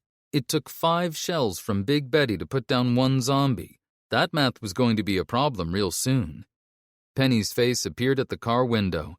"Dad, what was that?" "Hell if I know, but I don't like it." I looked around at the abandoned structures. The convoy had been through here, same tire track, same military brass. And now juiced-up zombies with those green veins? Something was seriously wrong. "All right," I waved Penny and Joe over. "Let's look around. I want to know what happened here, and maybe we'll find something that tells us where that convoy was headed." The settlement reminded me of a junkyard mashed with a treehouse. Wooden walkways jutted from the highway's edge, connecting to platforms built into the support pillars. Old road signs reinforced the railings. I could still make out bits of speed limit and exit only under the rust. "Stay close," I told Penny. String lights hung between buildings. Joe walked beside us, swiveling his head at every scrape and rustle of wind. The highway widened ahead into what must have been their marketplace, I suspected, from the marketplace sign that dangled from a cable overhead. Stalls were put together from old car hoods with shipping pallets lining both sides. Penny tugged my sleeve and pointed toward an old Greyhound bus that had been dry-docked and turned into a makeshift clinic. It still had the fading Red Cross slapped on the side, but now it was just to connect the dots of bullet holes. The windows were blown out, and through the jagged glass I could see curtains flapping like ghosts in the wind. Near the steps, something caught the light, a syringe half buried in the dirt. I leaned down, not touching the damn thing.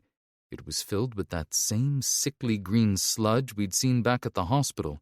If there were more of those, I wanted to know. Inside, the place was a wreck. It smelled like a bucket of pennies left to rot in a swamp, that sharp metallic tang of old blood mixed with something chemical and sweet. Files were scattered across the floor, and medical bins had been kicked open and tossed. Someone had been looking for something in a hell of a hurry, and they hadn't cared about keeping the place sterile. I stepped forward, and a wet crunch came from under my boot. Another syringe.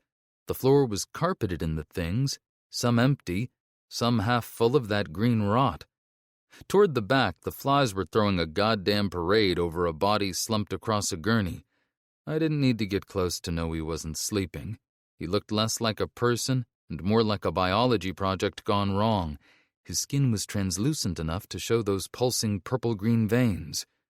"Don't look, Peanut," I muttered, already backing out. We'd seen enough. This wasn't a place for healing. It was a kitchen for whatever monsters were being cooked up in the wastes. We kept moving through the settlement. Every spot we checked told the same story. Market stalls ransacked, RVs wide open, storage rooms tossed. Plates of food sat growing things. Personal items were scattered wherever people had been standing. And bodies, lots of bodies. Most lay face down, which meant they'd been shot in the back as they ran away. Fuck, what the hell happened here? As we approached the far edge of the settlement, where the elevated road began to curve back toward ground level, Joe suddenly perked up. His nose twitched. He darted ahead between the buildings, weaving through fallen awnings and broken crates. "Joe, wait!" But he was already gone. Penny and I hurried after him, following his path through the debris. We rounded a bulletin board to find Joe sitting with his tail wagging, nose pointed at the highway surface. Looked ordinary enough, except that the cracks in the concrete formed a rectangle, and what I'd taken for old patch jobs, those had hinges, barely visible under years of grime. "Good boy," I said, kneeling to get a better look. "Maybe you're not just a pretty face after all." He let out a soft woof, looking mighty pleased with himself. "Okay, calm down, lassie. Don't let it get to your head." "Look at this," Penny said, pointing at something near the edge. A chunk of rebar jutted up. Could have passed for junk, except it moved like a handle when I yanked it. Some kind of lever mechanism. "Well, I'll be damned," I said. Ridgecrest had more going on than it looked. I respected that. Also, it made me wonder what else I'd missed at every other settlement I'd ever visited. It took both of us pulling on the rebar to trigger whatever counterweight system they'd rigged up. The concrete panel shifted with a grinding sound, then slowly tilted upward, revealing metal stairs that descended into darkness.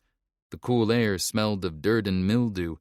People had turned the maintenance tunnel under the highway into a shelter and done a decent job hiding it. Not too shabby. "What is this place?" Penny whispered. I pulled out my flashlight. "Let's find out." We started down the dodgiest set of metal stairs I'd ever had the misfortune of trusting with my body weight. I'm fairly certain one of the rungs had started its life as a chrome car bumper, and the rest weren't much better. The door closed behind us with a heavy, final-sounding clang that echoed all the way down. I swept my flashlight around. The tunnel was maybe 12 feet wide, just enough clearance for the tall shelving units along the wall to avoid scraping the ceiling.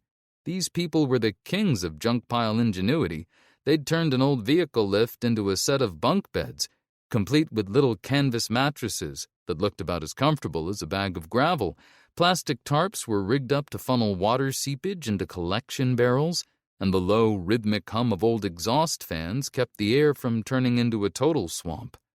Joe led the way, swishing his tail slowly from side to side. Every few feet my beam caught another piece of the Ridgecrest domestic look, a kitchen area with camp stoves perched on grease-stained workbenches, and medical supplies organized in rolling tool cabinets. Then I saw the corner with the kids' drawings taped to the corrugated walls. It's a hell of a thing. No matter how deep the world sinks into the shitter, someone always finds a crayon and a reason to pin a lopsided house to a concrete wall. It's supposed to be hopeful, but it usually just makes me want to find the people responsible for the mess and show them the business end of Big Betty. Suddenly, Joe froze, head cocked to one side, ears forward. "What is it?" I whispered, following his gaze. My flashlight beam caught movement up ahead, just a shadow, but enough to make us all freeze. From somewhere deeper in the tunnel came the unmistakable sound of someone trying very hard to be quiet. I heard a scratching sound, followed by hurried footsteps. Penny's grip on my arm tightened. "Dad?"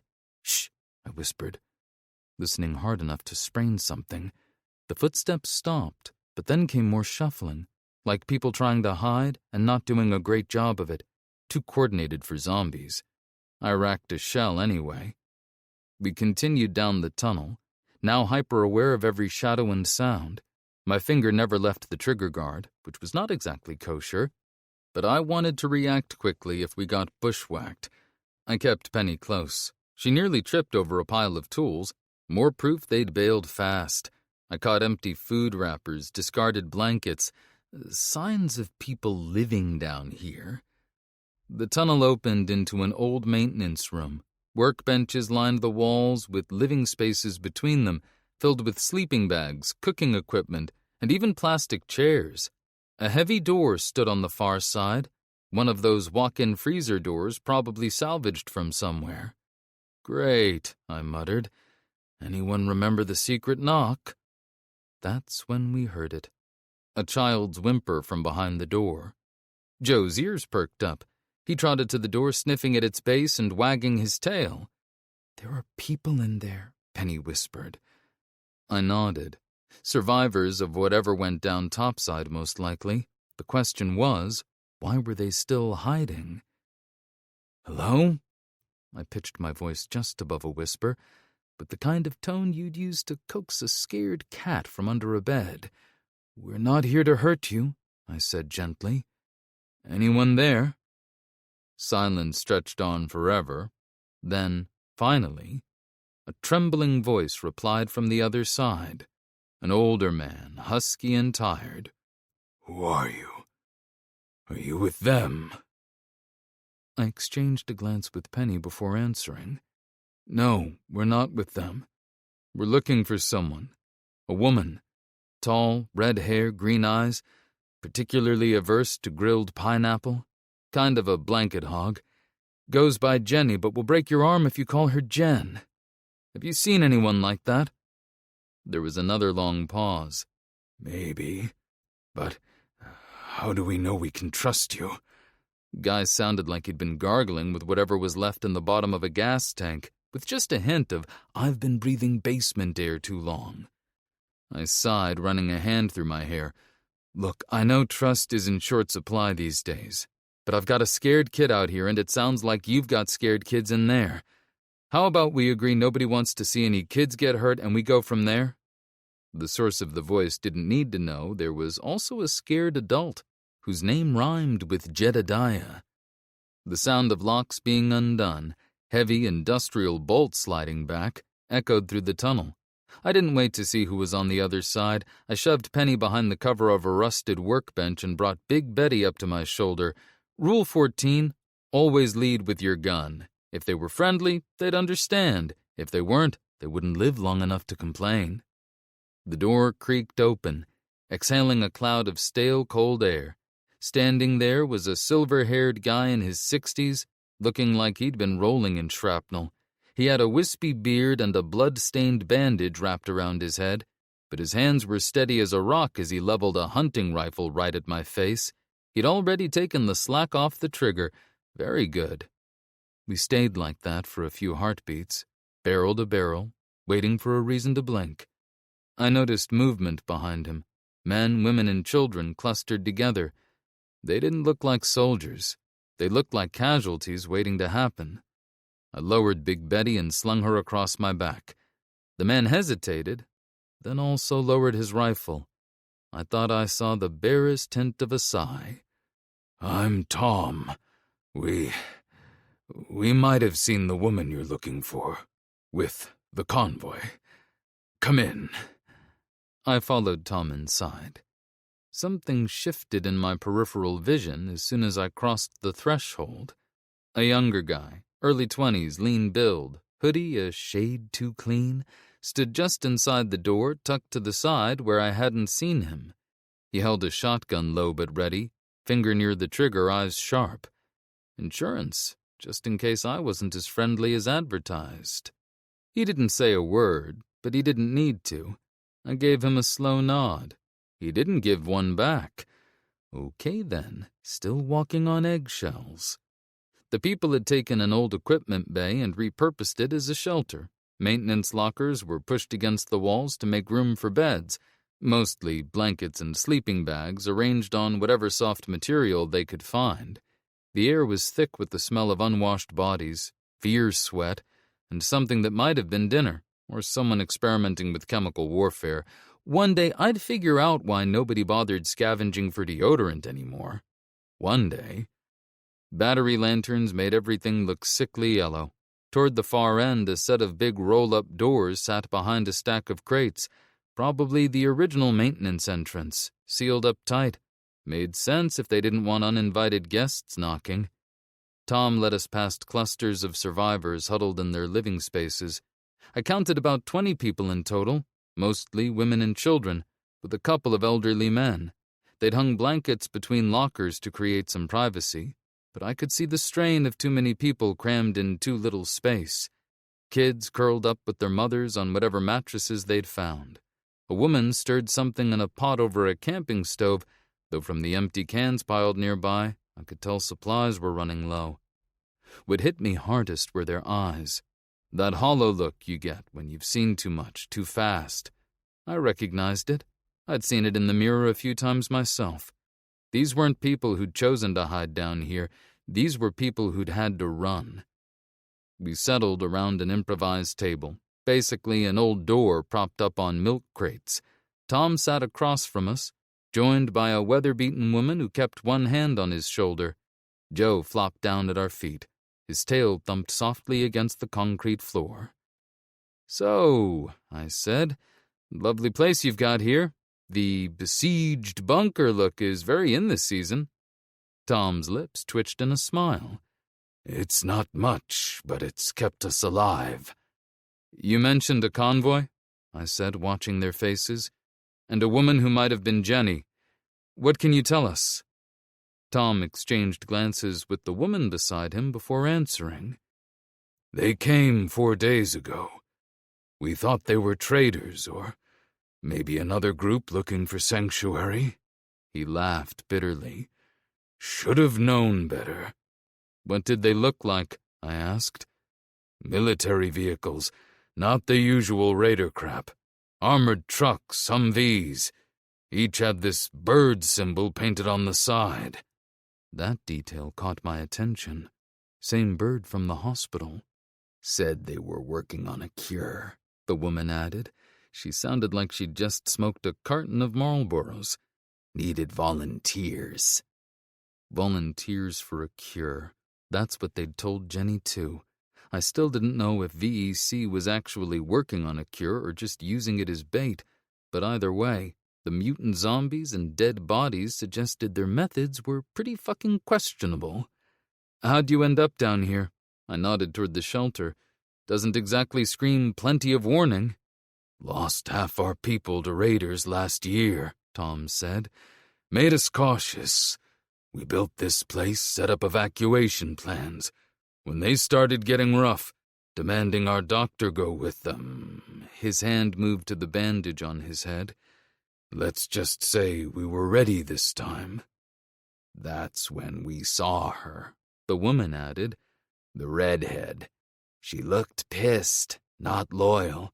Like she wanted to bite someone, not help 'em." "Was she hurt?"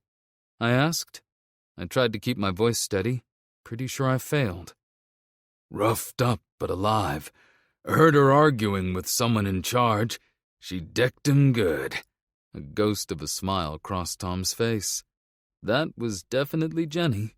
Nobody else I knew had that special talent for making friends. Something in my chest unclenched for the first time in days. She was alive. Pissed off, but alive. That was the best news I'd had all week. "Then they shoved her in one of their vehicles," Tom said. "They loaded up everyone they took and pulled out. Watched them turn east at the interchange."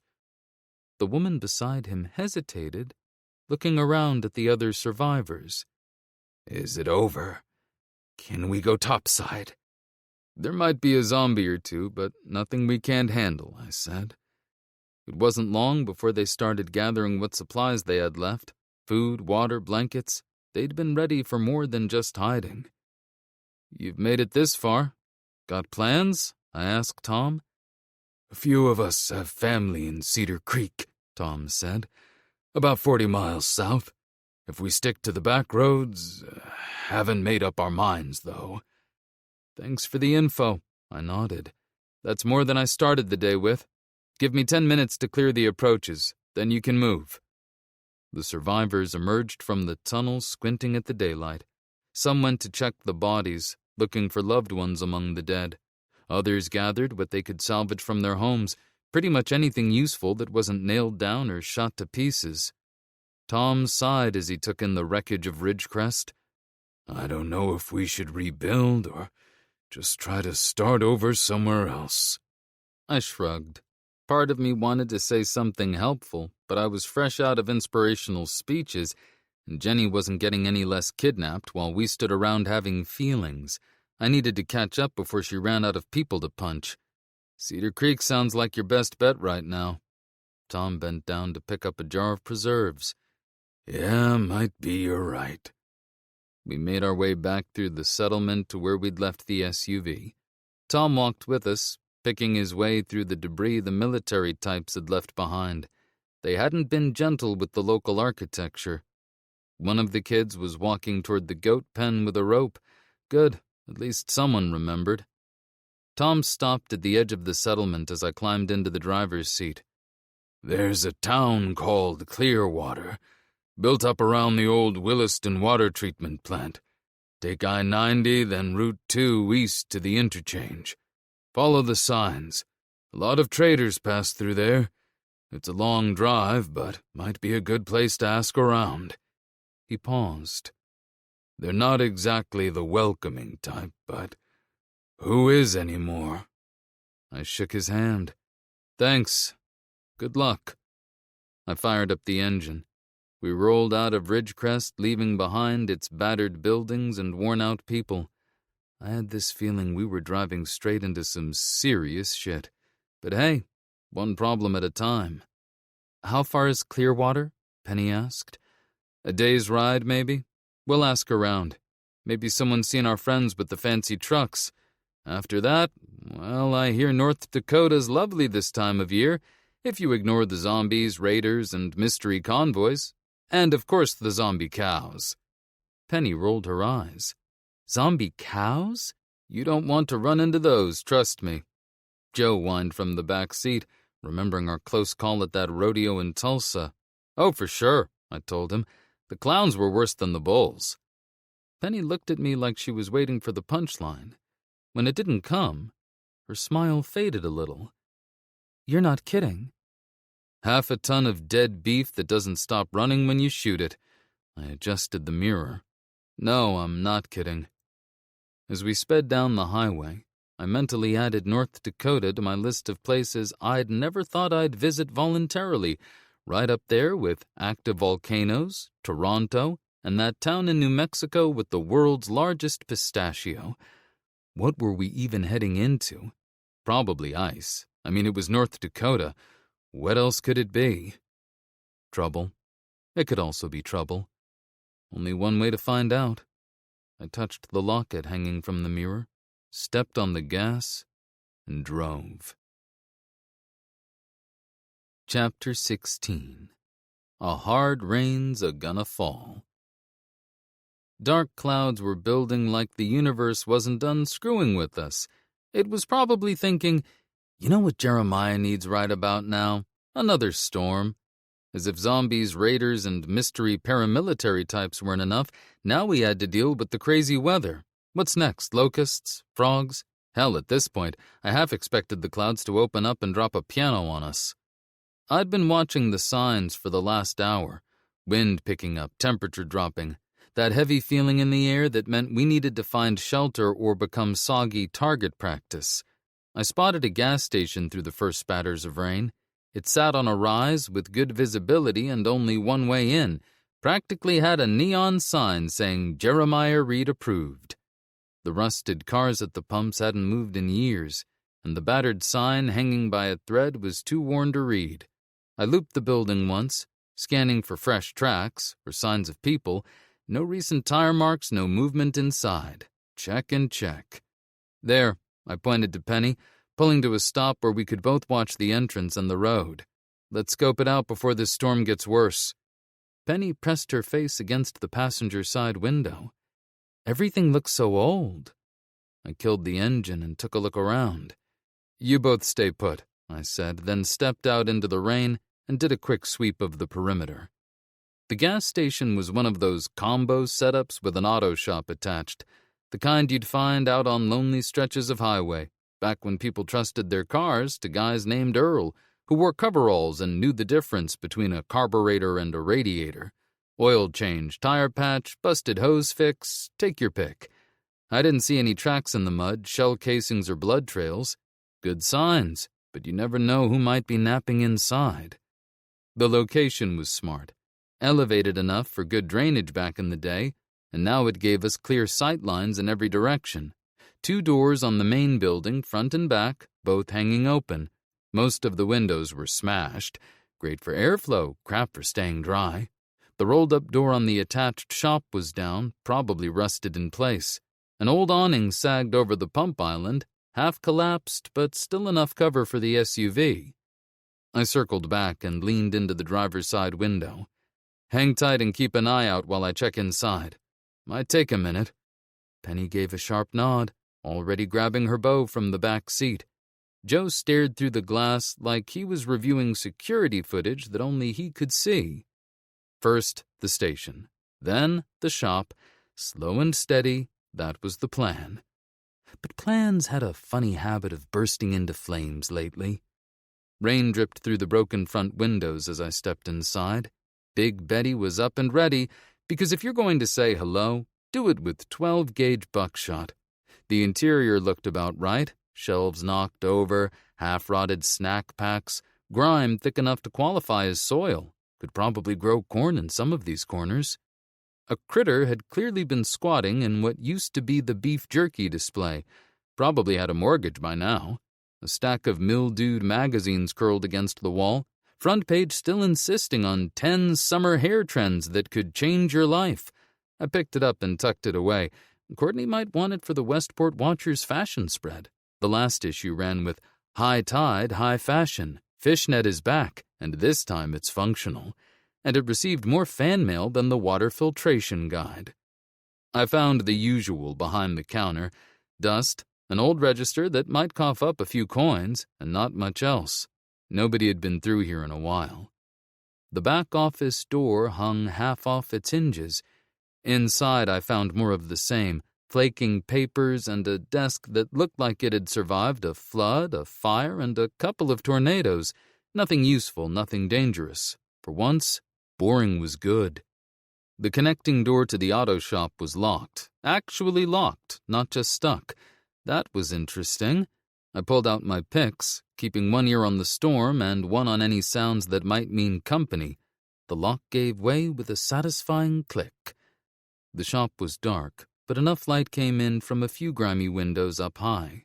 Smelled like old rubber, with a musty undertone that only happens when a room hasn't breathed in a decade.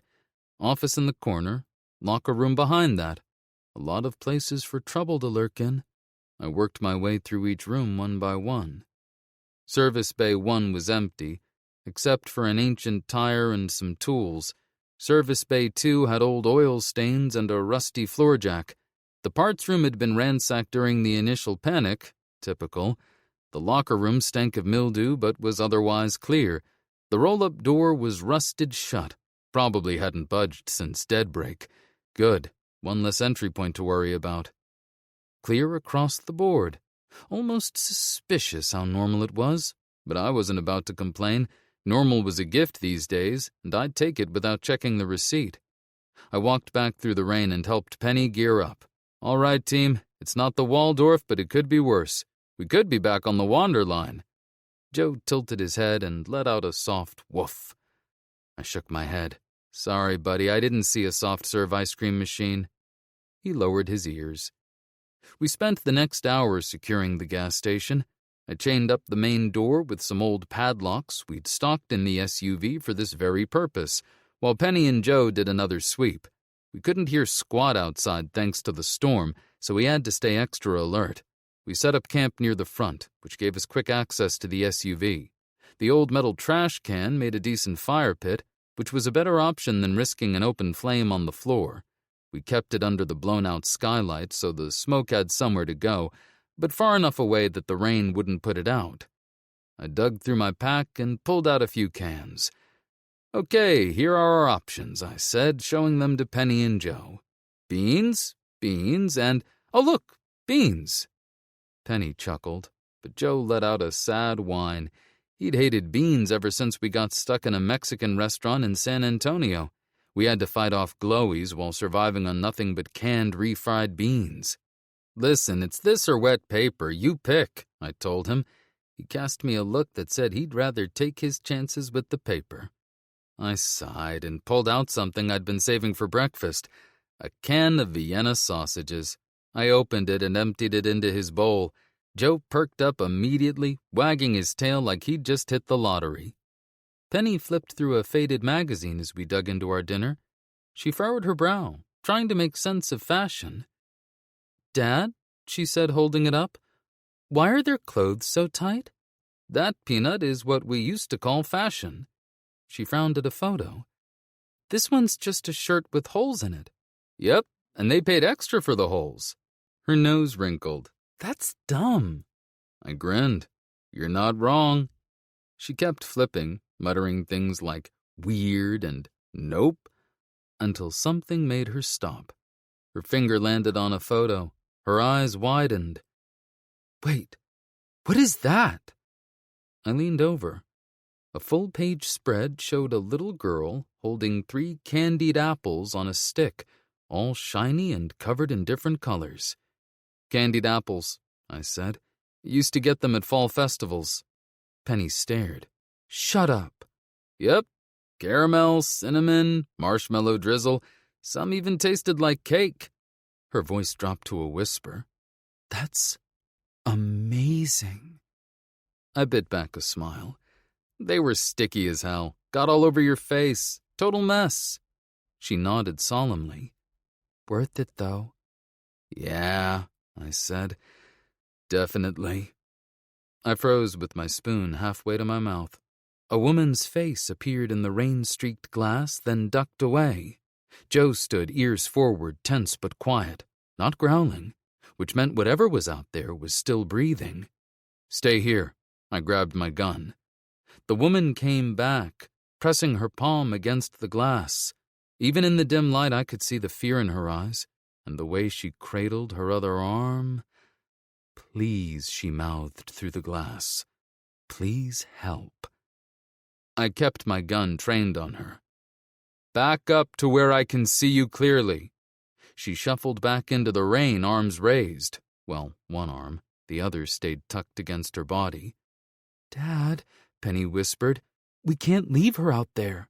"We sure as hell can. For all we know, she's bait." I looked at Penny's face. "But let's take a look. Get your bow ready." Penny knocked an arrow while I checked the windows. I didn't see any movement in the rain except our visitor swaying on her feet. "Anyone else out there with you?" I called through the glass. The woman shook her head. "No, just me." I gave her an appraising look. Ragged clothes, but civilian stuff. No uniform, no obvious weapons. And Joe still wasn't growling, which counted for something. "All right," I said finally. "I'm going to open the door. You come in slow, hands where I can see them. Any sudden moves and I put a round through you. Clear?" She nodded weakly. I unchained the door while Penny kept her bow aimed. The woman stumbled inside, dripping water everywhere. Up close she looked even worse, pale, shaking, clear signs of shock. "Sit there." I pointed to a spot where we could both keep eyes on her. "Penny, grab her a blanket." The woman huddled in the corner, shivering. I kept my distance, watching how she favored that arm. Shock could mean a lot of things out here, none of them good. Joe hadn't left his post by the door, but his ears were still relaxed. "Let me see that arm," I said, walking closer and crouching down. "We've got some supplies. Might be able to patch you up." She pulled back, tucking the arm closer to her chest. It's nothing. Just a scratch." Yeah, I'd heard that before. The wall behind her was the only thing keeping her from backing up further. I reached for her hand. "Show me." She sobbed and extended her arm. I pushed up the sleeve, and there it was, the bite, angry, swollen, and spreading its poison like wildfire. "Shit," I muttered, sitting back on my heels. "How long ago?" 6, maybe 8 hours, she whispered. Tears spilled down her cheeks. "I thought I was trying to get back to Clearwater. Thought the doctor could—" Her voice broke. "Stupid, right? Like anyone could fix this." I heard footsteps behind me, Penny coming in slowly. She moved closer to the woman and offered her a blanket with a nod and a smile. "Dad?" she asked quietly. "Can we help her?" I saw the bite and the world did a slow-motion tilt. Suddenly, it wasn't a gas station in the rain. It was a dusty shoulder in the middle of nowhere 8 years ago. Same swollen skin as Joanna, same death sentence. The memory hit me like a kick to the kidneys. I took a breath. This woman had maybe hours, if that. But we could at least stay with her. I glanced at Penny. Get the medkit. And another blanket. I turned back to the woman. What's your name? Lisa? The name barely made it past her lips, like she'd just breathed it out. Lisa, I said, we're going to make you comfortable, all right? She was quiet for a moment, studying my face. Then her fingers trembled as they reached into her jacket, pulling out a small, worn book. She hesitated, holding it against her chest. I have a sister, Cora, in Clearwater. Her eyes searched mine, desperate but wary. You wouldn't... Are you heading anywhere near there? Clearwater, the universe and its timing. Yeah, I said. We're headed that way. Relief washed over her face, but she still clutched the diary tight. This is for her. Everything she needs to know is in here. Another pause, another look at me, like she was trying to decide if I was worth the gamble. Please, I know I'm asking a stranger, but please, make sure she gets it. I took the diary carefully. Promises to the dying. Been here before, would probably be here again. I tucked it into my pocket. I'll make sure. You have my word. Penny returned with the supplies, and together we did what we could to make Lisa comfortable. We cleaned her wound, gave her painkillers, and placed another blanket over her. It didn't stop her shivers. I kept thinking about another dusty road, another promise, another impossible choice. I checked her eyes. The film was already creeping in. Please, she rasped, grabbing my wrist. Still had some strength in her. I don't want to turn. Don't let me become one of them. I gave her a nod. Some things you agree to so often that they start to feel like muscle memory. Doesn't make 'em any easier to do. Penny, I started, but she shook her head. I'm staying, she said, taking Lisa's hand. No one should be alone. My throat tightened. She didn't look away, didn't waver. One day the world would realize what I already knew. Penny was better than the lot of us. Certainly better than me. Lisa lowered her head and closed her eyes. Her breath came in rapid, shallow gasps now, and her body temperature had shot up. All the usual warning signs that time was running out.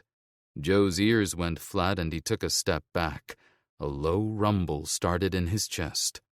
My thumb found the safety out of habit, a click that felt louder than the storm outside. I didn't want Penny to see the flash, but she wouldn't let go of that hand. I centered the sights where the fever was burning hottest. I've done this a dozen times, but the gun always feels 10 pounds heavier when there's a name attached to the target. I'm sorry, I whispered, not sure if I was talking to Lisa, to Joanna, or to myself. The lines around Lisa's eyes softened. Her fists unclenched at her sides. Thank you, she breathed. Her whole body slackened. I took a breath, tasted the copper in the air, and pulled the trigger. The gunshot cracked through the small space. Penny held Lisa's hand until the end, then stood up slowly. She pulled the blanket over Lisa's face and wiped her eyes with her sleeve. I holstered my gun. Joe pressed against my leg like he always did at times like this, keeping watch while I pulled myself together. I gave him a quick scratch behind the ears. Another body on the floor of another abandoned gas station. But we didn't have time to dwell. We had a diary to deliver. I didn't look back. I never do. But I always remember. Chapter 17. The Things We Do. From a distance, Clearwater looked about as inviting as a dentist's office in 1940s Berlin. The walls around the Williston Regional Water Treatment Plant were a patchwork of scrap metal and scavenged billboards, Plus, what I felt pretty sure was the hull of a yacht. Someone had spray-painted "Welcome to Clearwater" on a rusty water tower. They'd spelled welcome with 2 L's. They hadn't bothered to fix it. I eased off the gas as we neared the checkpoint. Time to put on my friendly traveler just passing through face, which probably looked more like mildly annoyed but harmless. 2 gutted school buses sat on either side of the road, with a swing arm made from a wind turbine blade blocking the way. Long, deep trenches ran behind the buses, not bad for stopping cars and trucks, though those military vehicles I'd been chasing would barely notice. I caught Penny's reflection in the rear view, dark circles, hair all over the place. She was running on fumes. Hell, so was I. The checkpoint guards wore mismatched tactical gear, nothing for show. Police vests, military plates, prison guard armor. Like they'd raided every cop shop and army surplus store within 50 miles. Their MP5s looked well-maintained, and the way they moved said they knew how to use them. Great. Professional security. Just what you want to see when you might need to floor it. I took a deep breath as we rolled to a stop in front of the swing arm. Days of chasing the convoy, with barely any progress, had put me in a shit mood, but we needed information. If these people had it, I'd play nice. I kept the clutch depressed, ready to reverse if this went as well as my last dentist appointment, which was last month. "I'm looking for someone named Cora. Got a delivery for her. Also need information about a convoy. Big vehicles, rotisserie chicken logo on the side." One of the guards shifted his grip on the MP5. "The mayor might know something, but he doesn't see just anyone." The guard's tone said, "Especially not suspicious characters who just rolled up to the gates." I took a deep breath, in through my nose, out through my mouth, like my therapist used to say. Not that I'd ever admit it helped. "Look, I'm just here to make a delivery, maybe do a little trading while I'm at it." The second guard leaned in and said something I couldn't catch. The first guard sized me up again, taking his sweet time with it. I could practically see him weighing the pros and cons of letting in another potential headache versus turning away someone who might actually have something worthwhile. "What kind of delivery?" he finally asked. "Personal letter. For Cora. Priority mail from the Jeremiah Reid Postal Service." More of that silent guard telepathy. A few hand signals I pretended to understand. Then the second guard shrugged like he was saying, "Your funeral, buddy." "Park there." The guard pointed to a lot near the gate. "Wait for an escort." I pulled in between a rusty pickup and a mail truck. The lot guards kept their hands on their weapons. Smart of them. 2 guards led us past prefab buildings and construction trailers, kind of like a post-apocalyptic corn maze, except instead of getting lost, you might get shot.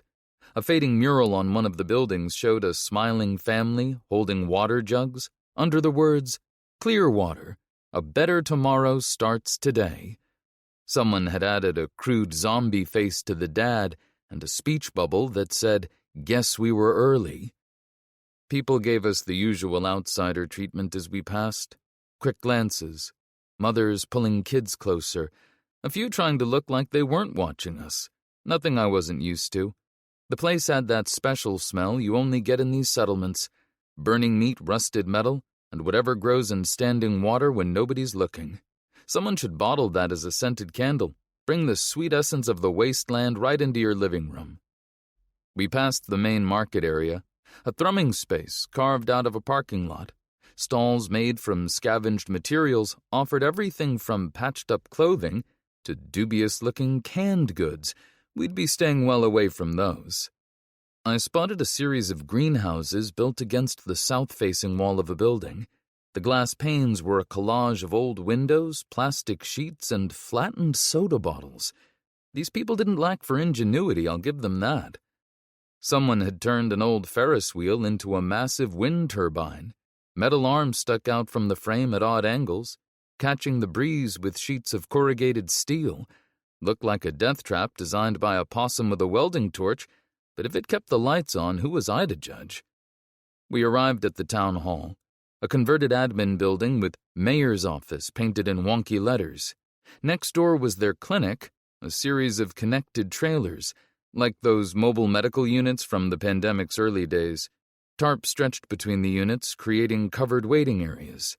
The line snaked past the admin building, and not with the usual cuts and scrapes. People hunched in folding chairs barely moving. Parents cradled kids who I swear hadn't blinked in hours. Nobody was talking. Nobody was even complaining. That was never a good sign. Our escorts led us up the steps of the admin building. The mayor's office was a sad attempt to recreate the Oval Office with furniture from a discount store. An American flag hung behind a desk that might have been nice before it was rebuilt with plywood. The walls were covered with framed computer printouts celebrating Clearwater's milestones. I bet they had things like first successful rat farm and 100 days without cannibalism. They had a chart on the wall with days since a guard shot the wrong person. The number was currently at 4. They wasted a lot of good paper and precious ink trying to make this place feel official. I get it, though. Sometimes the performance of normalcy is the only thing holding a place together. I drummed my fingers against my holster. If this turned out to be a dead end, the convoy's trail might go cold. Jenny was out there with those assholes, probably plotting their deaths, while I was stuck here playing nice with Mayor What's-His-Face. Shame I couldn't solve this problem the old-fashioned way, with excessive amounts of ammunition. Get the info, get out, and try not to shoot anybody. 2 out of 3 ain't bad. I turned to Penny. Let me do the talking, and if things get funky, our safe word is rutabaga. Penny nodded and stepped behind me. The mayor appeared from a side door, a stocky guy with a beard that reached down to his chest. He did a slow-motion inventory of me, cataloging every scar and weapon like he was checking me for lice. A bookshelf behind his desk caught my eye.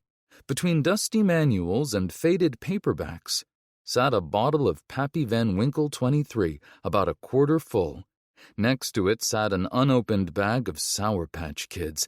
My mouth actually watered. Couldn't remember the last time I'd had one of those. Below that was a glass display case I almost missed, the kind of thing you'd see in a pawn shop.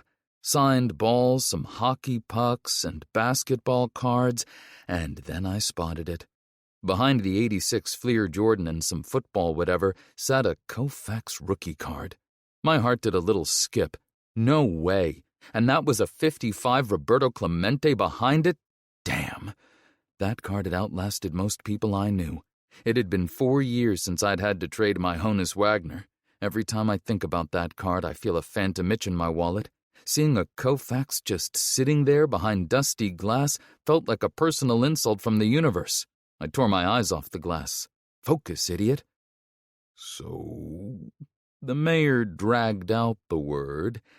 You're looking for information about Virum X. I glanced away from the case. Is that the name of the people with the stupid bird logo? His beard twitched. Virum Excenere. So, the douchebags had a name, and a French-Canadian one no less. Makes the blood boil. Then yes, I've been on their tail for 5 days now. Latin for truth from ashes or some such bullshit. We called them VEC. Pretentious assholes, if you ask me. Of course it's Latin. Obviously. I don't need a language lesson, I just need to know where they're headed. His eyes caught my missing finger, then moved to Betty resting in her scabbard. You've seen your share of trouble. You could say that. I kept my tone neutral, but my fingers itched to be moving. Still here, though. That says something. Says I'm really good at staying alive. Look, if we're done with the small talk, I've got places to be and people to find. His gaze shifted to Penny. Most folks don't drag their kids into this kind of mess. Most kids don't have much choice these days. Our main filtration system crapped out last week, he said. Had a tunnel collapse a couple of months back. Trapped some infected down there. Now they're blocking the controls. Lost 3 teams already trying to clear 'em out. He paused for dramatic effect. I groaned. Just get to the point, man. You look like you've handled worse, the mayor said. Not interested. What? Whatever it is you're going to ask for, hard pass. The mayor's expression shifted. His shoulders slumped. Got over 50 kids here. Without clean water. He let that hang in the air. Oh, here we go with the guilt trip. Look, I didn't like seeing sick kids any more than the next guy, but I didn't have time to help every settlement with a problem. Jenny's trail would be ice cold before I even got my boots wet here. Total bummer, but priorities. Sounds like a you problem, I said. I can get my information elsewhere. Places that don't require a suicide mission as the admission price. I could feel Penny's eyes on me. She didn't say anything. She didn't have to.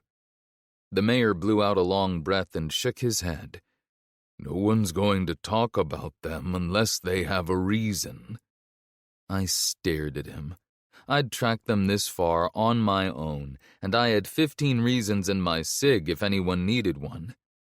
The silence stretched between us. The mayor looked at me, then at Penny, then back at me. Something in my expression must have told him I wasn't the charity case type because his shoulders sagged. We need someone to take us to Cora. After that, we'll be on our way, I said. His beard twitched, and he sat back in his chair, absently shuffling the papers on his desk. Of course. Someone will show you to the greenhouse. He didn't look up. I headed for the door. Penny and Joe fell into step beside me. The guard led us past rusted panels and stacked junk. Whatever hadn't blown away, they'd turned into walls. I could see rows of raised beds and hydroponic setups through the patchwork of glass and plastic. Smart, or it would have been if half the plants weren't yellowing or dead. The irrigation lines hung limp, dripping cloudy water. I caught a whiff even from outside. Yeah, something wasn't right. 2 women were having what you might charitably call a heated discussion by the entrance. The first had a mop of dark hair chopped unevenly, like someone had tried to give her layers with a hunting knife. A thin scar traced her jawline. But it was her eyes that caught my attention, sharp, determined, the kind that had seen some shit and kept going anyway. The woman facing her was a few inches shorter, with dark curls that fell past her shoulders in natural waves. She had that posture that said she used to teach yoga, or maybe give TED Talks, and hadn't let the end of the world ruin her form. Everything about her suggested someone who'd chosen to be here rather than ended up here by chance. Fuck's sake, Cora. I'm not letting you go down there alone. The shorter woman said, we need more time to... We don't have time, Cameron. Cora gestured at the beds. Half of these were fine last week. Now they're rotting from the roots up. You tell me that's normal. Not everything's a conspiracy. Cameron sounded tired, like they'd had this conversation before. And if you die down there, then what? Nearby, an older man was teaching 2 kids how to test soil, but even from here I could see their hands shaking as they worked.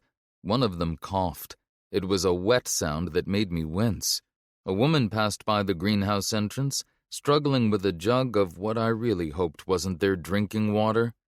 Miss Cora! One of the children called out. Look, I'm helping Mr. Keith. Cora's expression softened. Good work, John. Keep it up. She muttered something under her breath as the kid started coughing again. Sounded like fork. That kid was trying harder than half the adults I'd met since Deadbreak. Sick, scared, and still pulling onions out of the ground like it mattered. Because to him it did. I cleared my throat. Cora? She turned, and for a second I forgot the speech I'd spent the last 40 miles practicing. Yeah? Name's Jeremiah, I said, shifting my weight. Your sister asked me to give you something. I reached into my pack and pulled out the diary. It was just a small weathered book, but as I held it out, it felt like it weighed 50 pounds. Cora didn't move at first. She just stared at it. and I watched the blood drain out of her face until she looked like she belonged in the before section of a funeral home brochure. "Lisa? Where is she? Is she hurt?" The words came out of her like a landslide. "What the fuck?" The shorter woman, Cameron, stepped between us like she was ready to tackle me. "Where did you get that?" I'd rehearsed this. I'd gone over the phrasing in the SUV until the words lost all meaning. But standing there under the greenhouse glass with a kid hacking up a lung nearby, it didn't help for shit. "Yeah, she was hurt, and she didn't make it." The world seemed to go quiet for a second, except for the drip-drip of the leaky irrigation lines.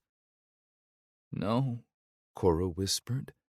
"No, no, no." Her hands were shaking so hard I thought she'd dropped the book, but she white-knuckled it against her chest. Cameron's arm went around her waist, steadying her before she could tilt over. "When?" "Yesterday. Gas station about 4 hours west of here. She was trying to make it back." "Valley Glen." Pretty sure I heard teeth grinding, the kind of sound that usually ends with someone getting shot. "Because the fucking mayor just had to send her out there, after I warned him." She stopped, pressing her lips together until they were just a thin red line. Cameron steadied her. "Hey, breathe, babe. You don't have to do this now." Cora looked back at me. "How?" "Bite." She closed her eyes, and for a heartbeat she looked 100 years old. Was she in pain?" Shit, what do you say to that? The truth? The kind version? I went with the kind version. "No," I said, and I managed to keep my voice steady enough to pass for a fact. "She didn't suffer long. She asked me to make sure you got that. First thing she said." Cora held the diary close like it was the only thing keeping her from floating away. Her other hand found Cameron's. Her expression softened at Penny and Joe lingering nearby. "And who's this?" "I'm Penny. That's Joe. I'm sorry about your sister." Joe stuck his nose into a peculiar-looking plant and started investigating, tail wagging the whole time. He looked up at his name. A half-chewed leaf hung from his mouth. Cora wiped her eyes with the back of her hand. I took another look at the wilting plants. "I'm guessing you folks aren't getting by so well with this water situation. What happened to good old-fashioned boiling?" Cameron tensed, but Cora waved her off. "Our filtration system doesn't just clean drinking water. It runs everything, crops, toilets, you name it. And whatever's coming out now, boiling it won't fix. Without it..." She gestured around. "Without it, all of this falls apart." Cameron moved to face her. "And now you want to go down there. Why does it have to be you? That's Hank's job." "Hank's too chicken shit to go, and so are the rest of his guys," Cora said. Something changed in her stance. "After what happened to the last team, that's exactly my point. That's his damn job, not yours." "You know I can handle myself," Cora said. Her mouth twitched into what I like to call the "been there, killed that" smirk. Not your average gardener expression. "Wouldn't be my first time in a tight spot. Especially now." Cameron jabbed a finger at the diary. "After this?" "Especially now." Cora's voice dropped. "I'm not." She straightened up. "I'm not sitting this one out." The kid hacked again. I watched him try to help pick vegetables like it was taking all his effort to pull out an onion.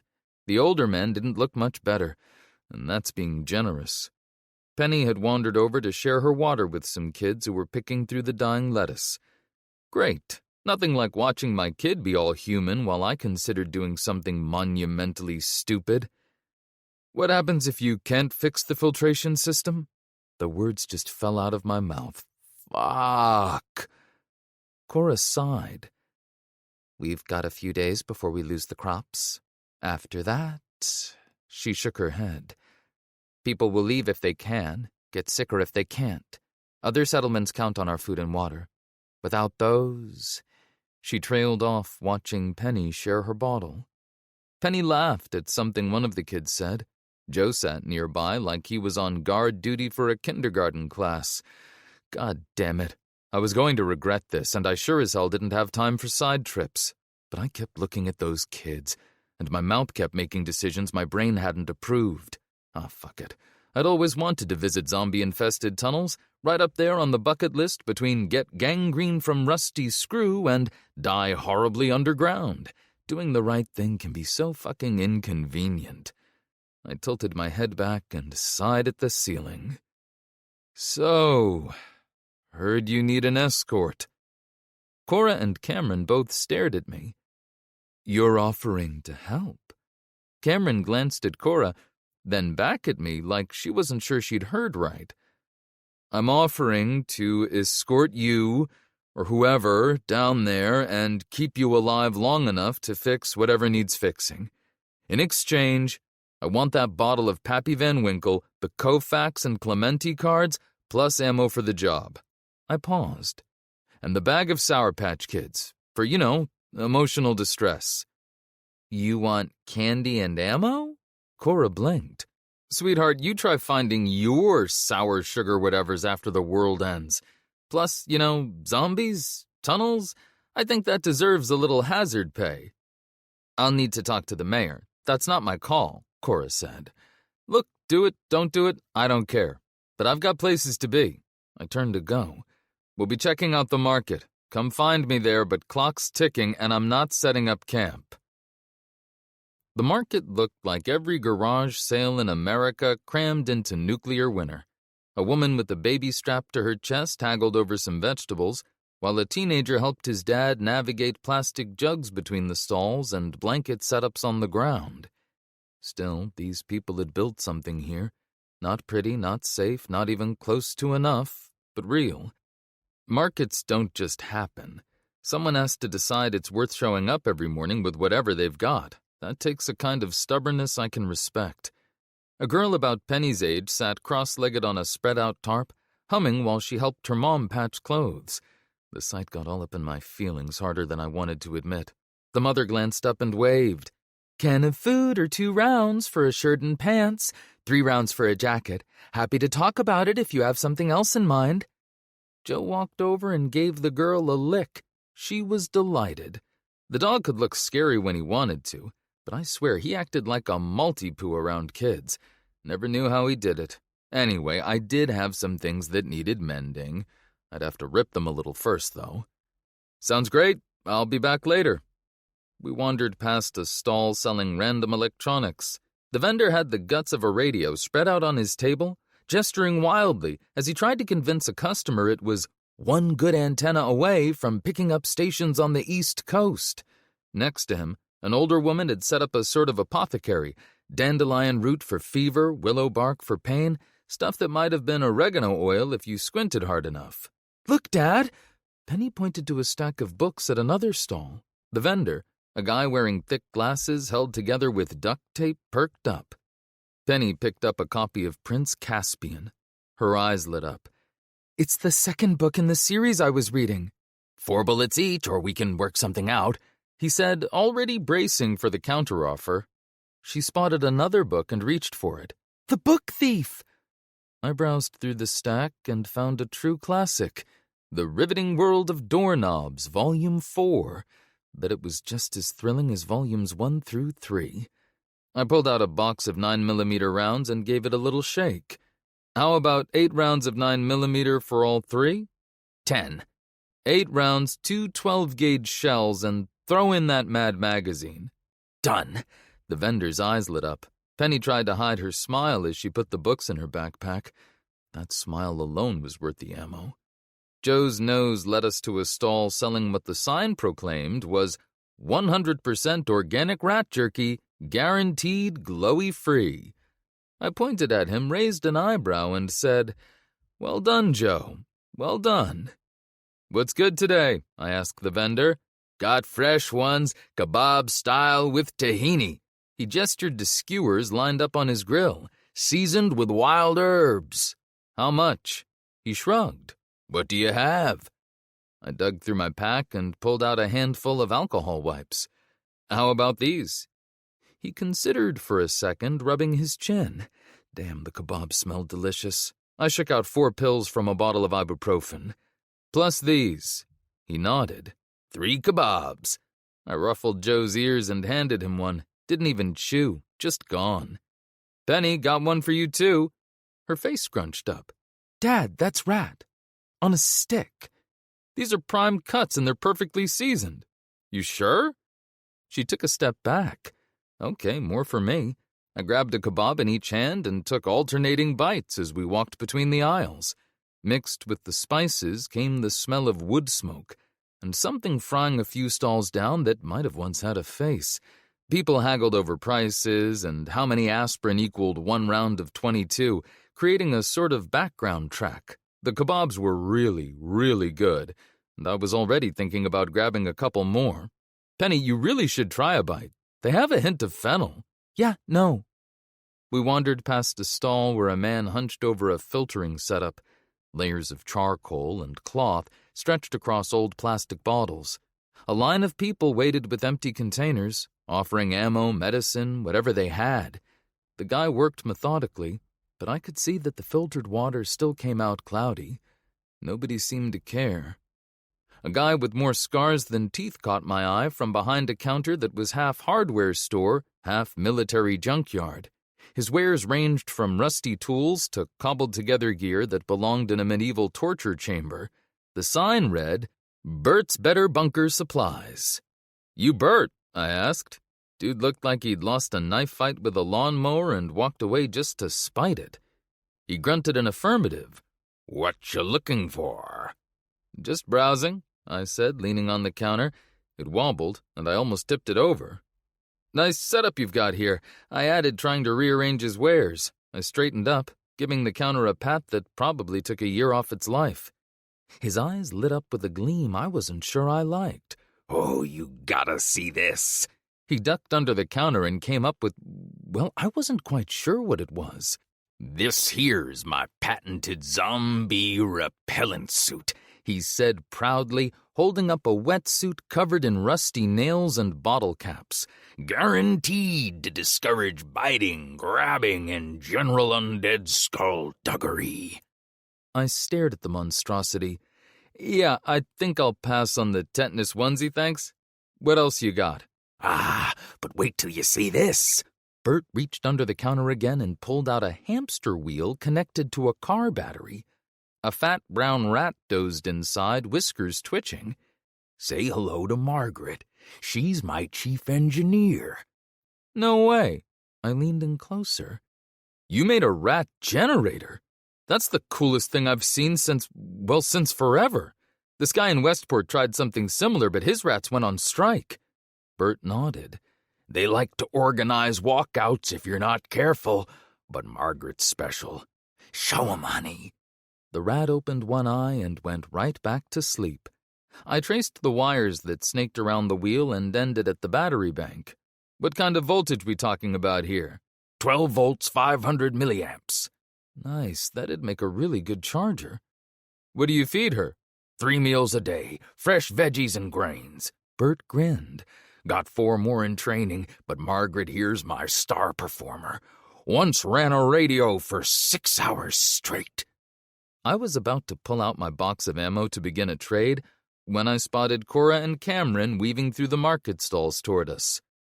Been looking for you, Cora said when she reached the counter. We've got a deal. Sort of. The bourbon, the candy, ammo, and the Koufax. The Clementi was his dad's, non-negotiable. This was my chance to back out, walk away, keep chasing Jenny's trail. But I sighed. The left arm of God was not a bad get, and hell, maybe if I scored a few more prime trades, I could finally wrestle my Honus Wagner from Tanner's mangled little claws. Plus, saving a bunch of people from dying of thirst, that too. Deal, I said. What you up to, Cora? Bert asked. Going down to the tunnels to see if I can fix the filtration system. Jeremiah here offered to help. Well, now, Bert said, his grin somehow got wider. In that case, let me show you my premium inventory. He reached under the counter again. Margaret, wake up. We got paying customers.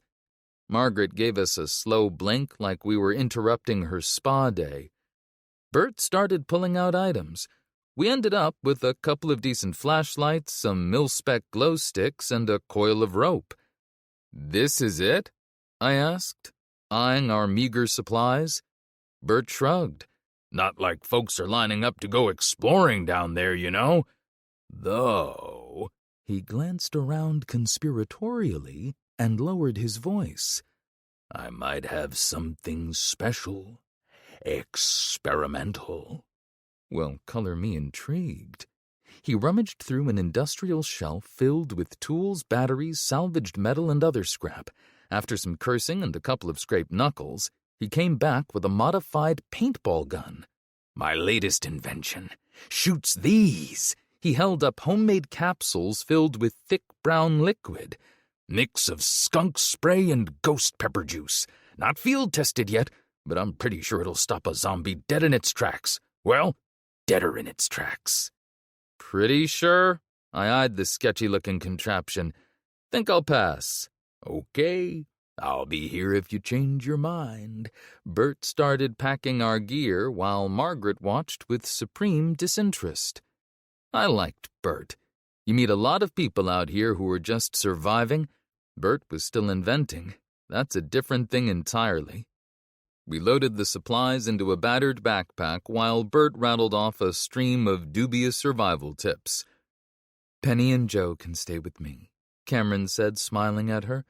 "We'll help in the greenhouse, maybe make some preserves later. Sound good?"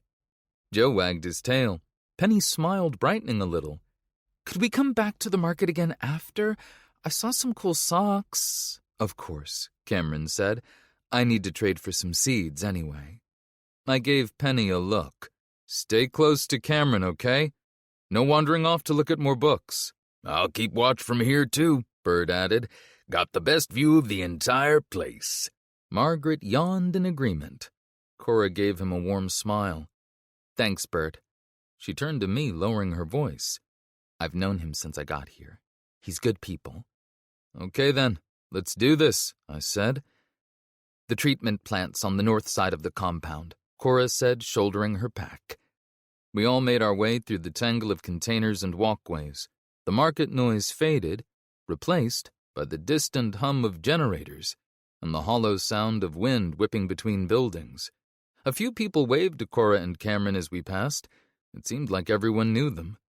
The treatment plant entrance was a blocky concrete structure with walls stained from years of neglect.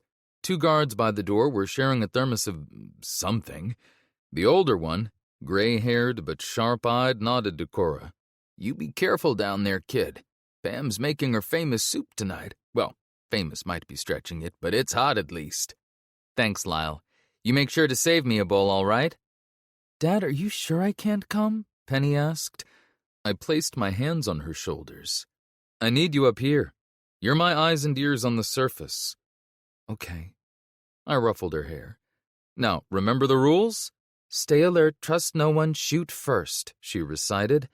"And the Reid house words? Hit first, hit hard, hit fast, hit often." "That's my girl." I pulled her into a hug. Cameron pulled Cora aside and pressed a small package wrapped in cloth into her hands. "Be careful," she whispered, touching Cora's cheek. They shared a kiss that had me suddenly very interested in checking my gear. Funny how the apocalypse makes goodbye kisses mean more than they used to. I thought about Jenny. Then I stopped thinking about Jenny because that waylay madness and a very unfocused trip into a sewer. We did our final gear checks just outside the entrance. Cora checked her revolver, pulled the cylinder, spun it, and snapped it back. She knew what she was doing. "Just so we're clear on the route," I said as we headed inside. "We're taking the long way down because I'm going with my gut here. The mechanical building access is faster, but a team went down there 2 weeks ago. Never made it out. They had some tools with them because the emergency exits only open from the inside. Honestly, it just doesn't feel right." I raised an eyebrow. "So we're taking the scenic route because you don't like the vibes? You're fucking with me, right? Look, we'll get there either way. Then we can use the emergency release to exit, assuming they still work." "Assuming? Fucking hell! That pappy better not be cut with moonshine or I'm gonna throw hands." We followed the faded signs deeper into the plant. past empty offices with papers all over the floors, through some workshop full of equipment I didn't recognize. The signs just kept pointing down. After the third level, I began to wonder if we were heading for a basement or the express lane to hell.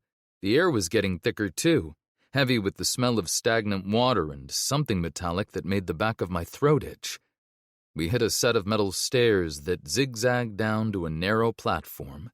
Sitting there were the main access doors, heavy steel slabs, covered in more warning signs than a nuclear reactor. Years of rust had eaten away at the hinges, leaving orange trails down the metal like dried blood. Someone had recently taken a torch to the reinforcement bars that had been welded across the front, leaving the jagged remains of the steel curling outward. I put my shoulder into the doors and they groaned open, revealing a maintenance shaft that dropped straight into a whole lot of nothing. Somewhere far below, I heard a steady drip, drip, drip hitting water, or maybe something dragging its heavy, wet self through the muck. The emergency lights were dead. I clicked on my flashlight, but the beam only chewed through the first few rungs of a ladder bolted to the concrete wall, before the dark swallowed the rest of it. It was just a black hole down there, punctuated by more of those dragging sounds. Some days you chase a convoy across 3 states to save the woman you love. Other days you volunteer to crawl into a sewer because a kid with a rattling cough made you feel things. Today was apparently both. Chapter 18. Down in the Sewers. The service tunnel stretched ahead, just wide enough for 2 people.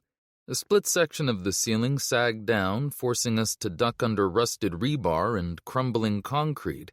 My beam caught something in the muck a few feet ahead. I raised my hand, motioning for Cora to stop. I crouched down, sweeping the light across fresh boot prints in the silt. The tracks meandered ahead before disappearing into standing water. The plop of drips from a crack overhead echoed off the walls. I heard a scraping sound behind the left wall and swung the light. A fat rat dragging something through a hole froze in the beam. I figured it was probably setting up his own little zombie survival den. I waved. Sorry. The rat nodded and disappeared into the wall. Looks like we're not alone down here, I said, turning my attention back to the prints. And I don't mean our furry friend. Cora's grip tightened on her machete. Could be from the last team, she whispered. I traced the edge of the print with my light.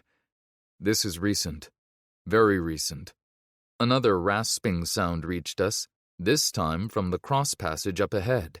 Had to be more than rats, judging by the echo, or possibly 3 rats in a trench coat. A metallic clang rang out from one of the maintenance shafts, followed by what sounded disturbingly like a muffled growl. The access tunnel was barely wide enough to squeeze through. Great place for something to grab you. Well, I muttered, straightening up and racking a shell in Big Betty. A chunk of concrete chose that moment to fall somewhere behind us. The wet thud made us both jump. It wouldn't be a proper job without a few surprises, right? Cora's lips twitched. More of a grimace than a smile. Lead the way. I led us through the maze. Flashlights threw shadows that jumped along the slimy walls. The air reeked of mold, decay, and an unmistakable sewer funk that had my eyes watering. So, I whispered to Cora, come here often. She shot me one of those looks all women must learn at their secret meetings. Let's focus on the... Hold that thought. A stirring up ahead caught our lights. Maintenance worker. Well, used to be. The uniform hung in shreds off what was left of him. Rancid liquid dribbled out when it opened its mouth. Ew, I said, raising Big Betty. The zombie moved faster than I expected, like someone had hit fast forward. My hands shook a little. Could have been adrenaline, could have been the whole buried alive situation. Either way, not my best moment. Betty's boom bounced off the walls, turning everything into a bell. My ears were going to be ringing for a week. Assuming we lived that long. The 12-gauge slug didn't just stop him, it turned him into a pressurized geyser of rotted meat and swamp water. It was like a trash bag full of 2-week-old gazpacho exploding in a phone booth. I tasted rot, and for a second, I forgot how to breathe without gagging. Oh, God, I groaned, trying to wipe the gunk off my face. Some of it got in my mouth. "Look out!" Cora yelled. I spun to find 3 waterlogged zombies shambling out of a side corridor. Their feet made wet squelching noises against concrete. "Maintenance access," Cora said, a whole network of them running parallel to the main tunnel. The first one lurched forward. One pull of the trigger and it popped like a water balloon full of chili. The echo almost drowned out the splashing sounds from deeper in. More were coming. What followed was possibly the most disgusting fight of my life, and believe me, that's saying something. Every shot that hit sent a geyser of foul water and rotting flesh into the air. By the time we'd put down the last one, we were both drenched and smelled like we'd been marinated in a dumpster behind a seafood restaurant in August, in Phoenix. We pressed on, taking squishy steps that led us deeper underground.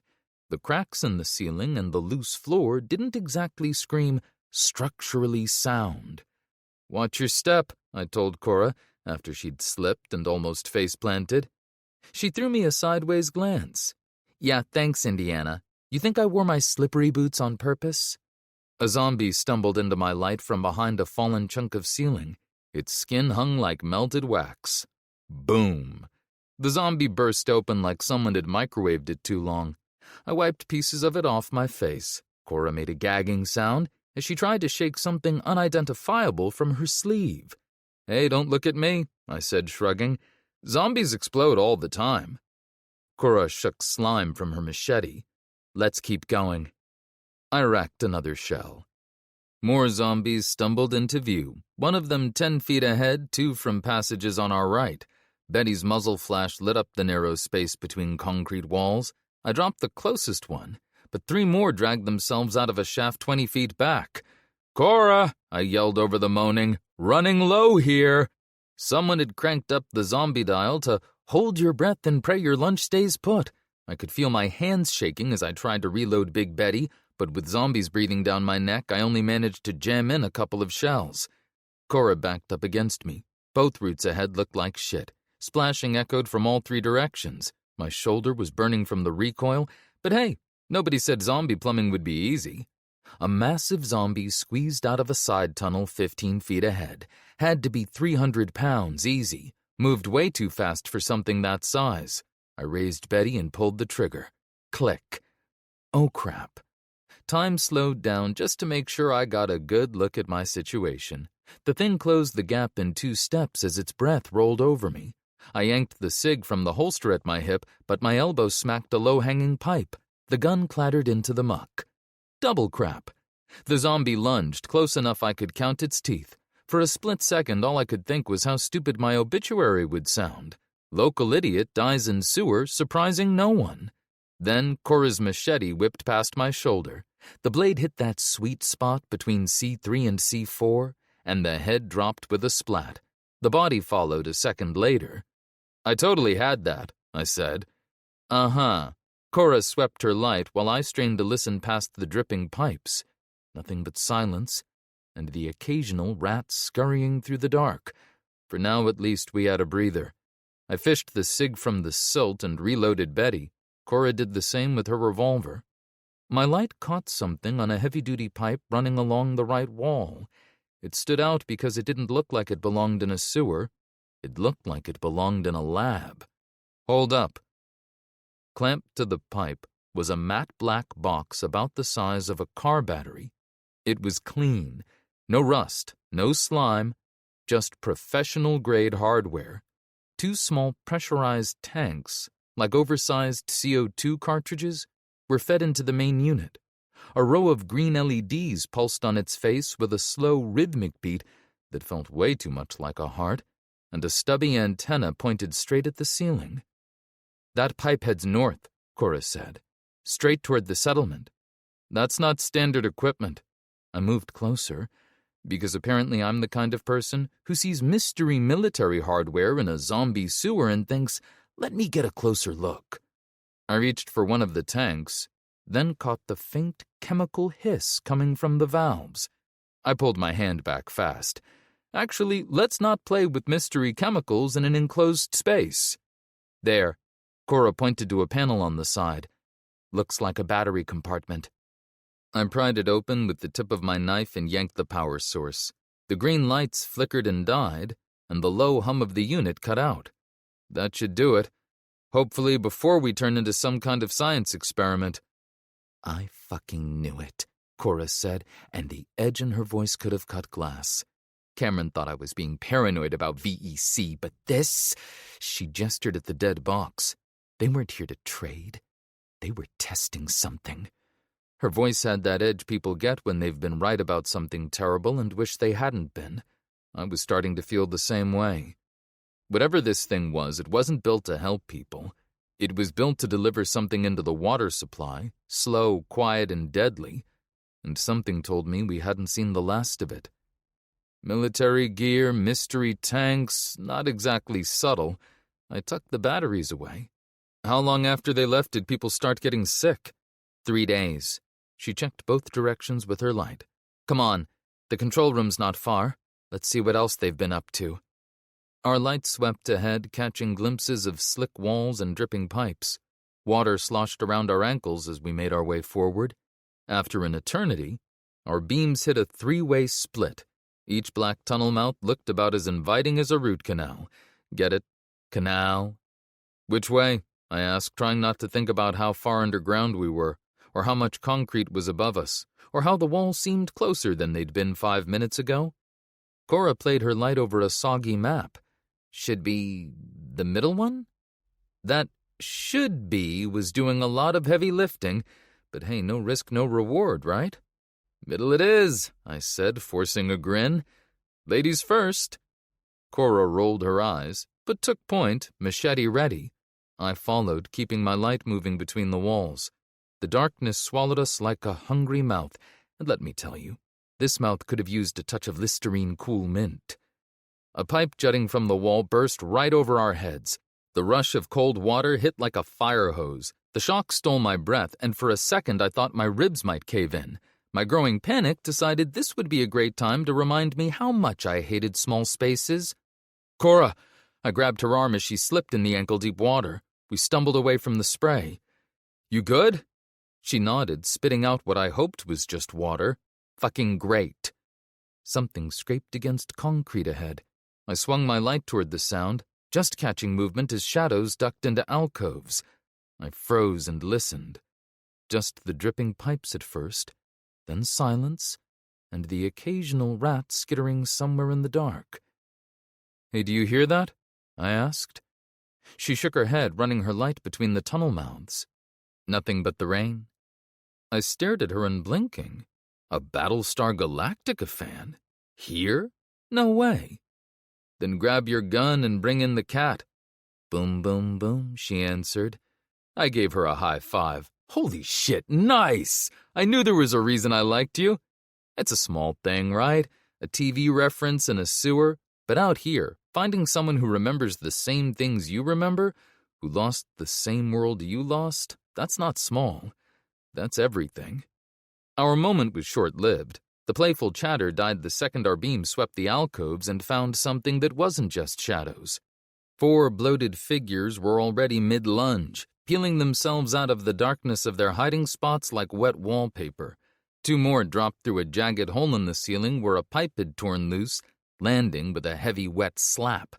All of them looked like they'd been marinating in here for weeks. My shotgun blast caught the first 2, turning them into a fountain of rotten chunks. Cora's machete took the head clean off another. 3 quick cracks from her revolver dropped zombies mid-lunge, but more of them lurched out of the nooks behind us, and I could hear sloshing from the direction we'd come. Keep moving, I yelled over Betty's next boom. We're getting boxed in. We pushed ahead through the spray of the broken pipe, taking down zombies as we went. The floor shifted beneath me. Something gave way. Oh shit, was all I managed, before the floor collapsed, taking us with it. Gravity, as always, had the last word. Chapter 19. How Low Can You Go? My back hit concrete. When my lungs remembered how to work, which was nice, I found myself lying in about 6 inches of stagnant water. Apparently, landing in a nice dry spot was too much to ask for. We'd ended up in an old maintenance tunnel, narrow, dark, the works. Our flashlights had somehow survived the fall and cut through the haze of kicked-up silt. Oh, that totally sucked balls. I did a quick check. Nothing broken, but I'd have some new bruises to show for it. Above us, zombies growled through the ragged hole we'd made in the ceiling. A meaty thud hit the water behind me. One of our friends had decided to join the party, uninvited naturally. I rolled to my side and pulled my cig, but I almost fumbled it. The first zombie lunged. I fired. The shot went wide and sparked off the concrete wall. Fuck. Another splash. A second zombie dropped through the hole above. The first one was on me. I fired again and caught it in the chest. It stumbled but kept coming. Damn it. I forced myself to breathe. Slow is smooth, and smooth is fast. My next shot took it in the head. One down. I swung toward the second zombie as it charged through the shallow water. 3 quick shots, shoulder, neck, and finally the skull. It collapsed with a wet slap. I kept the cig trained on the jagged opening above us waiting. Nothing else came through. I holstered the cig, and it took a couple of tries because my hands were slick. Not because they were shaky, okay? Cora? I swung my light around. You in here? Over here. Her voice came from somewhere to my left. My light found her propped against the wall with both hands wrapped around her ankle. A chunk of concrete and rebar had crashed down next to her. Something nailed my ankle on the way down. I helped her up, but she winced when she put weight on it. It's sprained, she grunted, but I can manage. Boy, I sure hope so. Otherwise, I'll have to leave you behind, I said. Ha ha, real funny. Can we focus now? I looked away and laughed awkwardly. Right. Yeah. Right, that was totally a joke. The walls were caked with corrosion and mineral crud. This place was old, way older than the treatment plant above us, like the basement of civilization's basement, and narrower, like uncomfortably narrower. 2 people could walk side by side if they really liked each other. I think we're near the control room, I said, pointing to the orange-crusted lettering. Question is, are we under it, over it, or next to it? Main control, level B2. She read, brushing grime off the metal. An arrow pointed down the shaft. So we're on B3, she said, following the arrow with her flashlight. 1 floor up. Our lights hit patches of dilapidated stairs zigzagging up the shaft. The metal was that sickly orange-brown you only get from decades of water damage. The first step let out this god-awful screech. I froze, waiting for zombies to come running. Nothing. Just me, having a heart attack over crumbling metal. We climbed carefully, testing each one. They looked so decrepit I was afraid to sneeze. The walls felt like they were inching closer with every step, but that was probably just the panic talking. Probably. Add it to the list. Chickens, tight spaces, and losing people I care about. The big 3. Oh, and clowns. Cora's ankle slowed us down, but better slow than dead. The tunnel up here looked pretty much the same. Corroded pipes everywhere, stained concrete walls. Something dripped somewhere in the darkness ahead. My beam caught more signs that were barely readable. There, Cora cleared away grime with her hand. Main control room access, 300 feet. We moved as quickly as Cora's ankle allowed, bouncing our lights between wet walls.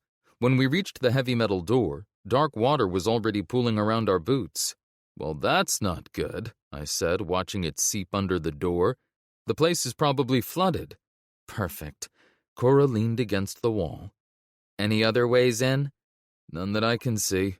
We'll have to chance it. I raised Betty.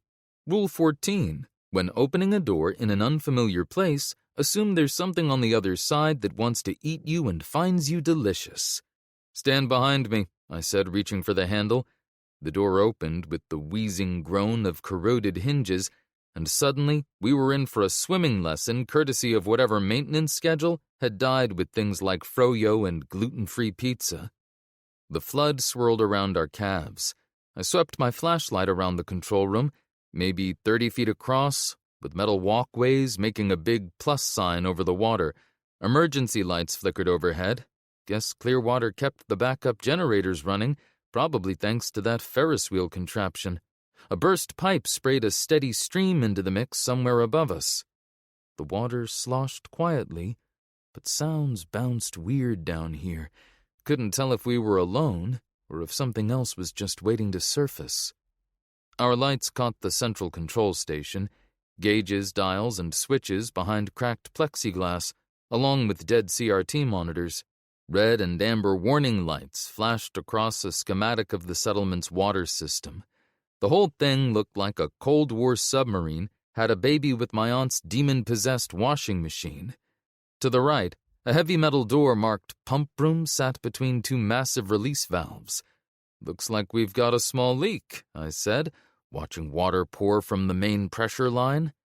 That's when I noticed something above the central control panel, another black box, but bigger than the one in the tunnel. This one had a display screen with numbers and symbols scrolling past. Green LEDs pulsed in sync with whatever data it was collecting. "Cora," I said, keeping my voice low in case zombies were eavesdropping, "take a look at this." She waded over, gripping the railing. The water hadn't dropped past ankle level. "Same style as the one upstairs. But this one looks like..."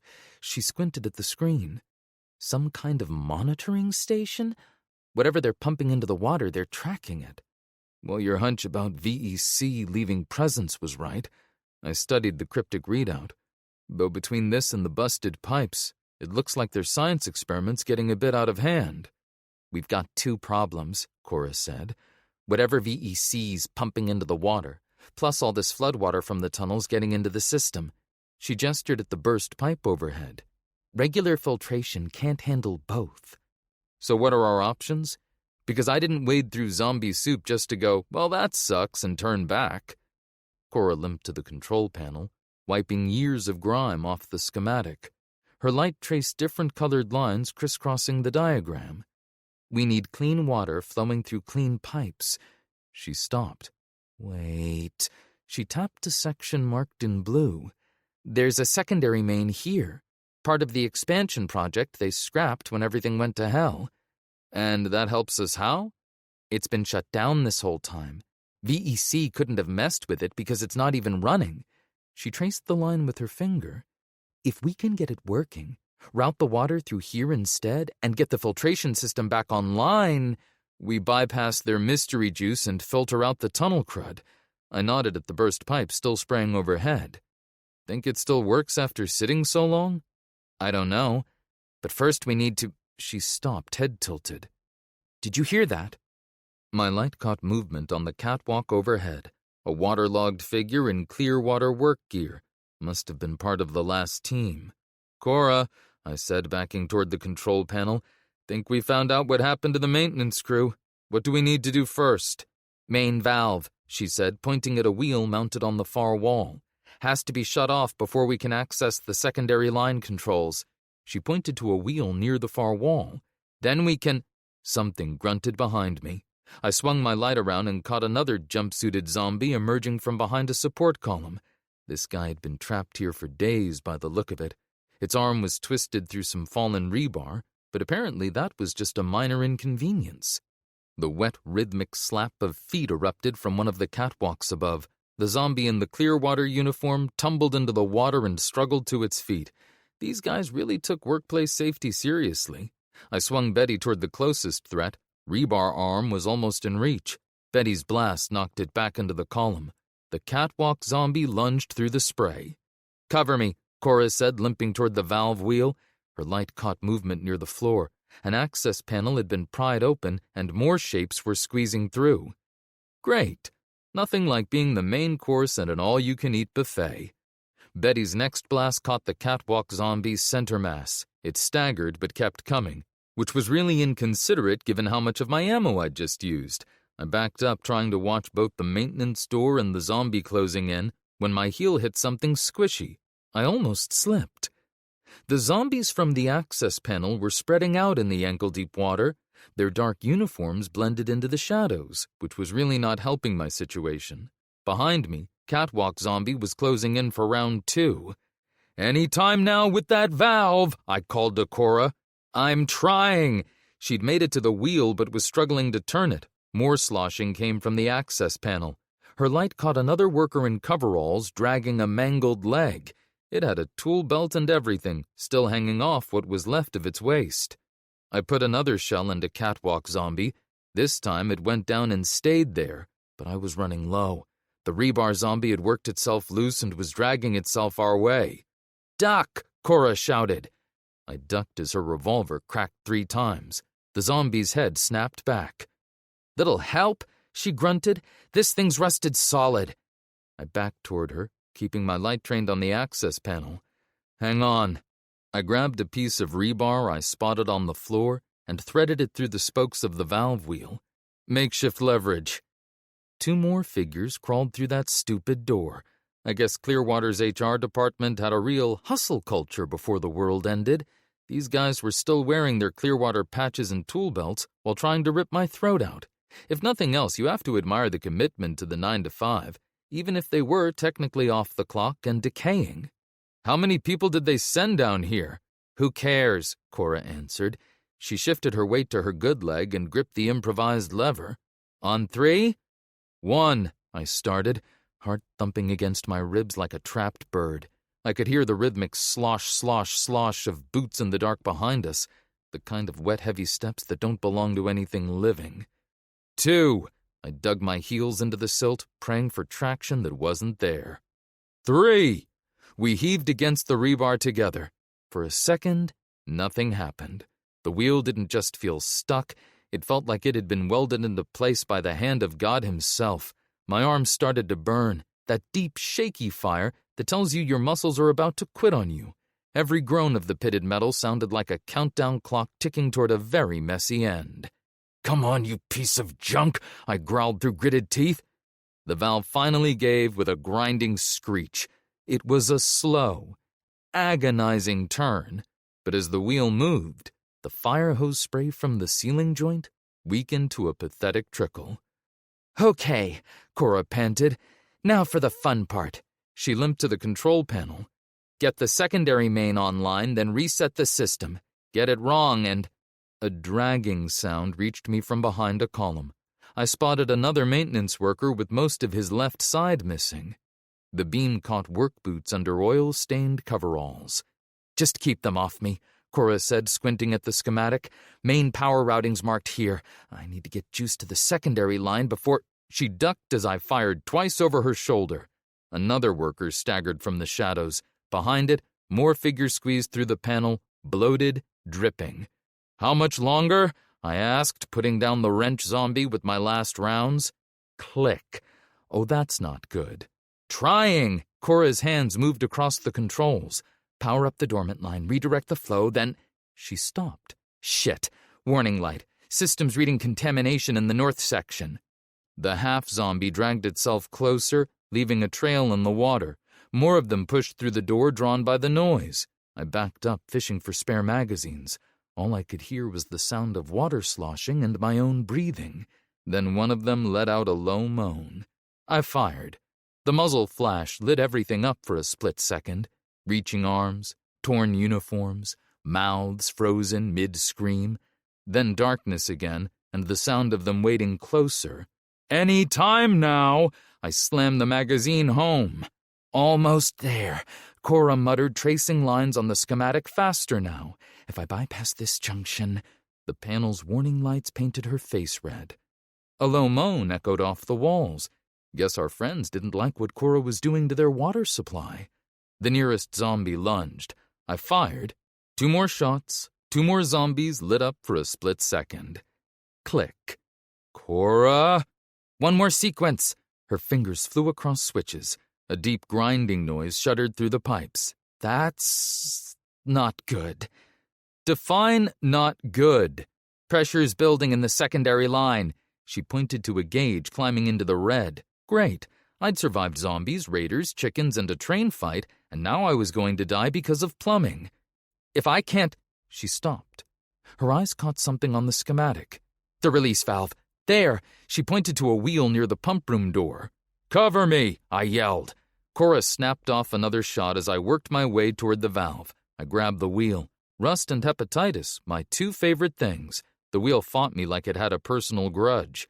The pipes shuddered overhead like the building had a bad case of sewer colic. Not a comforting sound when you're underground. Hurry! Cora fired twice. Quick, controlled shots that dropped 2 zombies mid-stride. She moved like someone who'd done this before. A lot. I was starting to think Gardner was about 4th or 5th on Cora's resume. Gauge is maxing out! I threw my weight against the wheel. Something snapped, hopefully the rust and not, the vital piece of equipment keeping us from dying horribly. Water sprayed from the ceiling joints, but the gauge dropped. That did it! Cora yelled over the sudden violent thrum of the machinery. The ancient pumps didn't just hum, they screamed to life, shaking the floor and sending a new wave of sloshing water against our shins. Secondary lines live! Move, move, move! I didn't need telling twice. The muzzle flash from my SIG lit up a maintenance worker charging through the spray. He was missing an arm, and after my next shot, he was missing everything from the jaw up. Behind him, a bloated shape was plowing through the murky water like a slow-motion torpedo. I tracked the movement and put my very last round right through its forehead. Door! Cora was already at the exit, throwing her weight against the lever. Metal shrieked against metal as the door finally groaned open just enough for us to squeeze through. I could hear the wet, heavy slapping of feet behind me as more of them emerged from the dark alcoves. I dove through the gap, and we slammed the door shut together with a solid clang that echoed up the shaft. We'd fixed the water. Hopefully. The secondary line was running, the VEC device was dead, and we were still breathing. 3 wins. I leaned my head back against the door, closed my eyes, and let myself have 5 seconds of feeling like we'd actually accomplished something. Then I heard splashing on the other side, and the 5 seconds were up. Chapter 20. Beneath the Surface. The stench hit us first, stagnant water and rot that almost made me gag, like someone had tried to bottle the essence of things that should have stayed buried. The pump room was circular, maybe 40 feet across, with concrete walls that disappeared into darkness above. Our light swept across the chamber, catching glimpses of massive centrifugal pumps, each one bigger than a car engine, with cast-iron housings bolted to concrete bases. Metal walkways crisscrossed between them, with our exit door way over on the far side. Whatever emergency lights had worked in the control room hadn't made it in here. Then my beam found something in the center that made me wish it hadn't. What used to be some poor plant worker now had broken pipes and twisted metal sticking out of its body at horrible angles, rebar through the torso, a length of copper pipe where an arm should be. The metal hadn't been attached. It looked like it had grown through the flesh, fused with bone and muscle. The thing stood maybe 6 feet tall, swaying slightly, head tilted at an unnatural angle. Whatever had happened down here had turned this poor bastard into a lumbering 6-foot scrapyard. I'd seen a lot of zombies, enough to fill a stadium and then some. This one made me want to apologize to all the regular ones for ever complaining. The only sounds were the drip of water and the scrape of metal as the zombie shifted its weight. What the hell? I kept my voice low. Between the sick people, these monitoring devices, and whatever this is, I'm seeing a pattern here, Cora. She kept her eyes on the zombie. We can speculate later. Right now, that thing's between us and the door. Ideas? I whispered. Cora was favoring her good leg, and I was down to my last magazine. Not exactly how I planned to go out. Death by angry pipe fitting. The thing's head snapped toward us with a sound like a rusted gate hinge. It heaved forward, slamming into a pump housing with a metallic shriek that raised the hair on my arms. The pipes jutting from its torso didn't just brush the equipment. They gouged deep, silver scars into industrial-grade steel as it plowed toward us. Move! I shoved Cora toward the left. She scrambled behind an intake pipe, but I could see her jaw set in pain as her bad ankle gave way. We were seconds away from being part of the decor. The zombie was a relentless engine of momentum, smashing through a control panel until the glass showered the floor. I raised the SIG, but right as I found the sights, a nearby valve gave up the ghost. A cloud of scalding steam hissed into the air, swallowing the room in a white-out mist. I lost sight of the damn thing, which was just perfect timing. Where? Metal screeched to my right. I spun. The zombie lurched out of the steam, closer than it should have been. I fired blindly, backing up fast. The shots punched through rotted flesh, but the thing kept coming like it hadn't even noticed. My boot hit a pool of water, and I went down hard, catching my weight on a pump base. The zombie bulldozed through a cluster of pipes between us, sending a spray of stagnant water across the room. Jeremiah! Cora's light swung wildly as she circled around the far side. The thing turned toward her voice, scraping those pipes against metal like nails on the world's worst chalkboard. I lined up another shot at its head, but it heaved sideways, stumbling over debris. My shot went wide and pinged off a pump housing. Fuck. I moved between the massive pumps, trying to get a better angle, but the space was too tight, too dark, and every time I thought I had a clear shot, the thing would slam into something, or my light would catch more steam, or I'd have to dodge those pipes swinging around like a demonic windmill. I scrambled up and tried to find an angle, but the space was a mess of shadows and hissing valves. I raised the SIG for a clean headshot when a length of rebar jutting from the thing's shoulder crunched into my wrist. The bones sang in pain, and my flashlight went flying, clattering across the floor before dying with a final pathetic click. I heard it before I saw it, the scrape of metal on concrete getting closer. I fired toward the sound 3 quick shots, hoping I'd hit something important. Heard them punch through flesh, but couldn't tell if I'd actually accomplished anything useful. Cora! Light! Her beam swung toward me and caught the zombie's silhouette maybe 3 feet away. All those pipes sticking out at crazy angles, swinging as it jerked forward like some kind of nightmare porcupine. I dove sideways and felt something sharp tear through my jacket sleeve. That was another jacket ruined. I rolled and came up behind a pump. My chest burned where I'd hit the concrete, and I couldn't catch my breath properly. Getting too old for this acrobatic shit. The zombie smashed into the pump housing I'd just vacated. The impact sent vibrations through the floor that I felt in my teeth.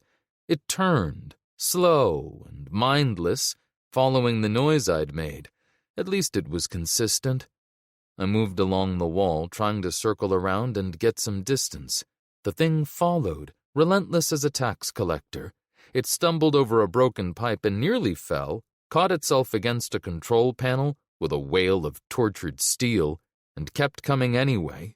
Persistence, thy name is zombie. The zombie stomped between 2 pump housings, squeezing through the narrow gap. Those jutting pipes scraped against metal, caught on edges, and slowed it down for just a second. I raised the SIG.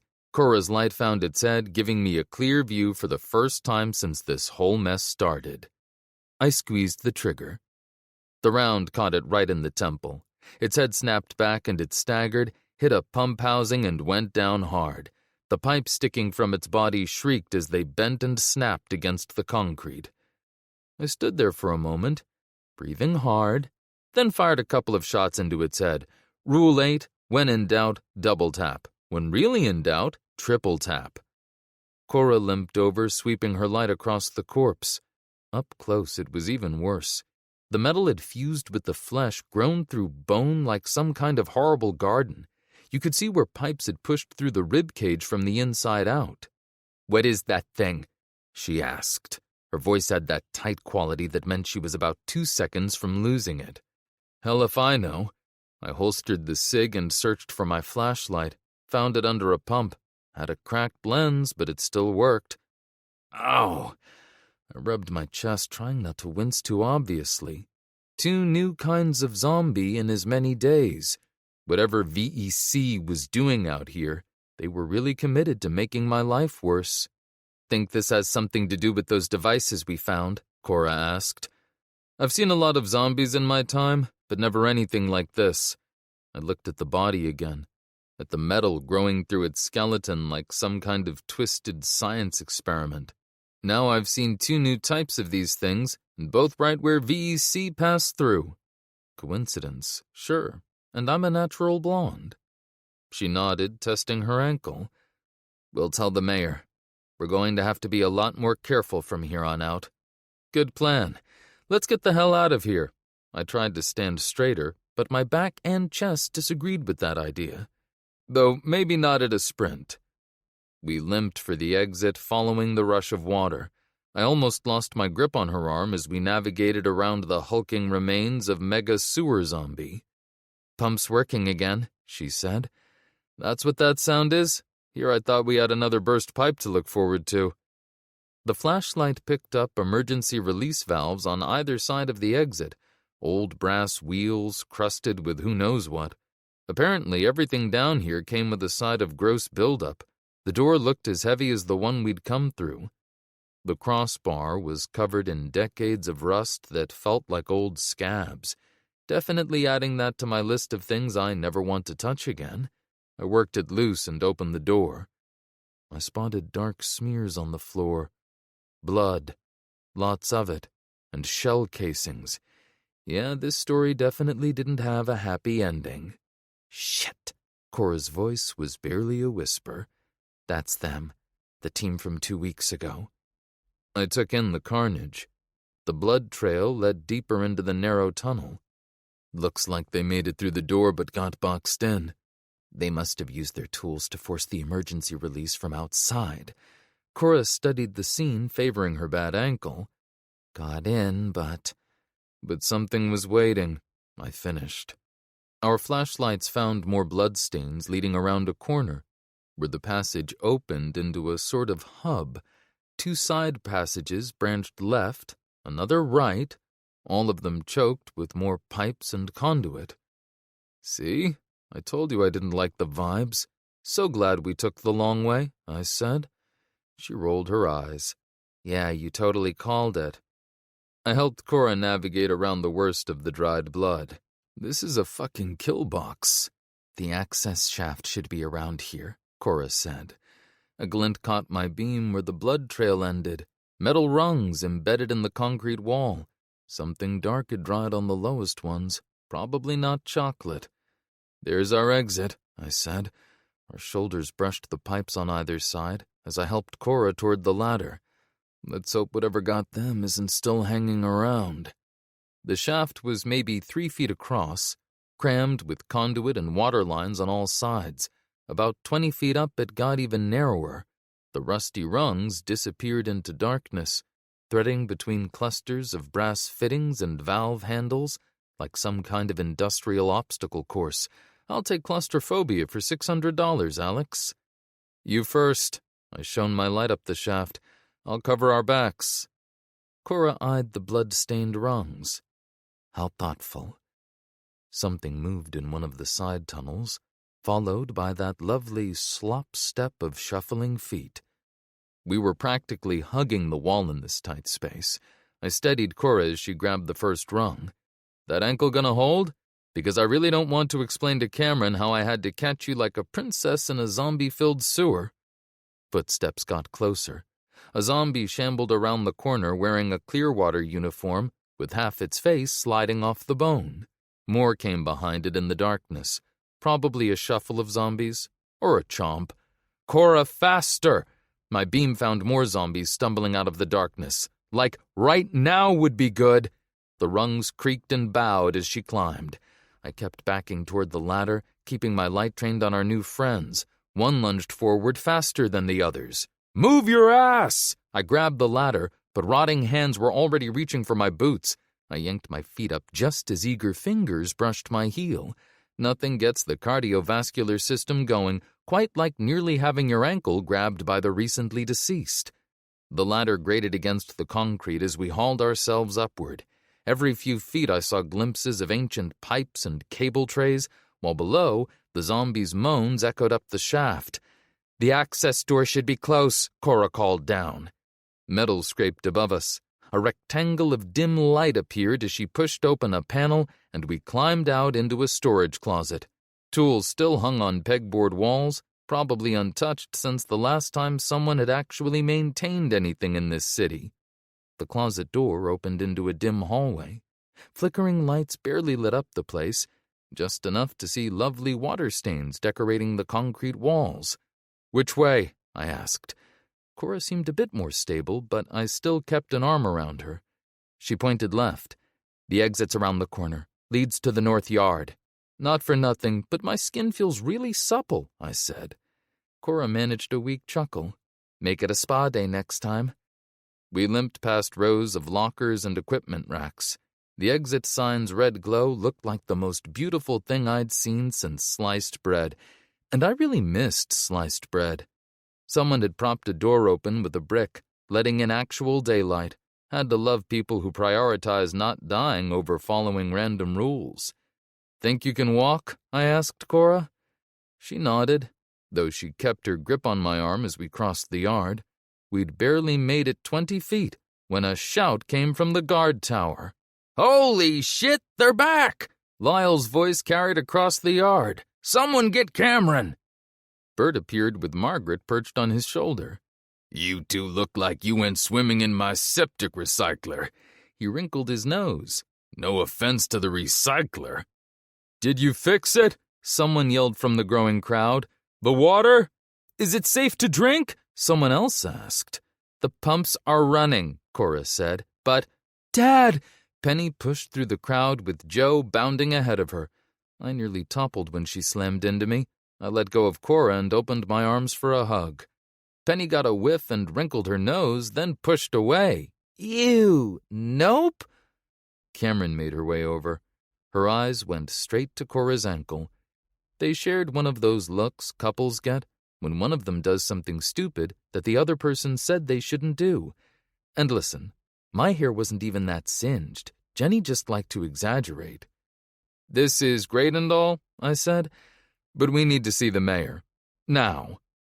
I'll check that ankle first, Cameron said, already reaching for her kit. It'll hold, Cora said. We found something down there. Something really bad. You could practically watch the excitement drain out of everyone when they heard how serious she sounded. Lyle climbed down from his post, rifle slung over his shoulder. Want an escort? Sounds good. I nodded toward the admin building. Come on, Penny. We walked through the crowd as people stepped aside, trailing water and God knows what else. Zombie guts, probably. Joe trotted beside us, but he kept his distance. Couldn't blame him, since we both smelled like we'd been pickled in zombie juice. Hope you have more bourbon, I said once we reached the mayor's office, because trust me, you're gonna want it. We trudged up the steps, leaving wet footprints on the faded carpet that looked like we were trying to map out a new disgusting continent. The mayor stood behind his desk, looking like he'd just swallowed a lemon as he took in our lovely appearance. The filtration system, he started. Fixed, Cora said, easing into a chair with a wince. But we found something else. Some kind of device messing with the system. I leaned against the wall, trying not to think about what was currently soaking into my shoulder blades. Military grade. Pretty new, too. The mayor's eyebrow arched. What kind of device? Some sort of monitoring setup? I shifted my weight. And that's not even the weird part. It's not, the mayor asked. I glanced at Cora. We found something else down there, some kind of modified zombie. Never seen anything like it. Had metal and tubing that looked like it had fused to the bones. Like a scrapyard and a morgue had a really ugly baby. The mayor sank into his chair. Fused? Whatever's making people sick, Cora said. Whatever that device is monitoring, seems like a hell of a coincidence. VEC shows up, pokes their nose around, and all this happens. The mayor clenched his jaw. Fixing the water might have been the easy part. I straightened up, feeling my back popping in 3 places. Speaking of these VEC douche nozzles, time to tell me what you know. The mayor nodded, considering for a moment. They've been moving east, taking people. What do you mean? I asked, though my gut was already doing that cold sinking thing it does when I know I'm not going to like the answer. Doctors, scientists, nurses. He paused, watching my face. Anyone with medical training. Jenny. Taking them where? I asked. That warm sensation flared in my chest again. Not just rage this time, something colder, more focused, like I finally had a target in my sights instead of just shadows. That's the problem. No one knows. They're organized, though. Military-grade equipment. Yeah, we saw their handiwork. I pushed off the wall. But why? What do they need them for? He stroked his beard, suddenly looking much older than when we'd walked in. They're religious zealots, from what the traders tell us. Think the infected were some kind of divine intervention. Need people to help with experiments to spread the fungus, like they're trying to help God finish the job. Divine intervention, I said. Right. Medical experiments. This smells like bullshit science fiction, and I don't mean the good kind with space battles. I mean the kind where everyone dies at the end because someone forgot to wash their hands. Honestly, I don't buy the zealot angle. He leaned forward. People bring stories. Some swear they've seen helicopters with their logo on them. Others say they're ex-government working on something big. That feels closer to the truth, given how they operate. And the convoy that came through here? Headed for Bayside. About a day's drive. At least that's what we think. I want to help, Cora said. We all turned to look at her. Cameron stepped closer. What? What did you just say? These people... No. Cameron pointed at her. No, you don't get to do this. Not after everything we've built here. I caught Penny's eye and gave her a subtle jerk of my head toward the door. She grabbed Joe's collar and started backing out. I followed, trying to make myself as small as possible, which is hard to do when you're a grown man covered in sewer grime. This wasn't our fight, but Cameron was already moving, and she ended up blocking the exit without even realizing it.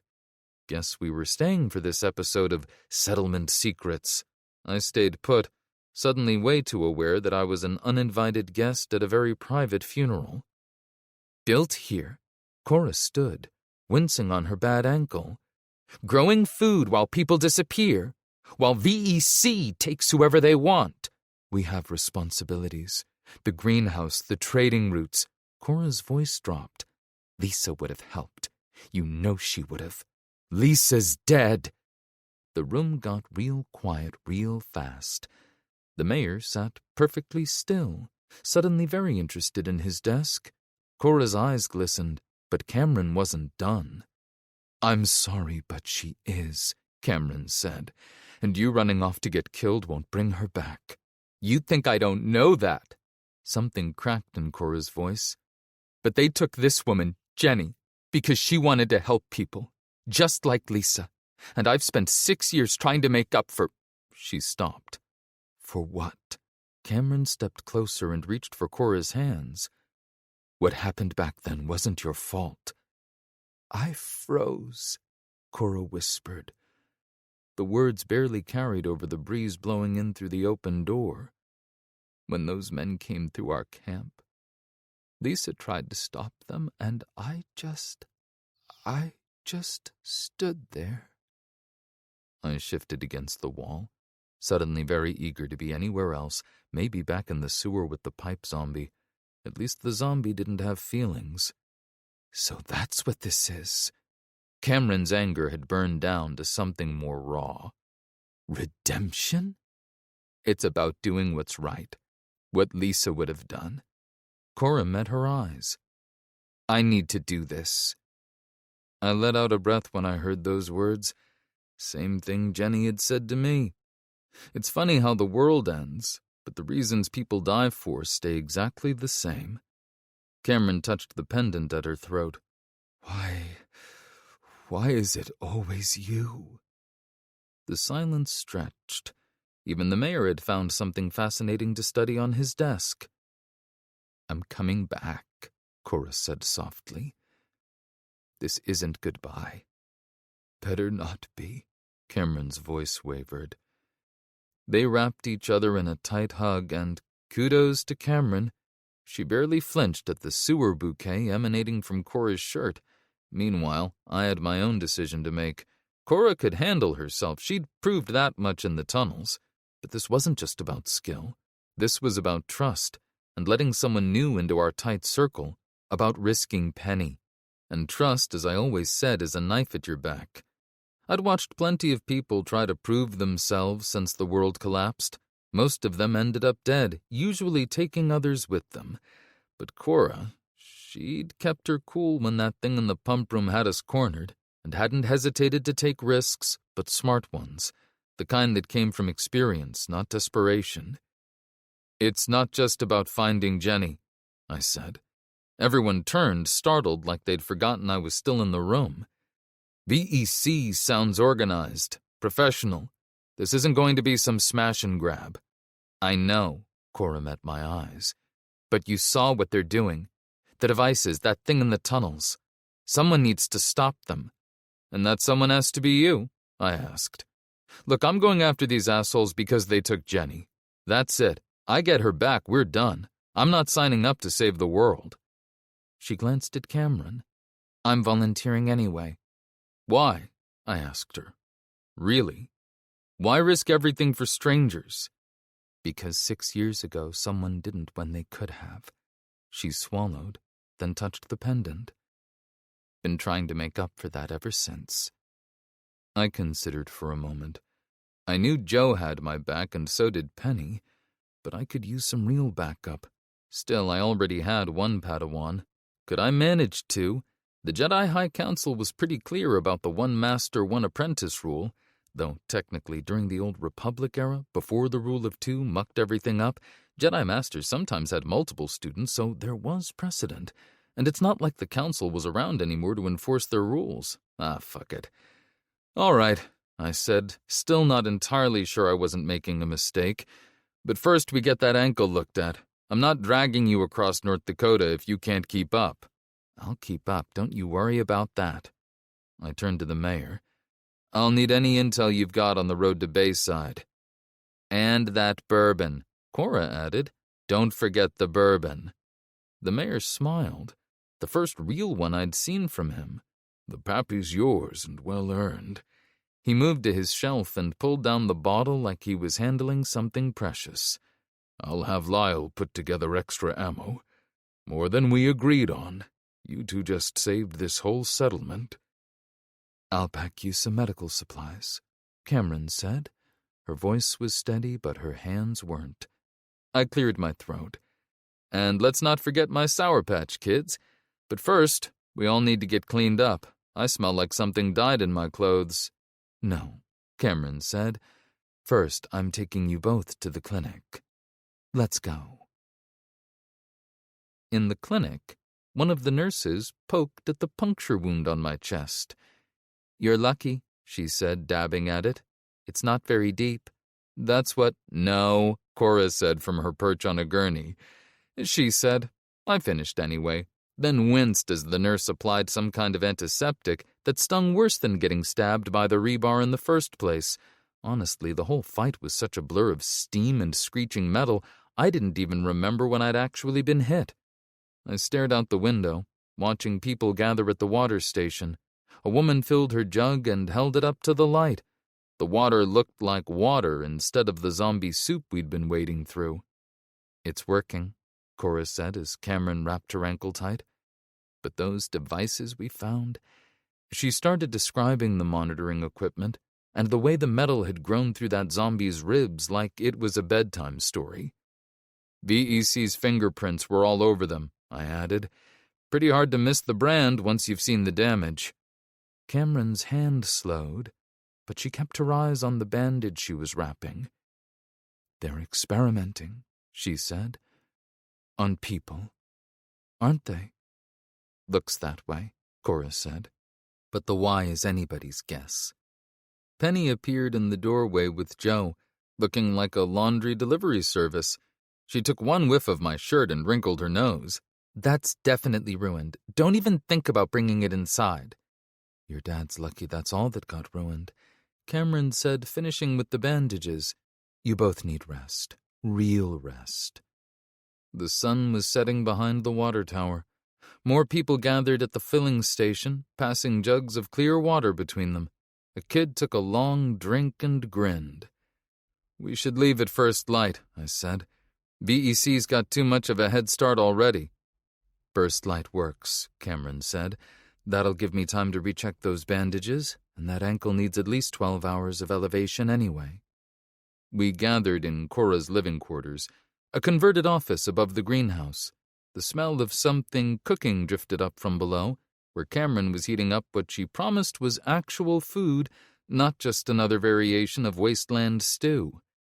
I checked our gear while Penny helped sort through what the mayor had given us, extra ammo, medical kits, and some dried food that didn't look entirely like industrial insulation. The baseball card was tucked safe in its case, and my flask was topped off with Pappy Van Winkle. I took a sip and damn, it was like a warm hug for my throat. "How's the ankle?" I asked Cora, who had it propped up as ordered. "Better." She sorted through her own pack. "Should be good to go by morning." "Here." Penny passed around bowls of soup Cameron had cooked up, soup with actual vegetables, perks of living above a greenhouse. The quiet felt strange after everything in the tunnels, but strange wasn't always bad. By dawn, the settlement was already stirring, people filling jugs with clean water, kids helping load a trader's cart. "I'm coming back," Cora said softly. "This isn't goodbye."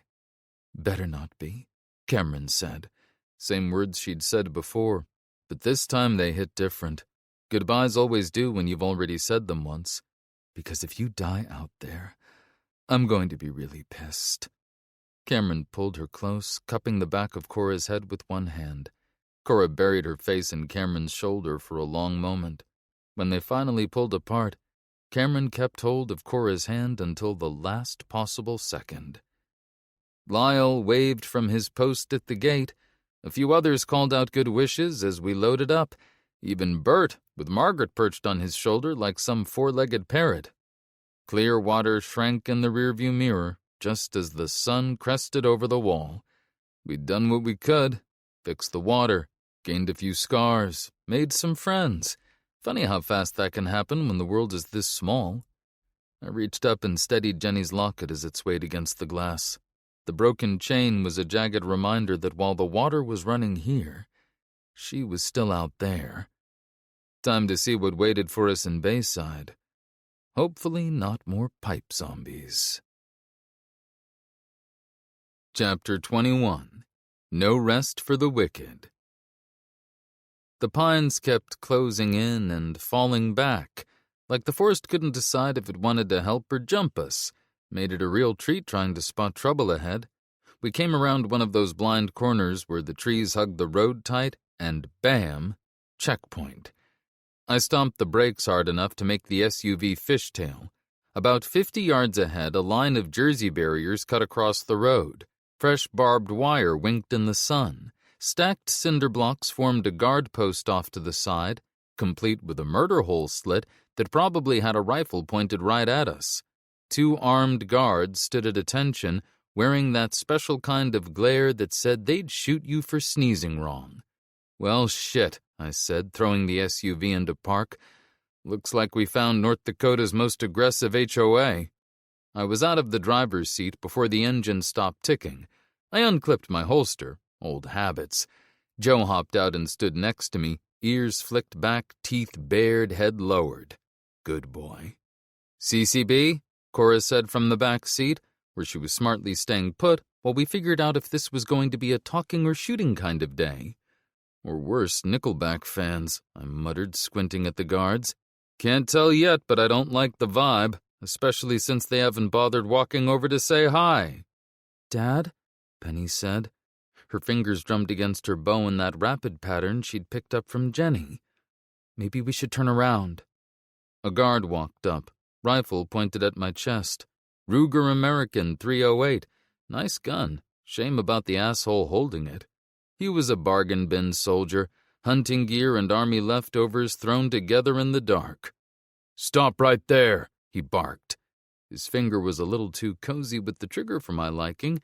At least the Tang's safety behind the bolt was still on. I didn't bother with a smile. "I'd love to stay and admire your Wasteland TSA cosplay, but we've got places to be." The guard's face darkened. "No one passes without clearance." "Clearance," I repeated. My hand drifted toward the cig. This could go bad fast if I wasn't careful. I moved my hand away from the holster. "Look," I said, voice low, just for him. "There's a kid in that car. You've got families behind that fence. Let's not make this harder than it needs to be." He looked like he was chewing something bitter. Pride, probably. I caught glimpses of the settlement. Laundry on line, smoke from cooking fires, the low hum of generators. They'd turned the old ranger station into something worth protecting, which meant they probably had rules worth following, much as that pained me to admit. "Protocol says," he started. "Let me handle this, Jesse." A new voice cut in. A woman with gray hair and hard eyes, walking out of the ranger station like she owned the place, which, judging by the way the guards straightened up, she did. She didn't carry a weapon because she didn't need one. "Sarah," she said before I could ask. She looked from me to Jesse and back. "I see you've met our welcome committee." "Charming bunch," I said, really nailing that DMV security guard vibe. A hint of amusement crossed her face. "We've had some trouble with raiders lately. Makes everyone a bit trigger-happy." She sized up the SUV. Her expression changed when she spotted Penny in the back window. "Where are you headed?" "Bayside," I said. The amusement vanished. She stared at Penny for a beat. I didn't like that look. Made me want to turn off the engine and back away slowly. "You've been on the road a while." The edge dropped from her voice. "Interested in trading?" The SUV door opened and Cora stepped out, keeping one hand near her revolver. She raised an eyebrow at me. "Maybe," I said, playing it cool. "Depends on what you've got." Sarah seemed to pick up on the hesitation. The guards were still hovering, but they'd lowered their weapons at least. "Look, it's obvious you could use a break. Why don't you come in for an hour or two? Get something to eat, maybe trade if you're interested. We don't get many visitors, and we could use news from the outside." That tracked. Out here, news was rarer than clean water. I considered. We'd been on the road 12 hours since Clearwater, through 3 roadblocks, 1 zombie herd, and 4 bonus hours of misery. A break sounded good, real good. I nodded slowly. "Thank you. We'd love to trade and rest for a spell. I'm Jeremiah. That's Cora and Penny." "Welcome to New Hope, Jeremiah." She smiled, like she'd forgotten how, but was giving it her best shot. "Come on, follow me."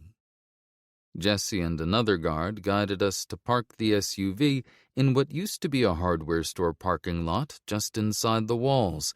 Smart, keeping newcomers' vehicles where they could watch them. Joe stuck close to Penny, but he kept sniffing the air. At least one of us was still curious. New Hope looked about as new as my last pair of socks, but at least they were trying. The ranger station sat on the ridge overlooking what was left of town. They'd built their way down the slope, turning the old Main Street into a fortress. Homes, a diner, a couple of other buildings, all wrapped in scrap metal. Off to one side, I spotted a small table built from scavenged lumber. A couple of horses milled around outside, twitchy but healthy. A man was filling a feed bucket while a horse nosed their pocket for treats. Not the image you expect, with an AR-15 and a scabbard tied to the saddle horn. Guess they figured out horses don't need high-octane or spare parts. Around the edges, newer additions were more improvised. Corrugated metal walls, plastic tarps stretched across poles to create shaded areas, and watchtowers built from sturdy timber. It wasn't pretty, but it had a lived-in feel, and it worked, enough to hold off a raid for a while, or to buy time against a zombie horde. Sarah led us through the center of town, toward a small courtyard where a couple of picnic tables sat beneath an awning patched together from mismatched tarps. 2 guards peeled off and took up positions by the diner, close enough to shoot, far enough to pretend we were just guests. "Make yourselves comfortable," she said. "I'll grab you something to eat." We sat down, and I let myself dial it down from red alert to orange. Joe flopped down at Penny's feet. keeping watch but playing it cool. A couple of kids kicked around a deflated soccer ball nearby, and an older man fussed over a patch of dirt pretending to be a garden. Not thriving, but at least it had ambition. Still, the fact that they were trying said more than the walls did. Penny was already watching the kids with the soccer ball. Cora was scanning the perimeter. Joe was pretending to sleep while tracking every sound. We were a real fun group at parties. Sarah returned a few minutes later with 2 others in tow, a burly guy named Doug and a wiry woman called Elaine. Both moved with the efficiency of people who'd learned not to waste energy on bullshit. They plunked down plates of canned beans and some questionable-looking meat, along with steaming mugs of what they called coffee, in air quotes. "It ain't gourmet," Doug said as the food hit the table, "but it'll keep you from keeling over." Not gourmet. Hell, it was hardly edible, but it disappeared fast. When you're running on empty after dodging trouble all day, your stomach stops asking questions your taste buds don't want answered. I even tossed some meat to Joe, who'd earned it after 12 hours of being the world's most patient guard dog. Sarah and her crew sat at the table, each with a plate of their own. "So," Sarah started, "you're headed to Bayside, huh? Might want to rethink that." My fork paused mid-air. I looked at the gray lump on my plate, then back at her. "Oh? And why's that?" Elaine let out a sharp laugh. "Word is the gangs are moving east in a big way. Apparently the army's been clearing out the northwest. Means CCB's getting pushed out, and they've tangled with a group called the Redliners that's hitting their outposts. Now they have their eyes on Bayside." I chewed something gray and rubbery that they called meat, but tasted like leather boiled in radiator fluid. Joe kept looking up at me. Even he didn't want to touch his plate. Obviously, I knew about Colonel Ritchie's cleanup operation, but redliners this far north? That was news. "Any other groups moving through the area?" I asked, keeping my tone casual. "Been tracking a convoy, religious types with military gear. Call themselves VEC. Sarah and Doug exchanged looks. "Burim something?" Doug asked. "Yeah," I said. "They've been grabbing people. Might have had a doctor with them, a woman. Redhead about 5'10". I paused, then added, "Terrified of spiders? Even the little ones?" Sarah shook her head. "Haven't seen them, but we heard rumors about a group matching that description a few days back, moving fast, well-armed, and acting like they own the asphalt, heading toward Bayside, actually." Bingo. 2 days behind them now, maybe less. Jenny was out there somewhere ahead of us. Doug leaned in, lowering his voice like he was sharing some big secret, like which boy Becky had a crush on. "That's not all. There's a massive zombie herd moving in that direction, too. Biggest one we've heard of in years." Oh, look, a cherry for that shit Sunday. "Roads aren't exactly friendly either," Sarah said. "Storm's coming. If you're dead set on going, you better watch your ass. Conditions are gonna be rough." I tipped my head. "Thanks for the warning. Always nice to know exactly how screwed we are." Sarah nodded. "Just be careful. Bayside's still standing, last we heard. But with the CCB doing their territorial pissing match and that herd coming, well, let's just say I wouldn't want front row seats to that show." We finished our food, air quotes, then burned off the taste by making ourselves useful. I spotted Doug struggling with a rack on one of their trucks, the kind of jerry-rigged setup that would dump their supplies across the road at the first good bump. They had a decent welding setup, but zero clue how to use it. 10 minutes later, I was showing him how to lay down beads that wouldn't fall apart when you looked at them funny. Cora handled the trading while I worked. Turns out people get real generous when you solve problems they thought were permanent. By the time we loaded up the SUV, the sky looked like it was ready to start dumping on us. I was tying a fuel can on the roof rack when Sarah walked up. "Storm's rolling in fast," she said. "Checkpoint knows you now, so why don't you wait it out here? We've got space in the old office building." I looked at the dark wall of clouds. then at Penny in the back seat. My gut was screaming that we were 2 days behind Jenny, maybe less, and every minute I spent in New Hope was another minute she spent with VEC.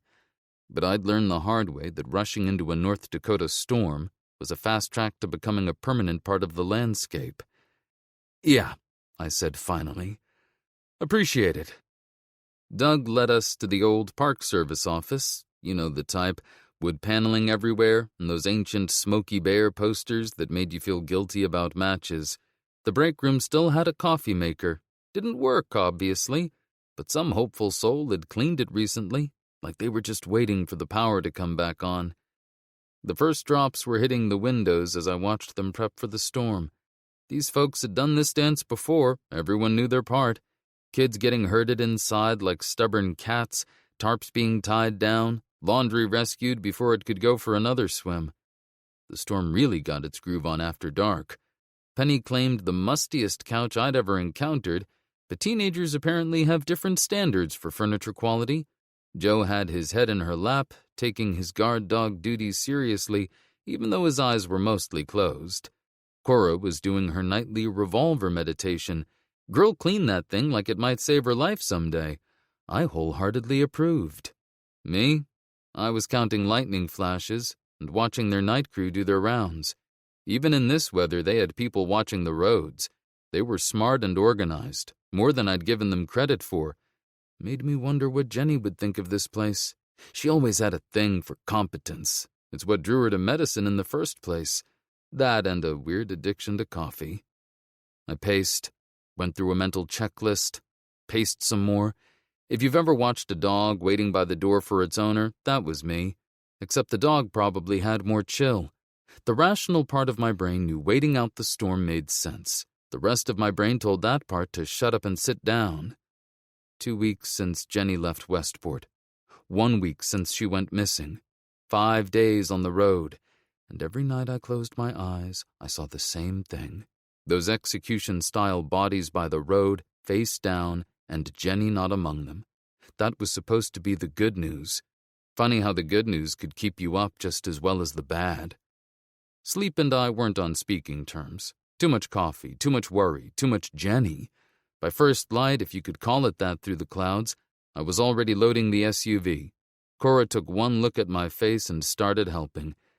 That's trust, or maybe shared impatience. We said our goodbyes to Sarah's crew and rolled back to the gate. The checkpoint guards looked like they'd been living underwater, but Jesse actually managed a nod as we passed. Progress, I guess, or maybe he was just glad to see the back of us. The rain hit us as soon as we cleared the gates, hard enough that I might as well have taped spaghetti to the windshield for all the good the wipers did. But Jenny was out there, and I wasn't losing another minute to a little water. The wipers disagreed. The wipers could suck it. Chapter 22. Here Comes the Rain Again. The storm was just the world's latest fuck you on our journey to Bayside. 3 days into a one-day drive, and we still weren't there, naturally. First, the fuel injector pump that Tanner gave us had decided it had had enough, leaving us stranded while I'd spent the better part of a day taking it out, cleaning it, and putting it back together. My vocabulary had mainly consisted of 4-letter words, and my hands were a mess of bloody knuckles and oil stains. Then, Penny had caught a stomach bug, and we'd lost another day letting her rest. Cora had gotten her first taste of our do-it-yourself camp-in-the-woods lifestyle, though I doubt the travel brochures would have featured quite so much vomiting. Now here we were, crawling along a winding mountain road that was more water than asphalt, forced off the main highway by a massive vehicle pileup. The slope dropped away sharp on our right, a 100-foot drop into the valley, or enough to make a mistake permanent.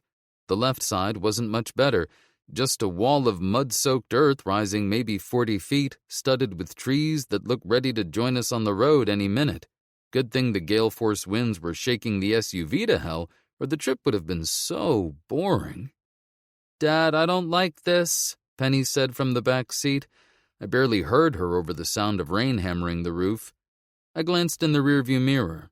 "It's just a little rain. We've been through worse." Like that time Jenny had made tuna, air quotes, casserole. More air quotes. The universe chose that exact moment to crack open the sky with lightning and thunder that made Joe try to become one with Penny's legs. "You were saying?" Cora muttered, squinting at whatever the hell was ahead of us. I white-knuckled the wheel, trying to keep us between the invisible lanes and the very visible cliff. So maybe it's more than a little rain. Big deal. Since the day the nukes had gone off all over the U.S. in what some would call a last resort, air quotes again, the weather was all kinds of fun. The road ahead was 50 shades of gray, and not the fun kind. Every now and then the road disappeared under a sheet of water, and I had to guess where the next part of it might be. The lightning at least gave us a nice slideshow. You know, twisted trees, fields gone wild, and lots of mud. Cora shifted in her seat. "You sure we're still on the road?"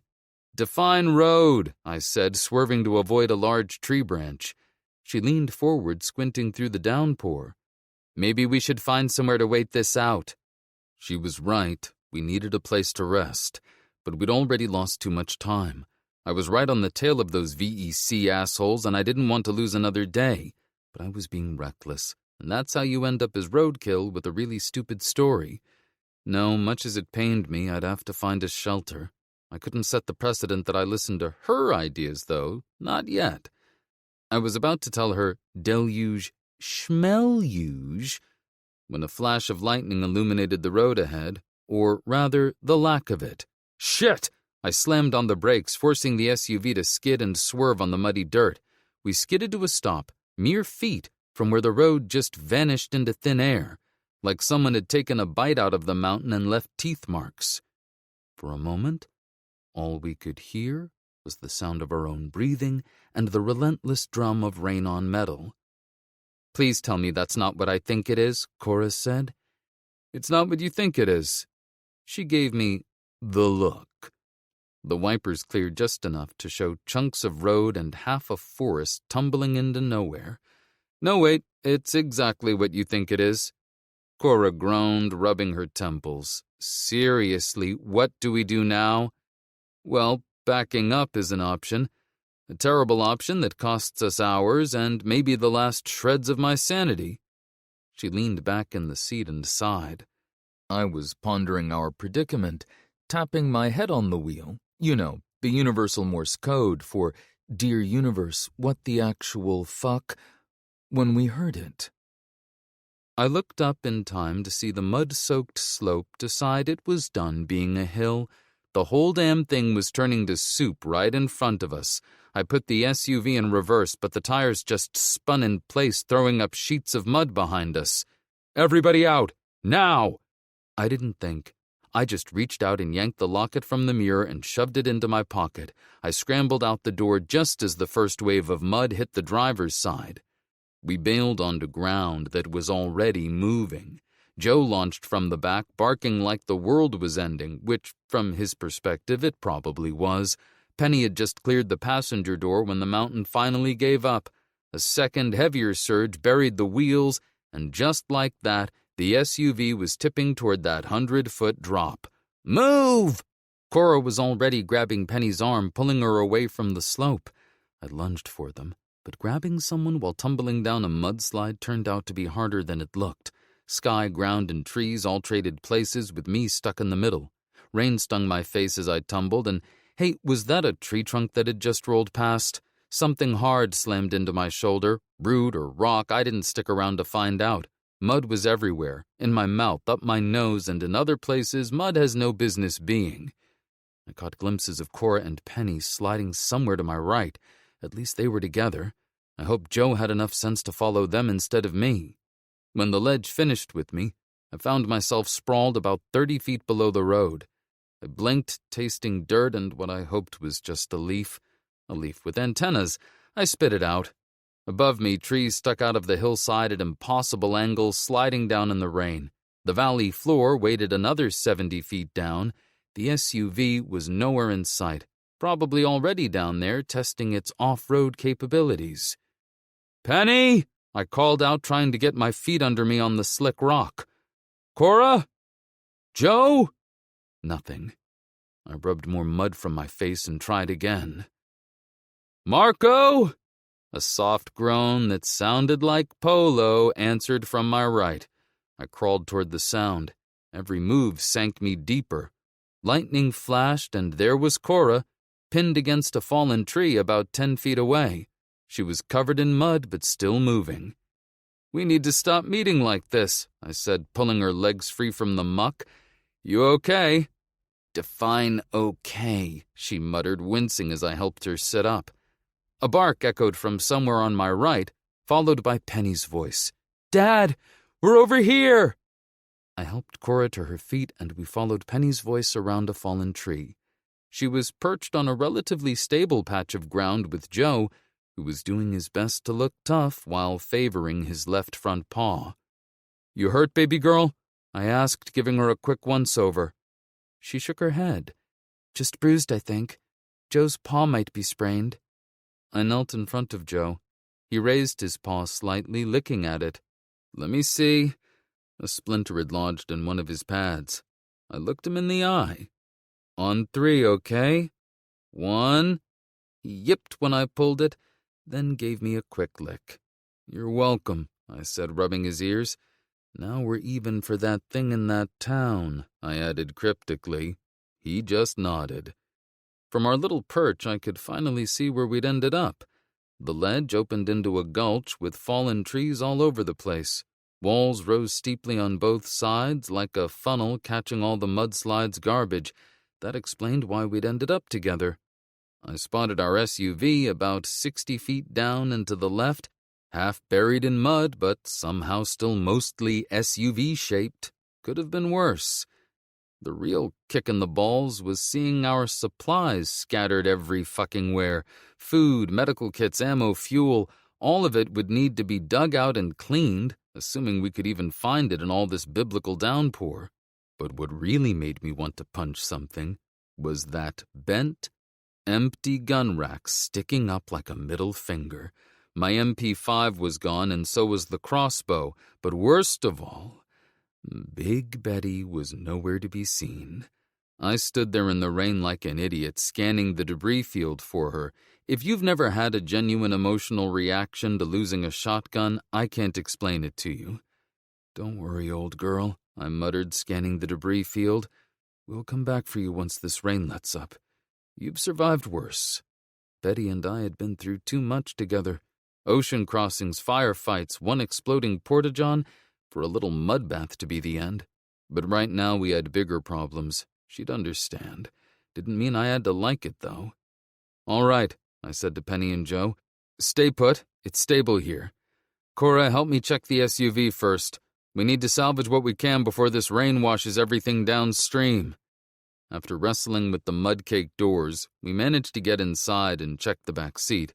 A few boxes of ammo, some energy bars, and a couple of water bottles joined our meager pile of immediately accessible supplies. Thank God I found Penny's bow wedged under the passenger seat, and my trusty 1911 was still in the glove box. My SIG and knife, as always, remained strapped to my thigh and lower back. I'd begun carrying the PPK in a shoulder holster, and luckily the gun had made it through my tumble. "It's not much," I said, shouldering what was left of our gear, "but it beats being completely screwed until we can come back for the rest. The storm's getting worse. We need to find shelter before this whole slope decides to go for round 2. Easier said than done. I had no clue where we were, and this rain wasn't helping. But then lightning lit up the ravine, and I spotted something. "There," I said, pointing to a dark shape through the rain, maybe 50 to 60 yards ahead. "Might be some kind of building tucked into that bend. At least we can get out of this mess and take stock." I pulled my hood up. It was useless, but better than blinking into the rain. Each step was a new adventure and not breaking an ankle on the uneven ground. Cora and Penny followed close behind. "What's the plan?" Cora asked. Her voice had that special tremor reserved for tax audits. She was soaking wet and shivering. "We walk, we find somewhere dry, and we figure out what the hell we're doing next," I said, wiping rain off my face. Penny danced around the puddles, like if her feet moved fast enough, the cold wouldn't catch her. "I can scout ahead." I shot her a look. "No, you can stick close where I can see you." Fallen trees hung across the gulch every few yards, creating a canopy of dead wood overhead. Something about the way shadows moved between them set off every alarm in my head.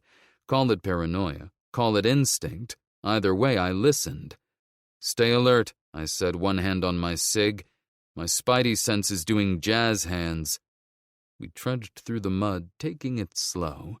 Joe limped along beside us, occasionally whining when his paw hit a particularly rough spot, but he seemed to be doing much better. As we got closer, what I'd thought was one building turned into several. A cluster of structures slumped in a natural alcove where the gulch widened. Someone had connected them with walls built from whatever they could scrounge. Corrugated metal, car doors, even an old billboard advertising dental insurance. Looked like a small community that had taken fixer-upper way too literally. The whole place was a funnel.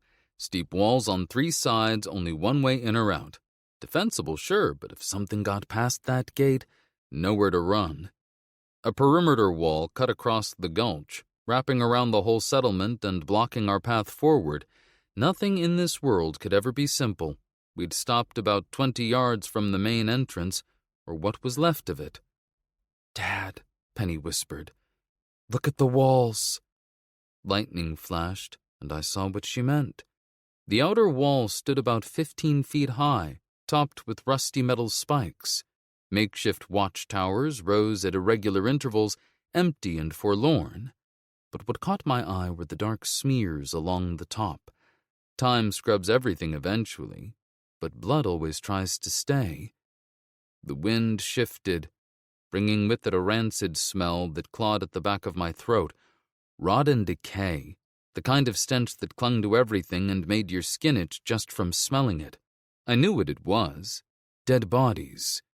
Cora wrinkled her nose. "I don't like this."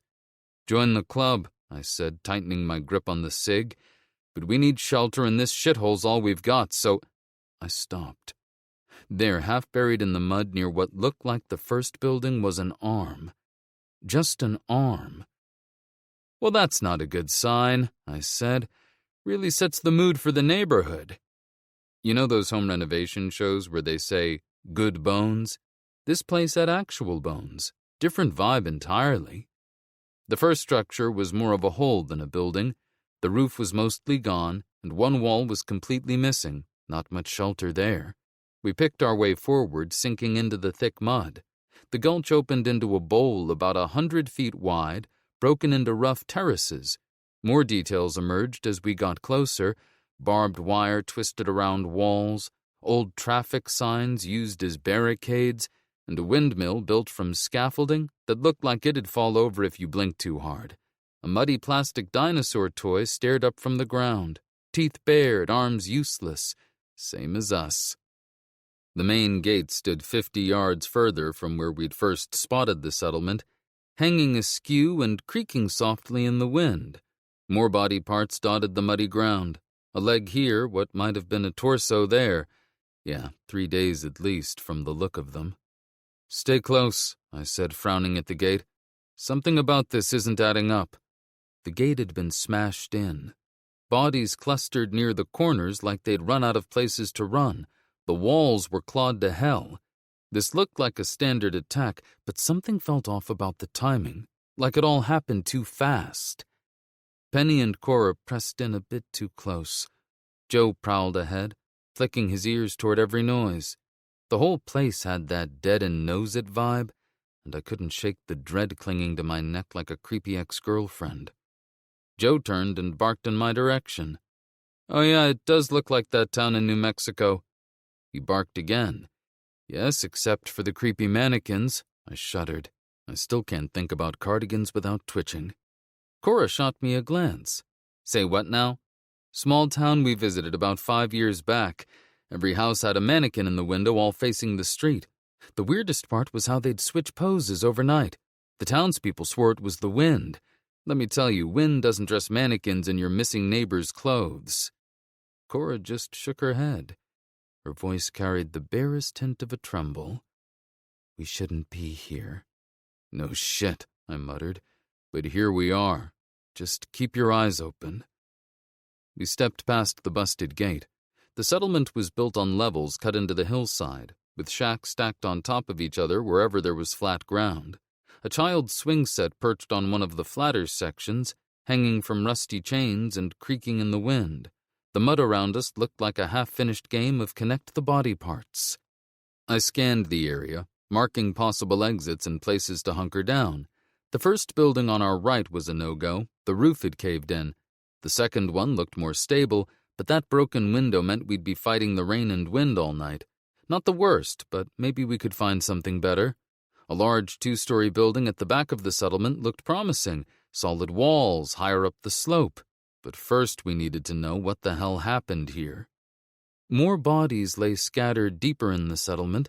Some were intact, others not so much.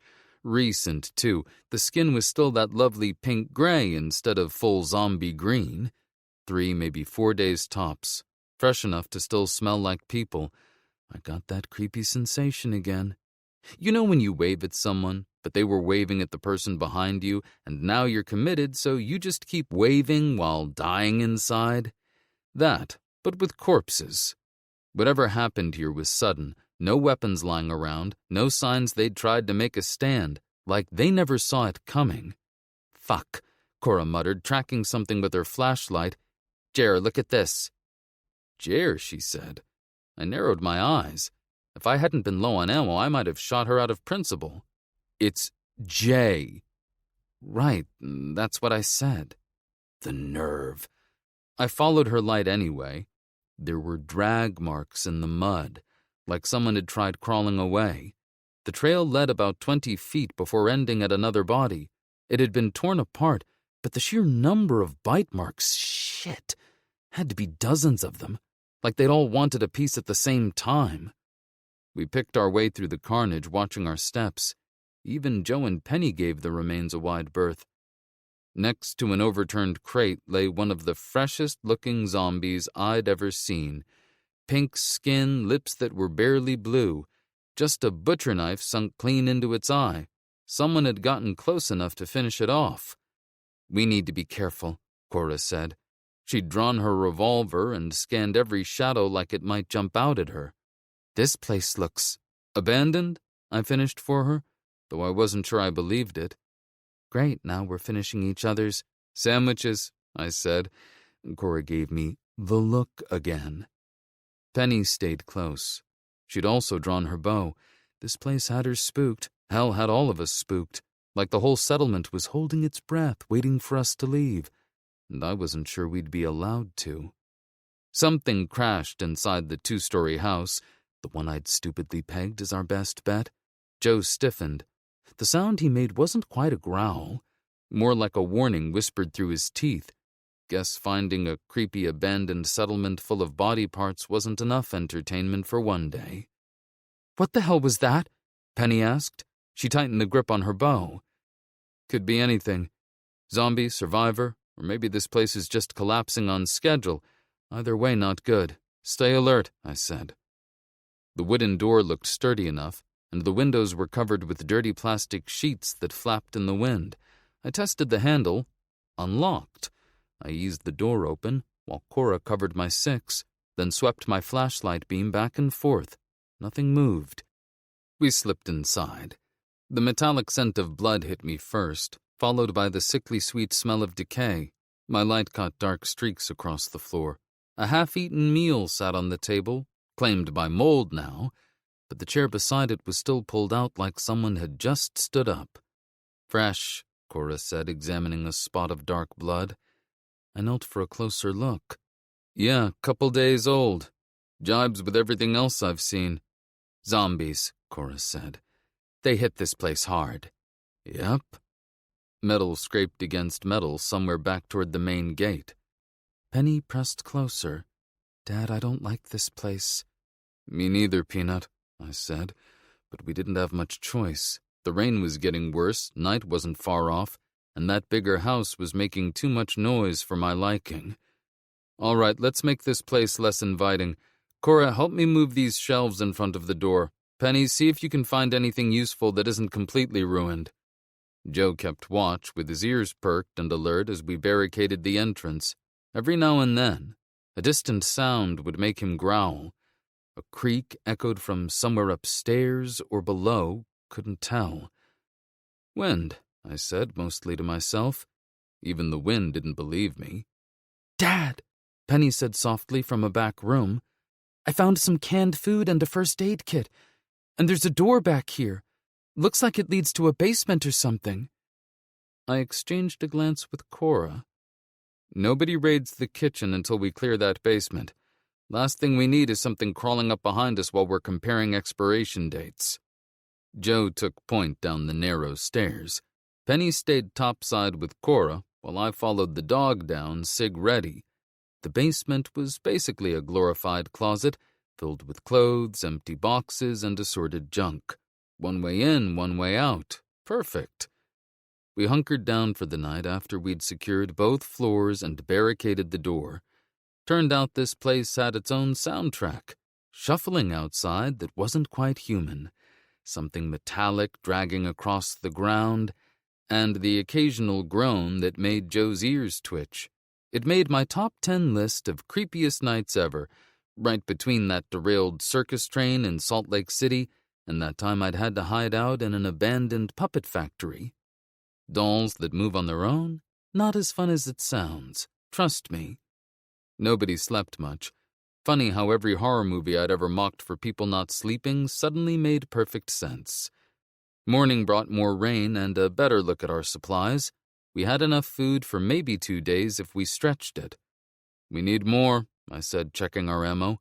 "Food, water, medicine, anything useful." Cora nodded.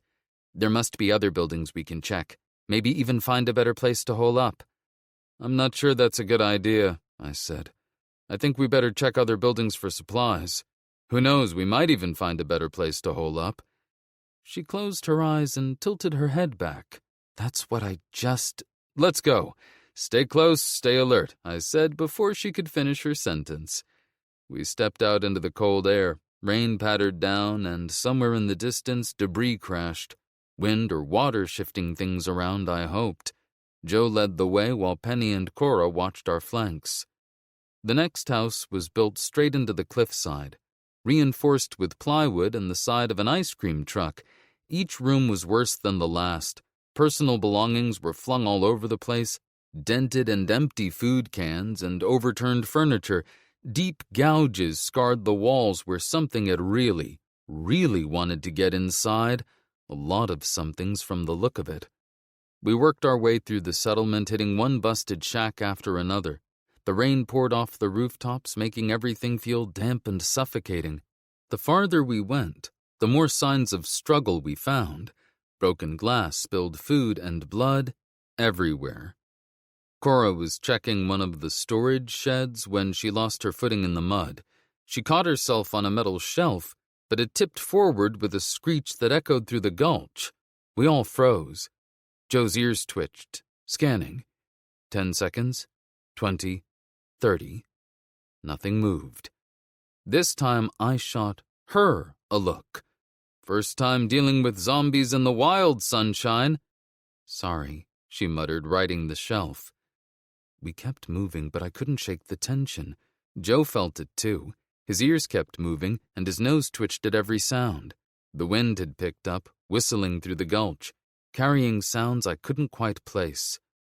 "Why did they build down here?" Penny said. "This place is a death trap." "Probably thought it was safer," I said, keeping my voice low. "Hidden from the world above, out of sight, out of mind." Cora touched a blood-stained wall. Until they got trapped.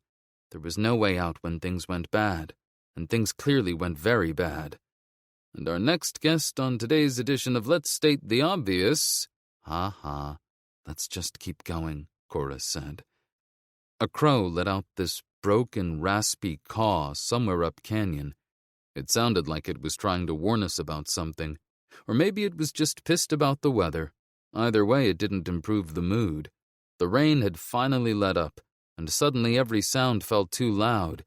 Boots slapping in mud, water dripping off rusted metal, our own breathing bouncing off the canyon walls. At the far end of the bowl stood what had to be their community center, a 2-story building cobbled together from scrap metal and wood. A 2nd-story deck jutted out over the entrance, the kind of space where people probably used to sit in lawn chairs with their morning coffee. Now it hung on rusted steel supports that had sunk unevenly into the mud, the whole platform tilted forward at an angle. One good shove and the thing would come down on whoever was standing at the front door. A dirt road had been cut into the gulch wall to the right of the community center. It switchbacked up the slope before disappearing around a bend, probably their main supply route. The hill itself was steep but not sheer, dotted with loose rocks and scraggly bushes. Could have supplies, Cora said, especially if that's where they stored everything. Yeah, worth a look, I said. Joe locked onto the bend, ears back, body still. Something had his attention. I stared for a moment, but nothing seemed out of place. A low growl rumbled in his chest. Shit. My hand went to my cig and I stepped in front of Penny and Cora. The zombies appeared around the bend and something was wrong.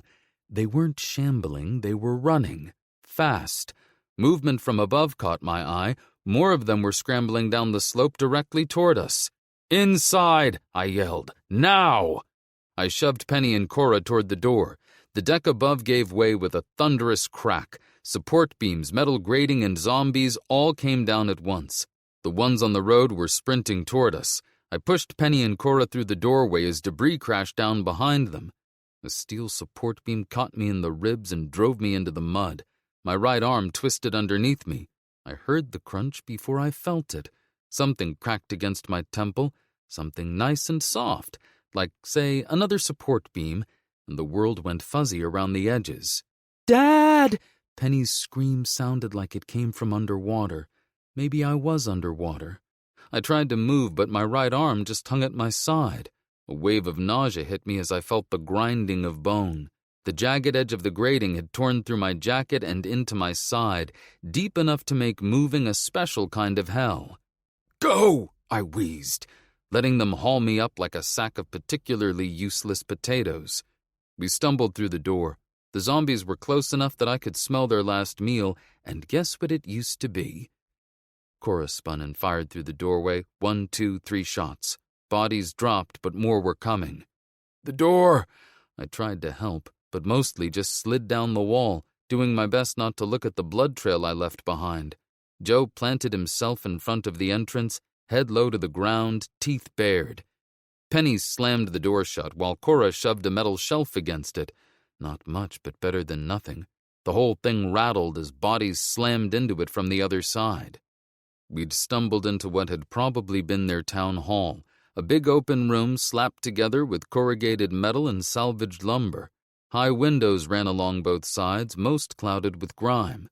Rain dripped through gaps where the metal sheets didn't quite meet, forming dark puddles across the plywood already warping over the packed earth. Metal shelves lined the walls, half empty and rusting. Cafeteria tables and chairs were strewn around, some upturned, others pushed against walls.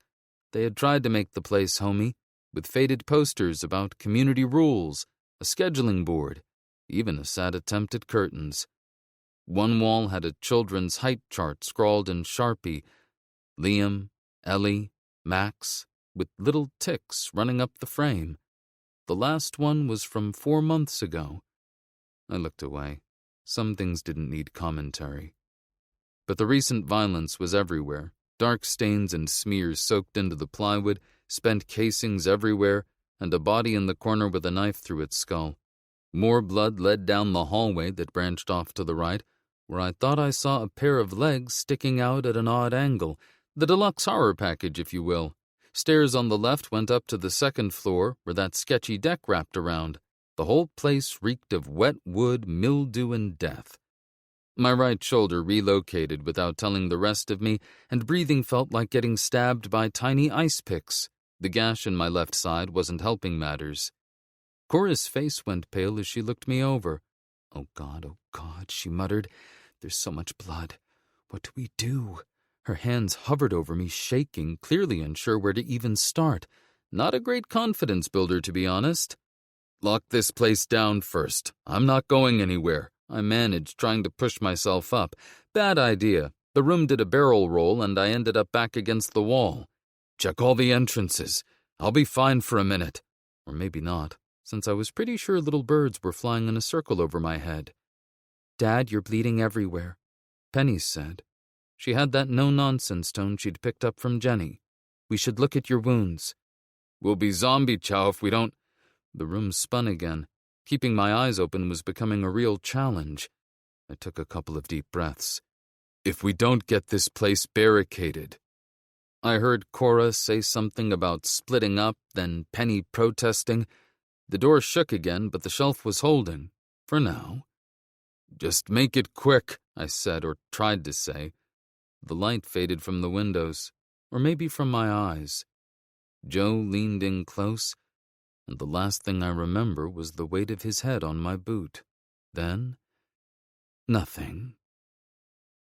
I came to with Penny's voice trembling. Mom showed me how to do some of this. She swallowed hard. The shoulder first, right? Then her jaw locked into place. Jenny's exact expression when she wasn't taking no for an answer. I was very familiar with that expression. Do it, I managed to grunt, though my voice sounded like it belonged to someone else 3 rooms away. The world was nothing but a kaleidoscope of mud-brown and blood-red swirls. What followed was a blur of pain as Penny, with Cora playing reluctant medical assistant, worked on my shoulder. They popped it back in with a wet, heavy crunch that nearly sent me under again. But the relief hit fast. I couldn't move my arm, but hey, breathing didn't hurt anymore. When? I thought I heard Penny whispering to herself, like reciting steps from a textbook. Quick but smooth, nice and tight. Cora pulled out our scavenged sewing kit. Her hands shook so much I was surprised she didn't spill the needles like a game of 52 pickup. I've sewn clothes before. Maybe it's similar? Oh God, I was going to get stitched up by someone whose stuffed animals probably looked like crime scene evidence. Penny looked at the needle, then at the gaping gash in my side. I watched Mom do this once, on Mr. Peterson's leg. She took a shaky breath that ended in a hard, flat line. I can do it. She said it in the way Jenny would have said it. Not asking permission, just stating a fact. Something in my chest that had nothing to do with the injuries twisted hard. And at least Penny's stuffed animals only looked slightly deranged. It's okay, Peanut, I said. Just don't make it too decorative. That almost got a smile. She flushed the cut with bottled water and a sting of iodine that made me want to invent new swear words, and then she went to work. Whatever hit my head had not only left a grapefruit-sized bump, but also cut into my scalp, causing blood to run down my temple. On the plus side, I'd always wanted a concussion with a side of laceration. Something slammed into the door hard enough to make Penny jump. The shelf rattled but held. Keep going, I said. My lovely double vision showed me Cora trying to help Penny while also playing whack-a-zombie with our barricade, multitasking at its finest. Beside me, Penny dabbed at the wound, flinching at each new bang on the door. Sorry, she whispered every time I twitched. Don't worry about gentle, I grunted. The pounding continued as Penny worked, punctuated by groans and the screech of metal as the zombies tried to get through. Joe kept up his warning growl, pacing between the door and us. Almost done, Penny said. Her hands were shaking, but she kept going, even as something that sounded like a body hit the wall. Glass shattered, one of the side windows. A rotting arm pushed through, grasping at air.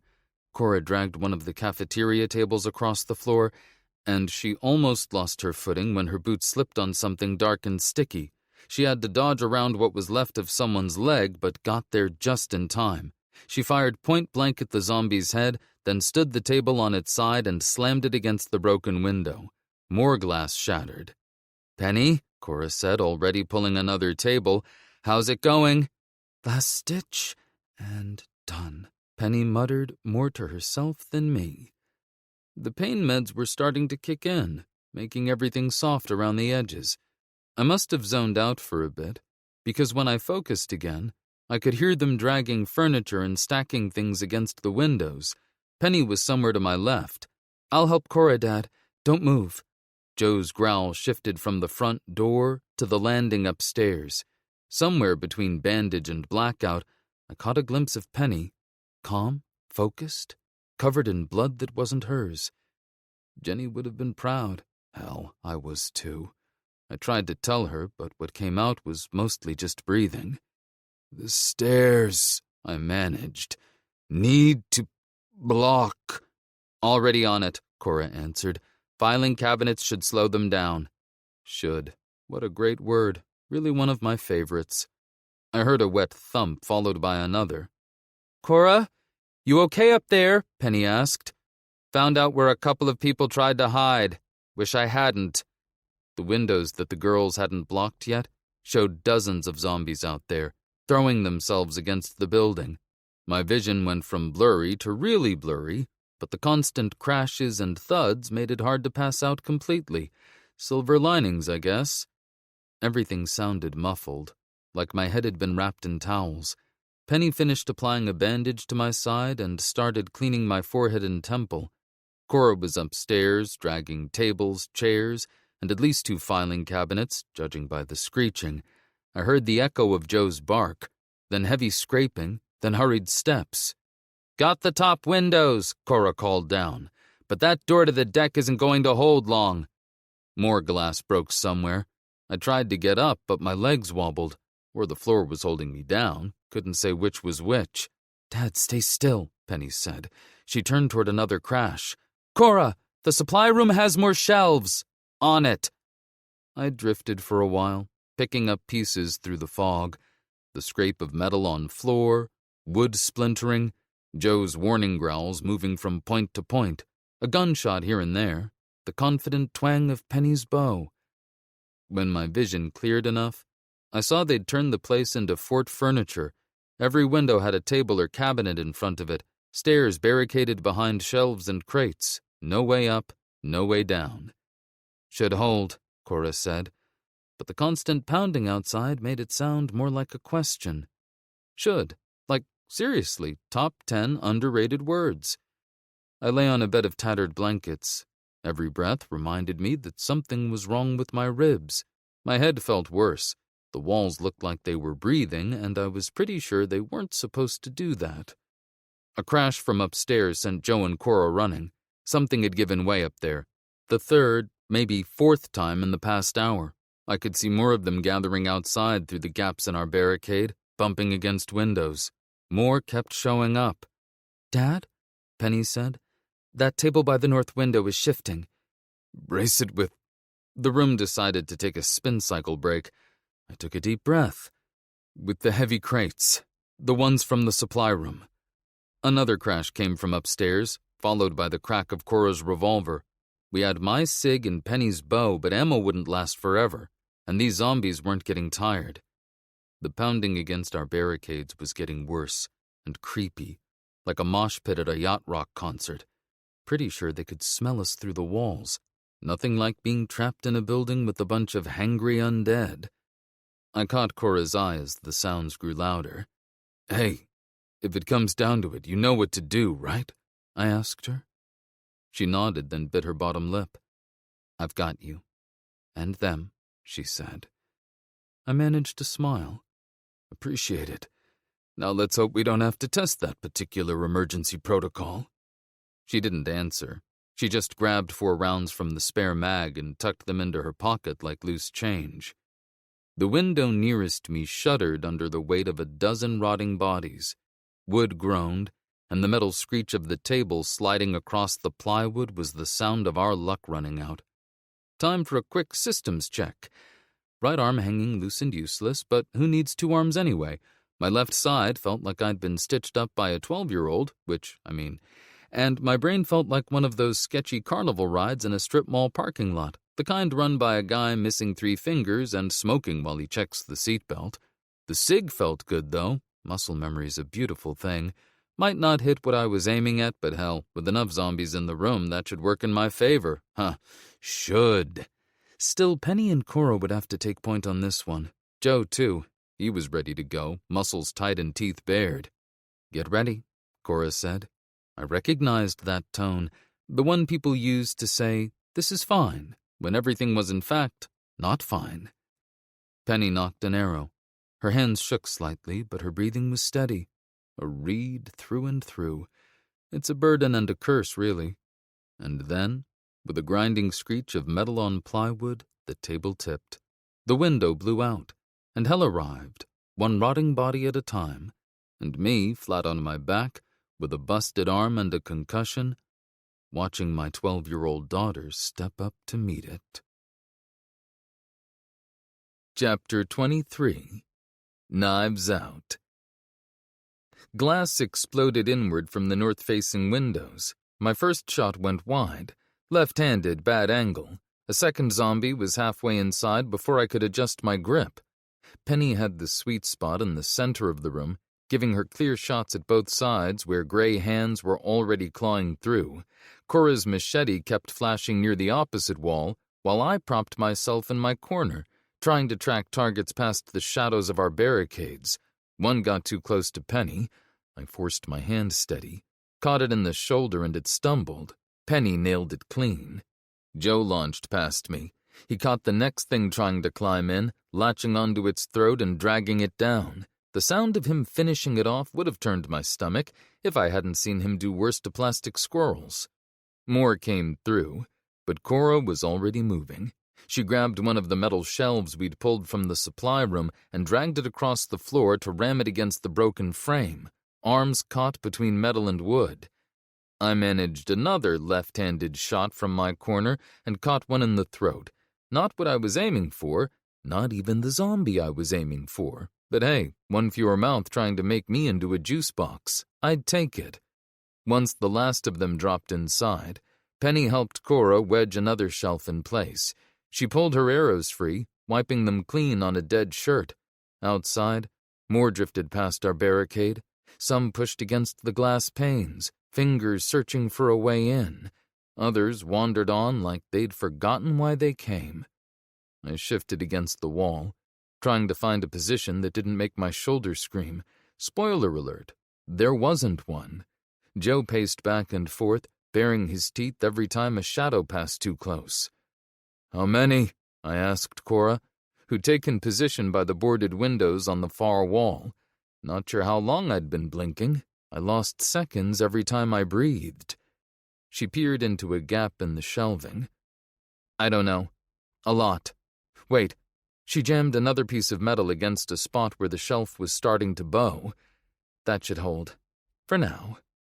The constant moaning outside was getting louder, mixing with the thump of shuffling corpses against both walls. Metal groaned near my right side, not giving way yet, but promising trouble. Something shattered outside. Penny checked her quiver. Even with the arrows she'd retrieved, she was down to maybe a dozen. The room reeked of sweat, rot, and more rot. I told my hands to reload. They told me to go to hell. A sharp crack from upstairs made Joe's head snap up. His growl started low, then built into something that meant business. Before any of us could move, he was already bounding toward the stairs in the back corner, the only way up to the second floor. That idiot was going to get himself chewed to death. I pushed off the wall to get a better angle, which took way more effort than I'd like to admit. I braced for the usual stabbing pain, but it didn't come. Something felt off. The gash in my side should have been screaming bloody murder, but it was more like a dull ache now. Even the stitches felt different. Must have been Penny's expert needlework. The room did a quick spin just to remind me I still had that head wound. When my vision cleared, Cora was looking between me and Penny, then at the stairs where Joe had disappeared. Too much open ground if things escalated from concerning to we're fucked. The floor felt really spongy, but I tried to ignore it. "I'll check it," she said, already moving. "You two." The metal shelving we'd used to brace the north window buckled with a shriek. The gap widened as cold hands pushed from outside, but I couldn't move fast enough. A pale arm thrust into the opening, then another. "Go," I said, raising the cig with my left hand. "We got this." Probably, depending on how you defined got. Cora hesitated for half a second, then followed Joe up the stairs. Something hit the floor overhead, followed by her cursing and the loud report of the 1911 echoing down the stairwell. I lined up on the arms, shoving into the gap in our barricade from outside. My shot went wide. Damn left-handed shooting. But Penny's arrow sailed straight into the opening and caught the zombie, dropping it back onto the pile of bodies. The shelf directly behind Penny creaked ominously. We were running out of furniture to brace these gaps, and running out of room to fall back. I raised the SIG again, then brought my right arm up to steady my left. The shoulder screamed but held. This shot actually went where I aimed it, or close enough. The thing's head snapped back, and it took 2 of its friends down with it. Penny shot me a quick look. 5 arrows left, she said, already drawing another. The barricades at 3 different windows were starting to give way, north, east, and the one nearest the stairs. Gray hands pushed against all of them, and we couldn't cover everything at once. Something heavy hit the floor upstairs. Hopefully that was a zombie and not Cora. Joe's bark turned into a snarl, followed by the sound of metal hacking flesh, Cora's machete going to work from the sound of it. I braced the SIG with both hands now. Another clean shot dropped one trying to climb in from the window nearest the stairs. Maybe this left-handed thing wasn't so... Oh, shit.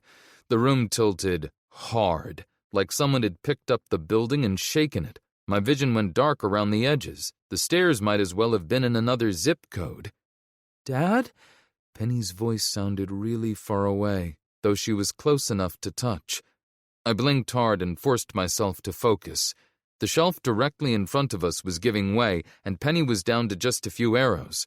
Above us, the fight wasn't going well. I could hear Cora being pushed back toward the front of the building. Joe's growls kept moving further away. The barricade nearest the stairs started to buckle.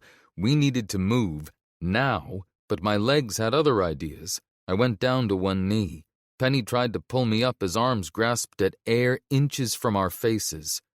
Colors came back. My vision cleared, and I felt as if time sped up back to normal. I breathed out a sigh. "Thanks, Peanut. I'm good." She nodded once. That was all I needed. Heavy footsteps pounded down the stairs. Definitely Cora, not undead shuffle dancing. She came down covered in blood and little bits of flesh, but grinning like she'd just won the lottery, a really gross zombie-filled lottery. Joe followed right behind her, muzzle dark with whatever he'd been chewing on up there. "Sealed the upstairs," she said between breaths. "Won't hold long. Maybe 10 minutes, maybe 1. Penny tried collecting arrows while I covered her, but had to dodge back as arms clawed at the gaps. Metal groaned, wood splintered. Our defenses were failing faster than we could shore them up, and the dead were closing in. Cora tucked the 1911 away. "I'm out, so it's going to be up close and personal from here on out." "Here."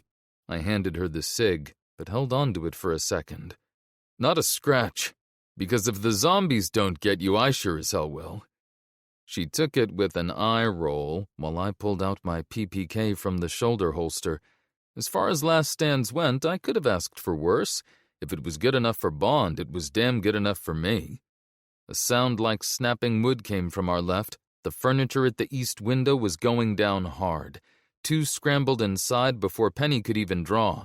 Joe launched himself at one, while Cora dropped the other, but more were already pouring in. "We're boxed in!" Cora yelled. She was right. Our path to the stairs was cut off. Quick inventory. Penny had 3 arrows. Cora had 1 full mag in the SIG and another half empty, maybe 20 rounds total if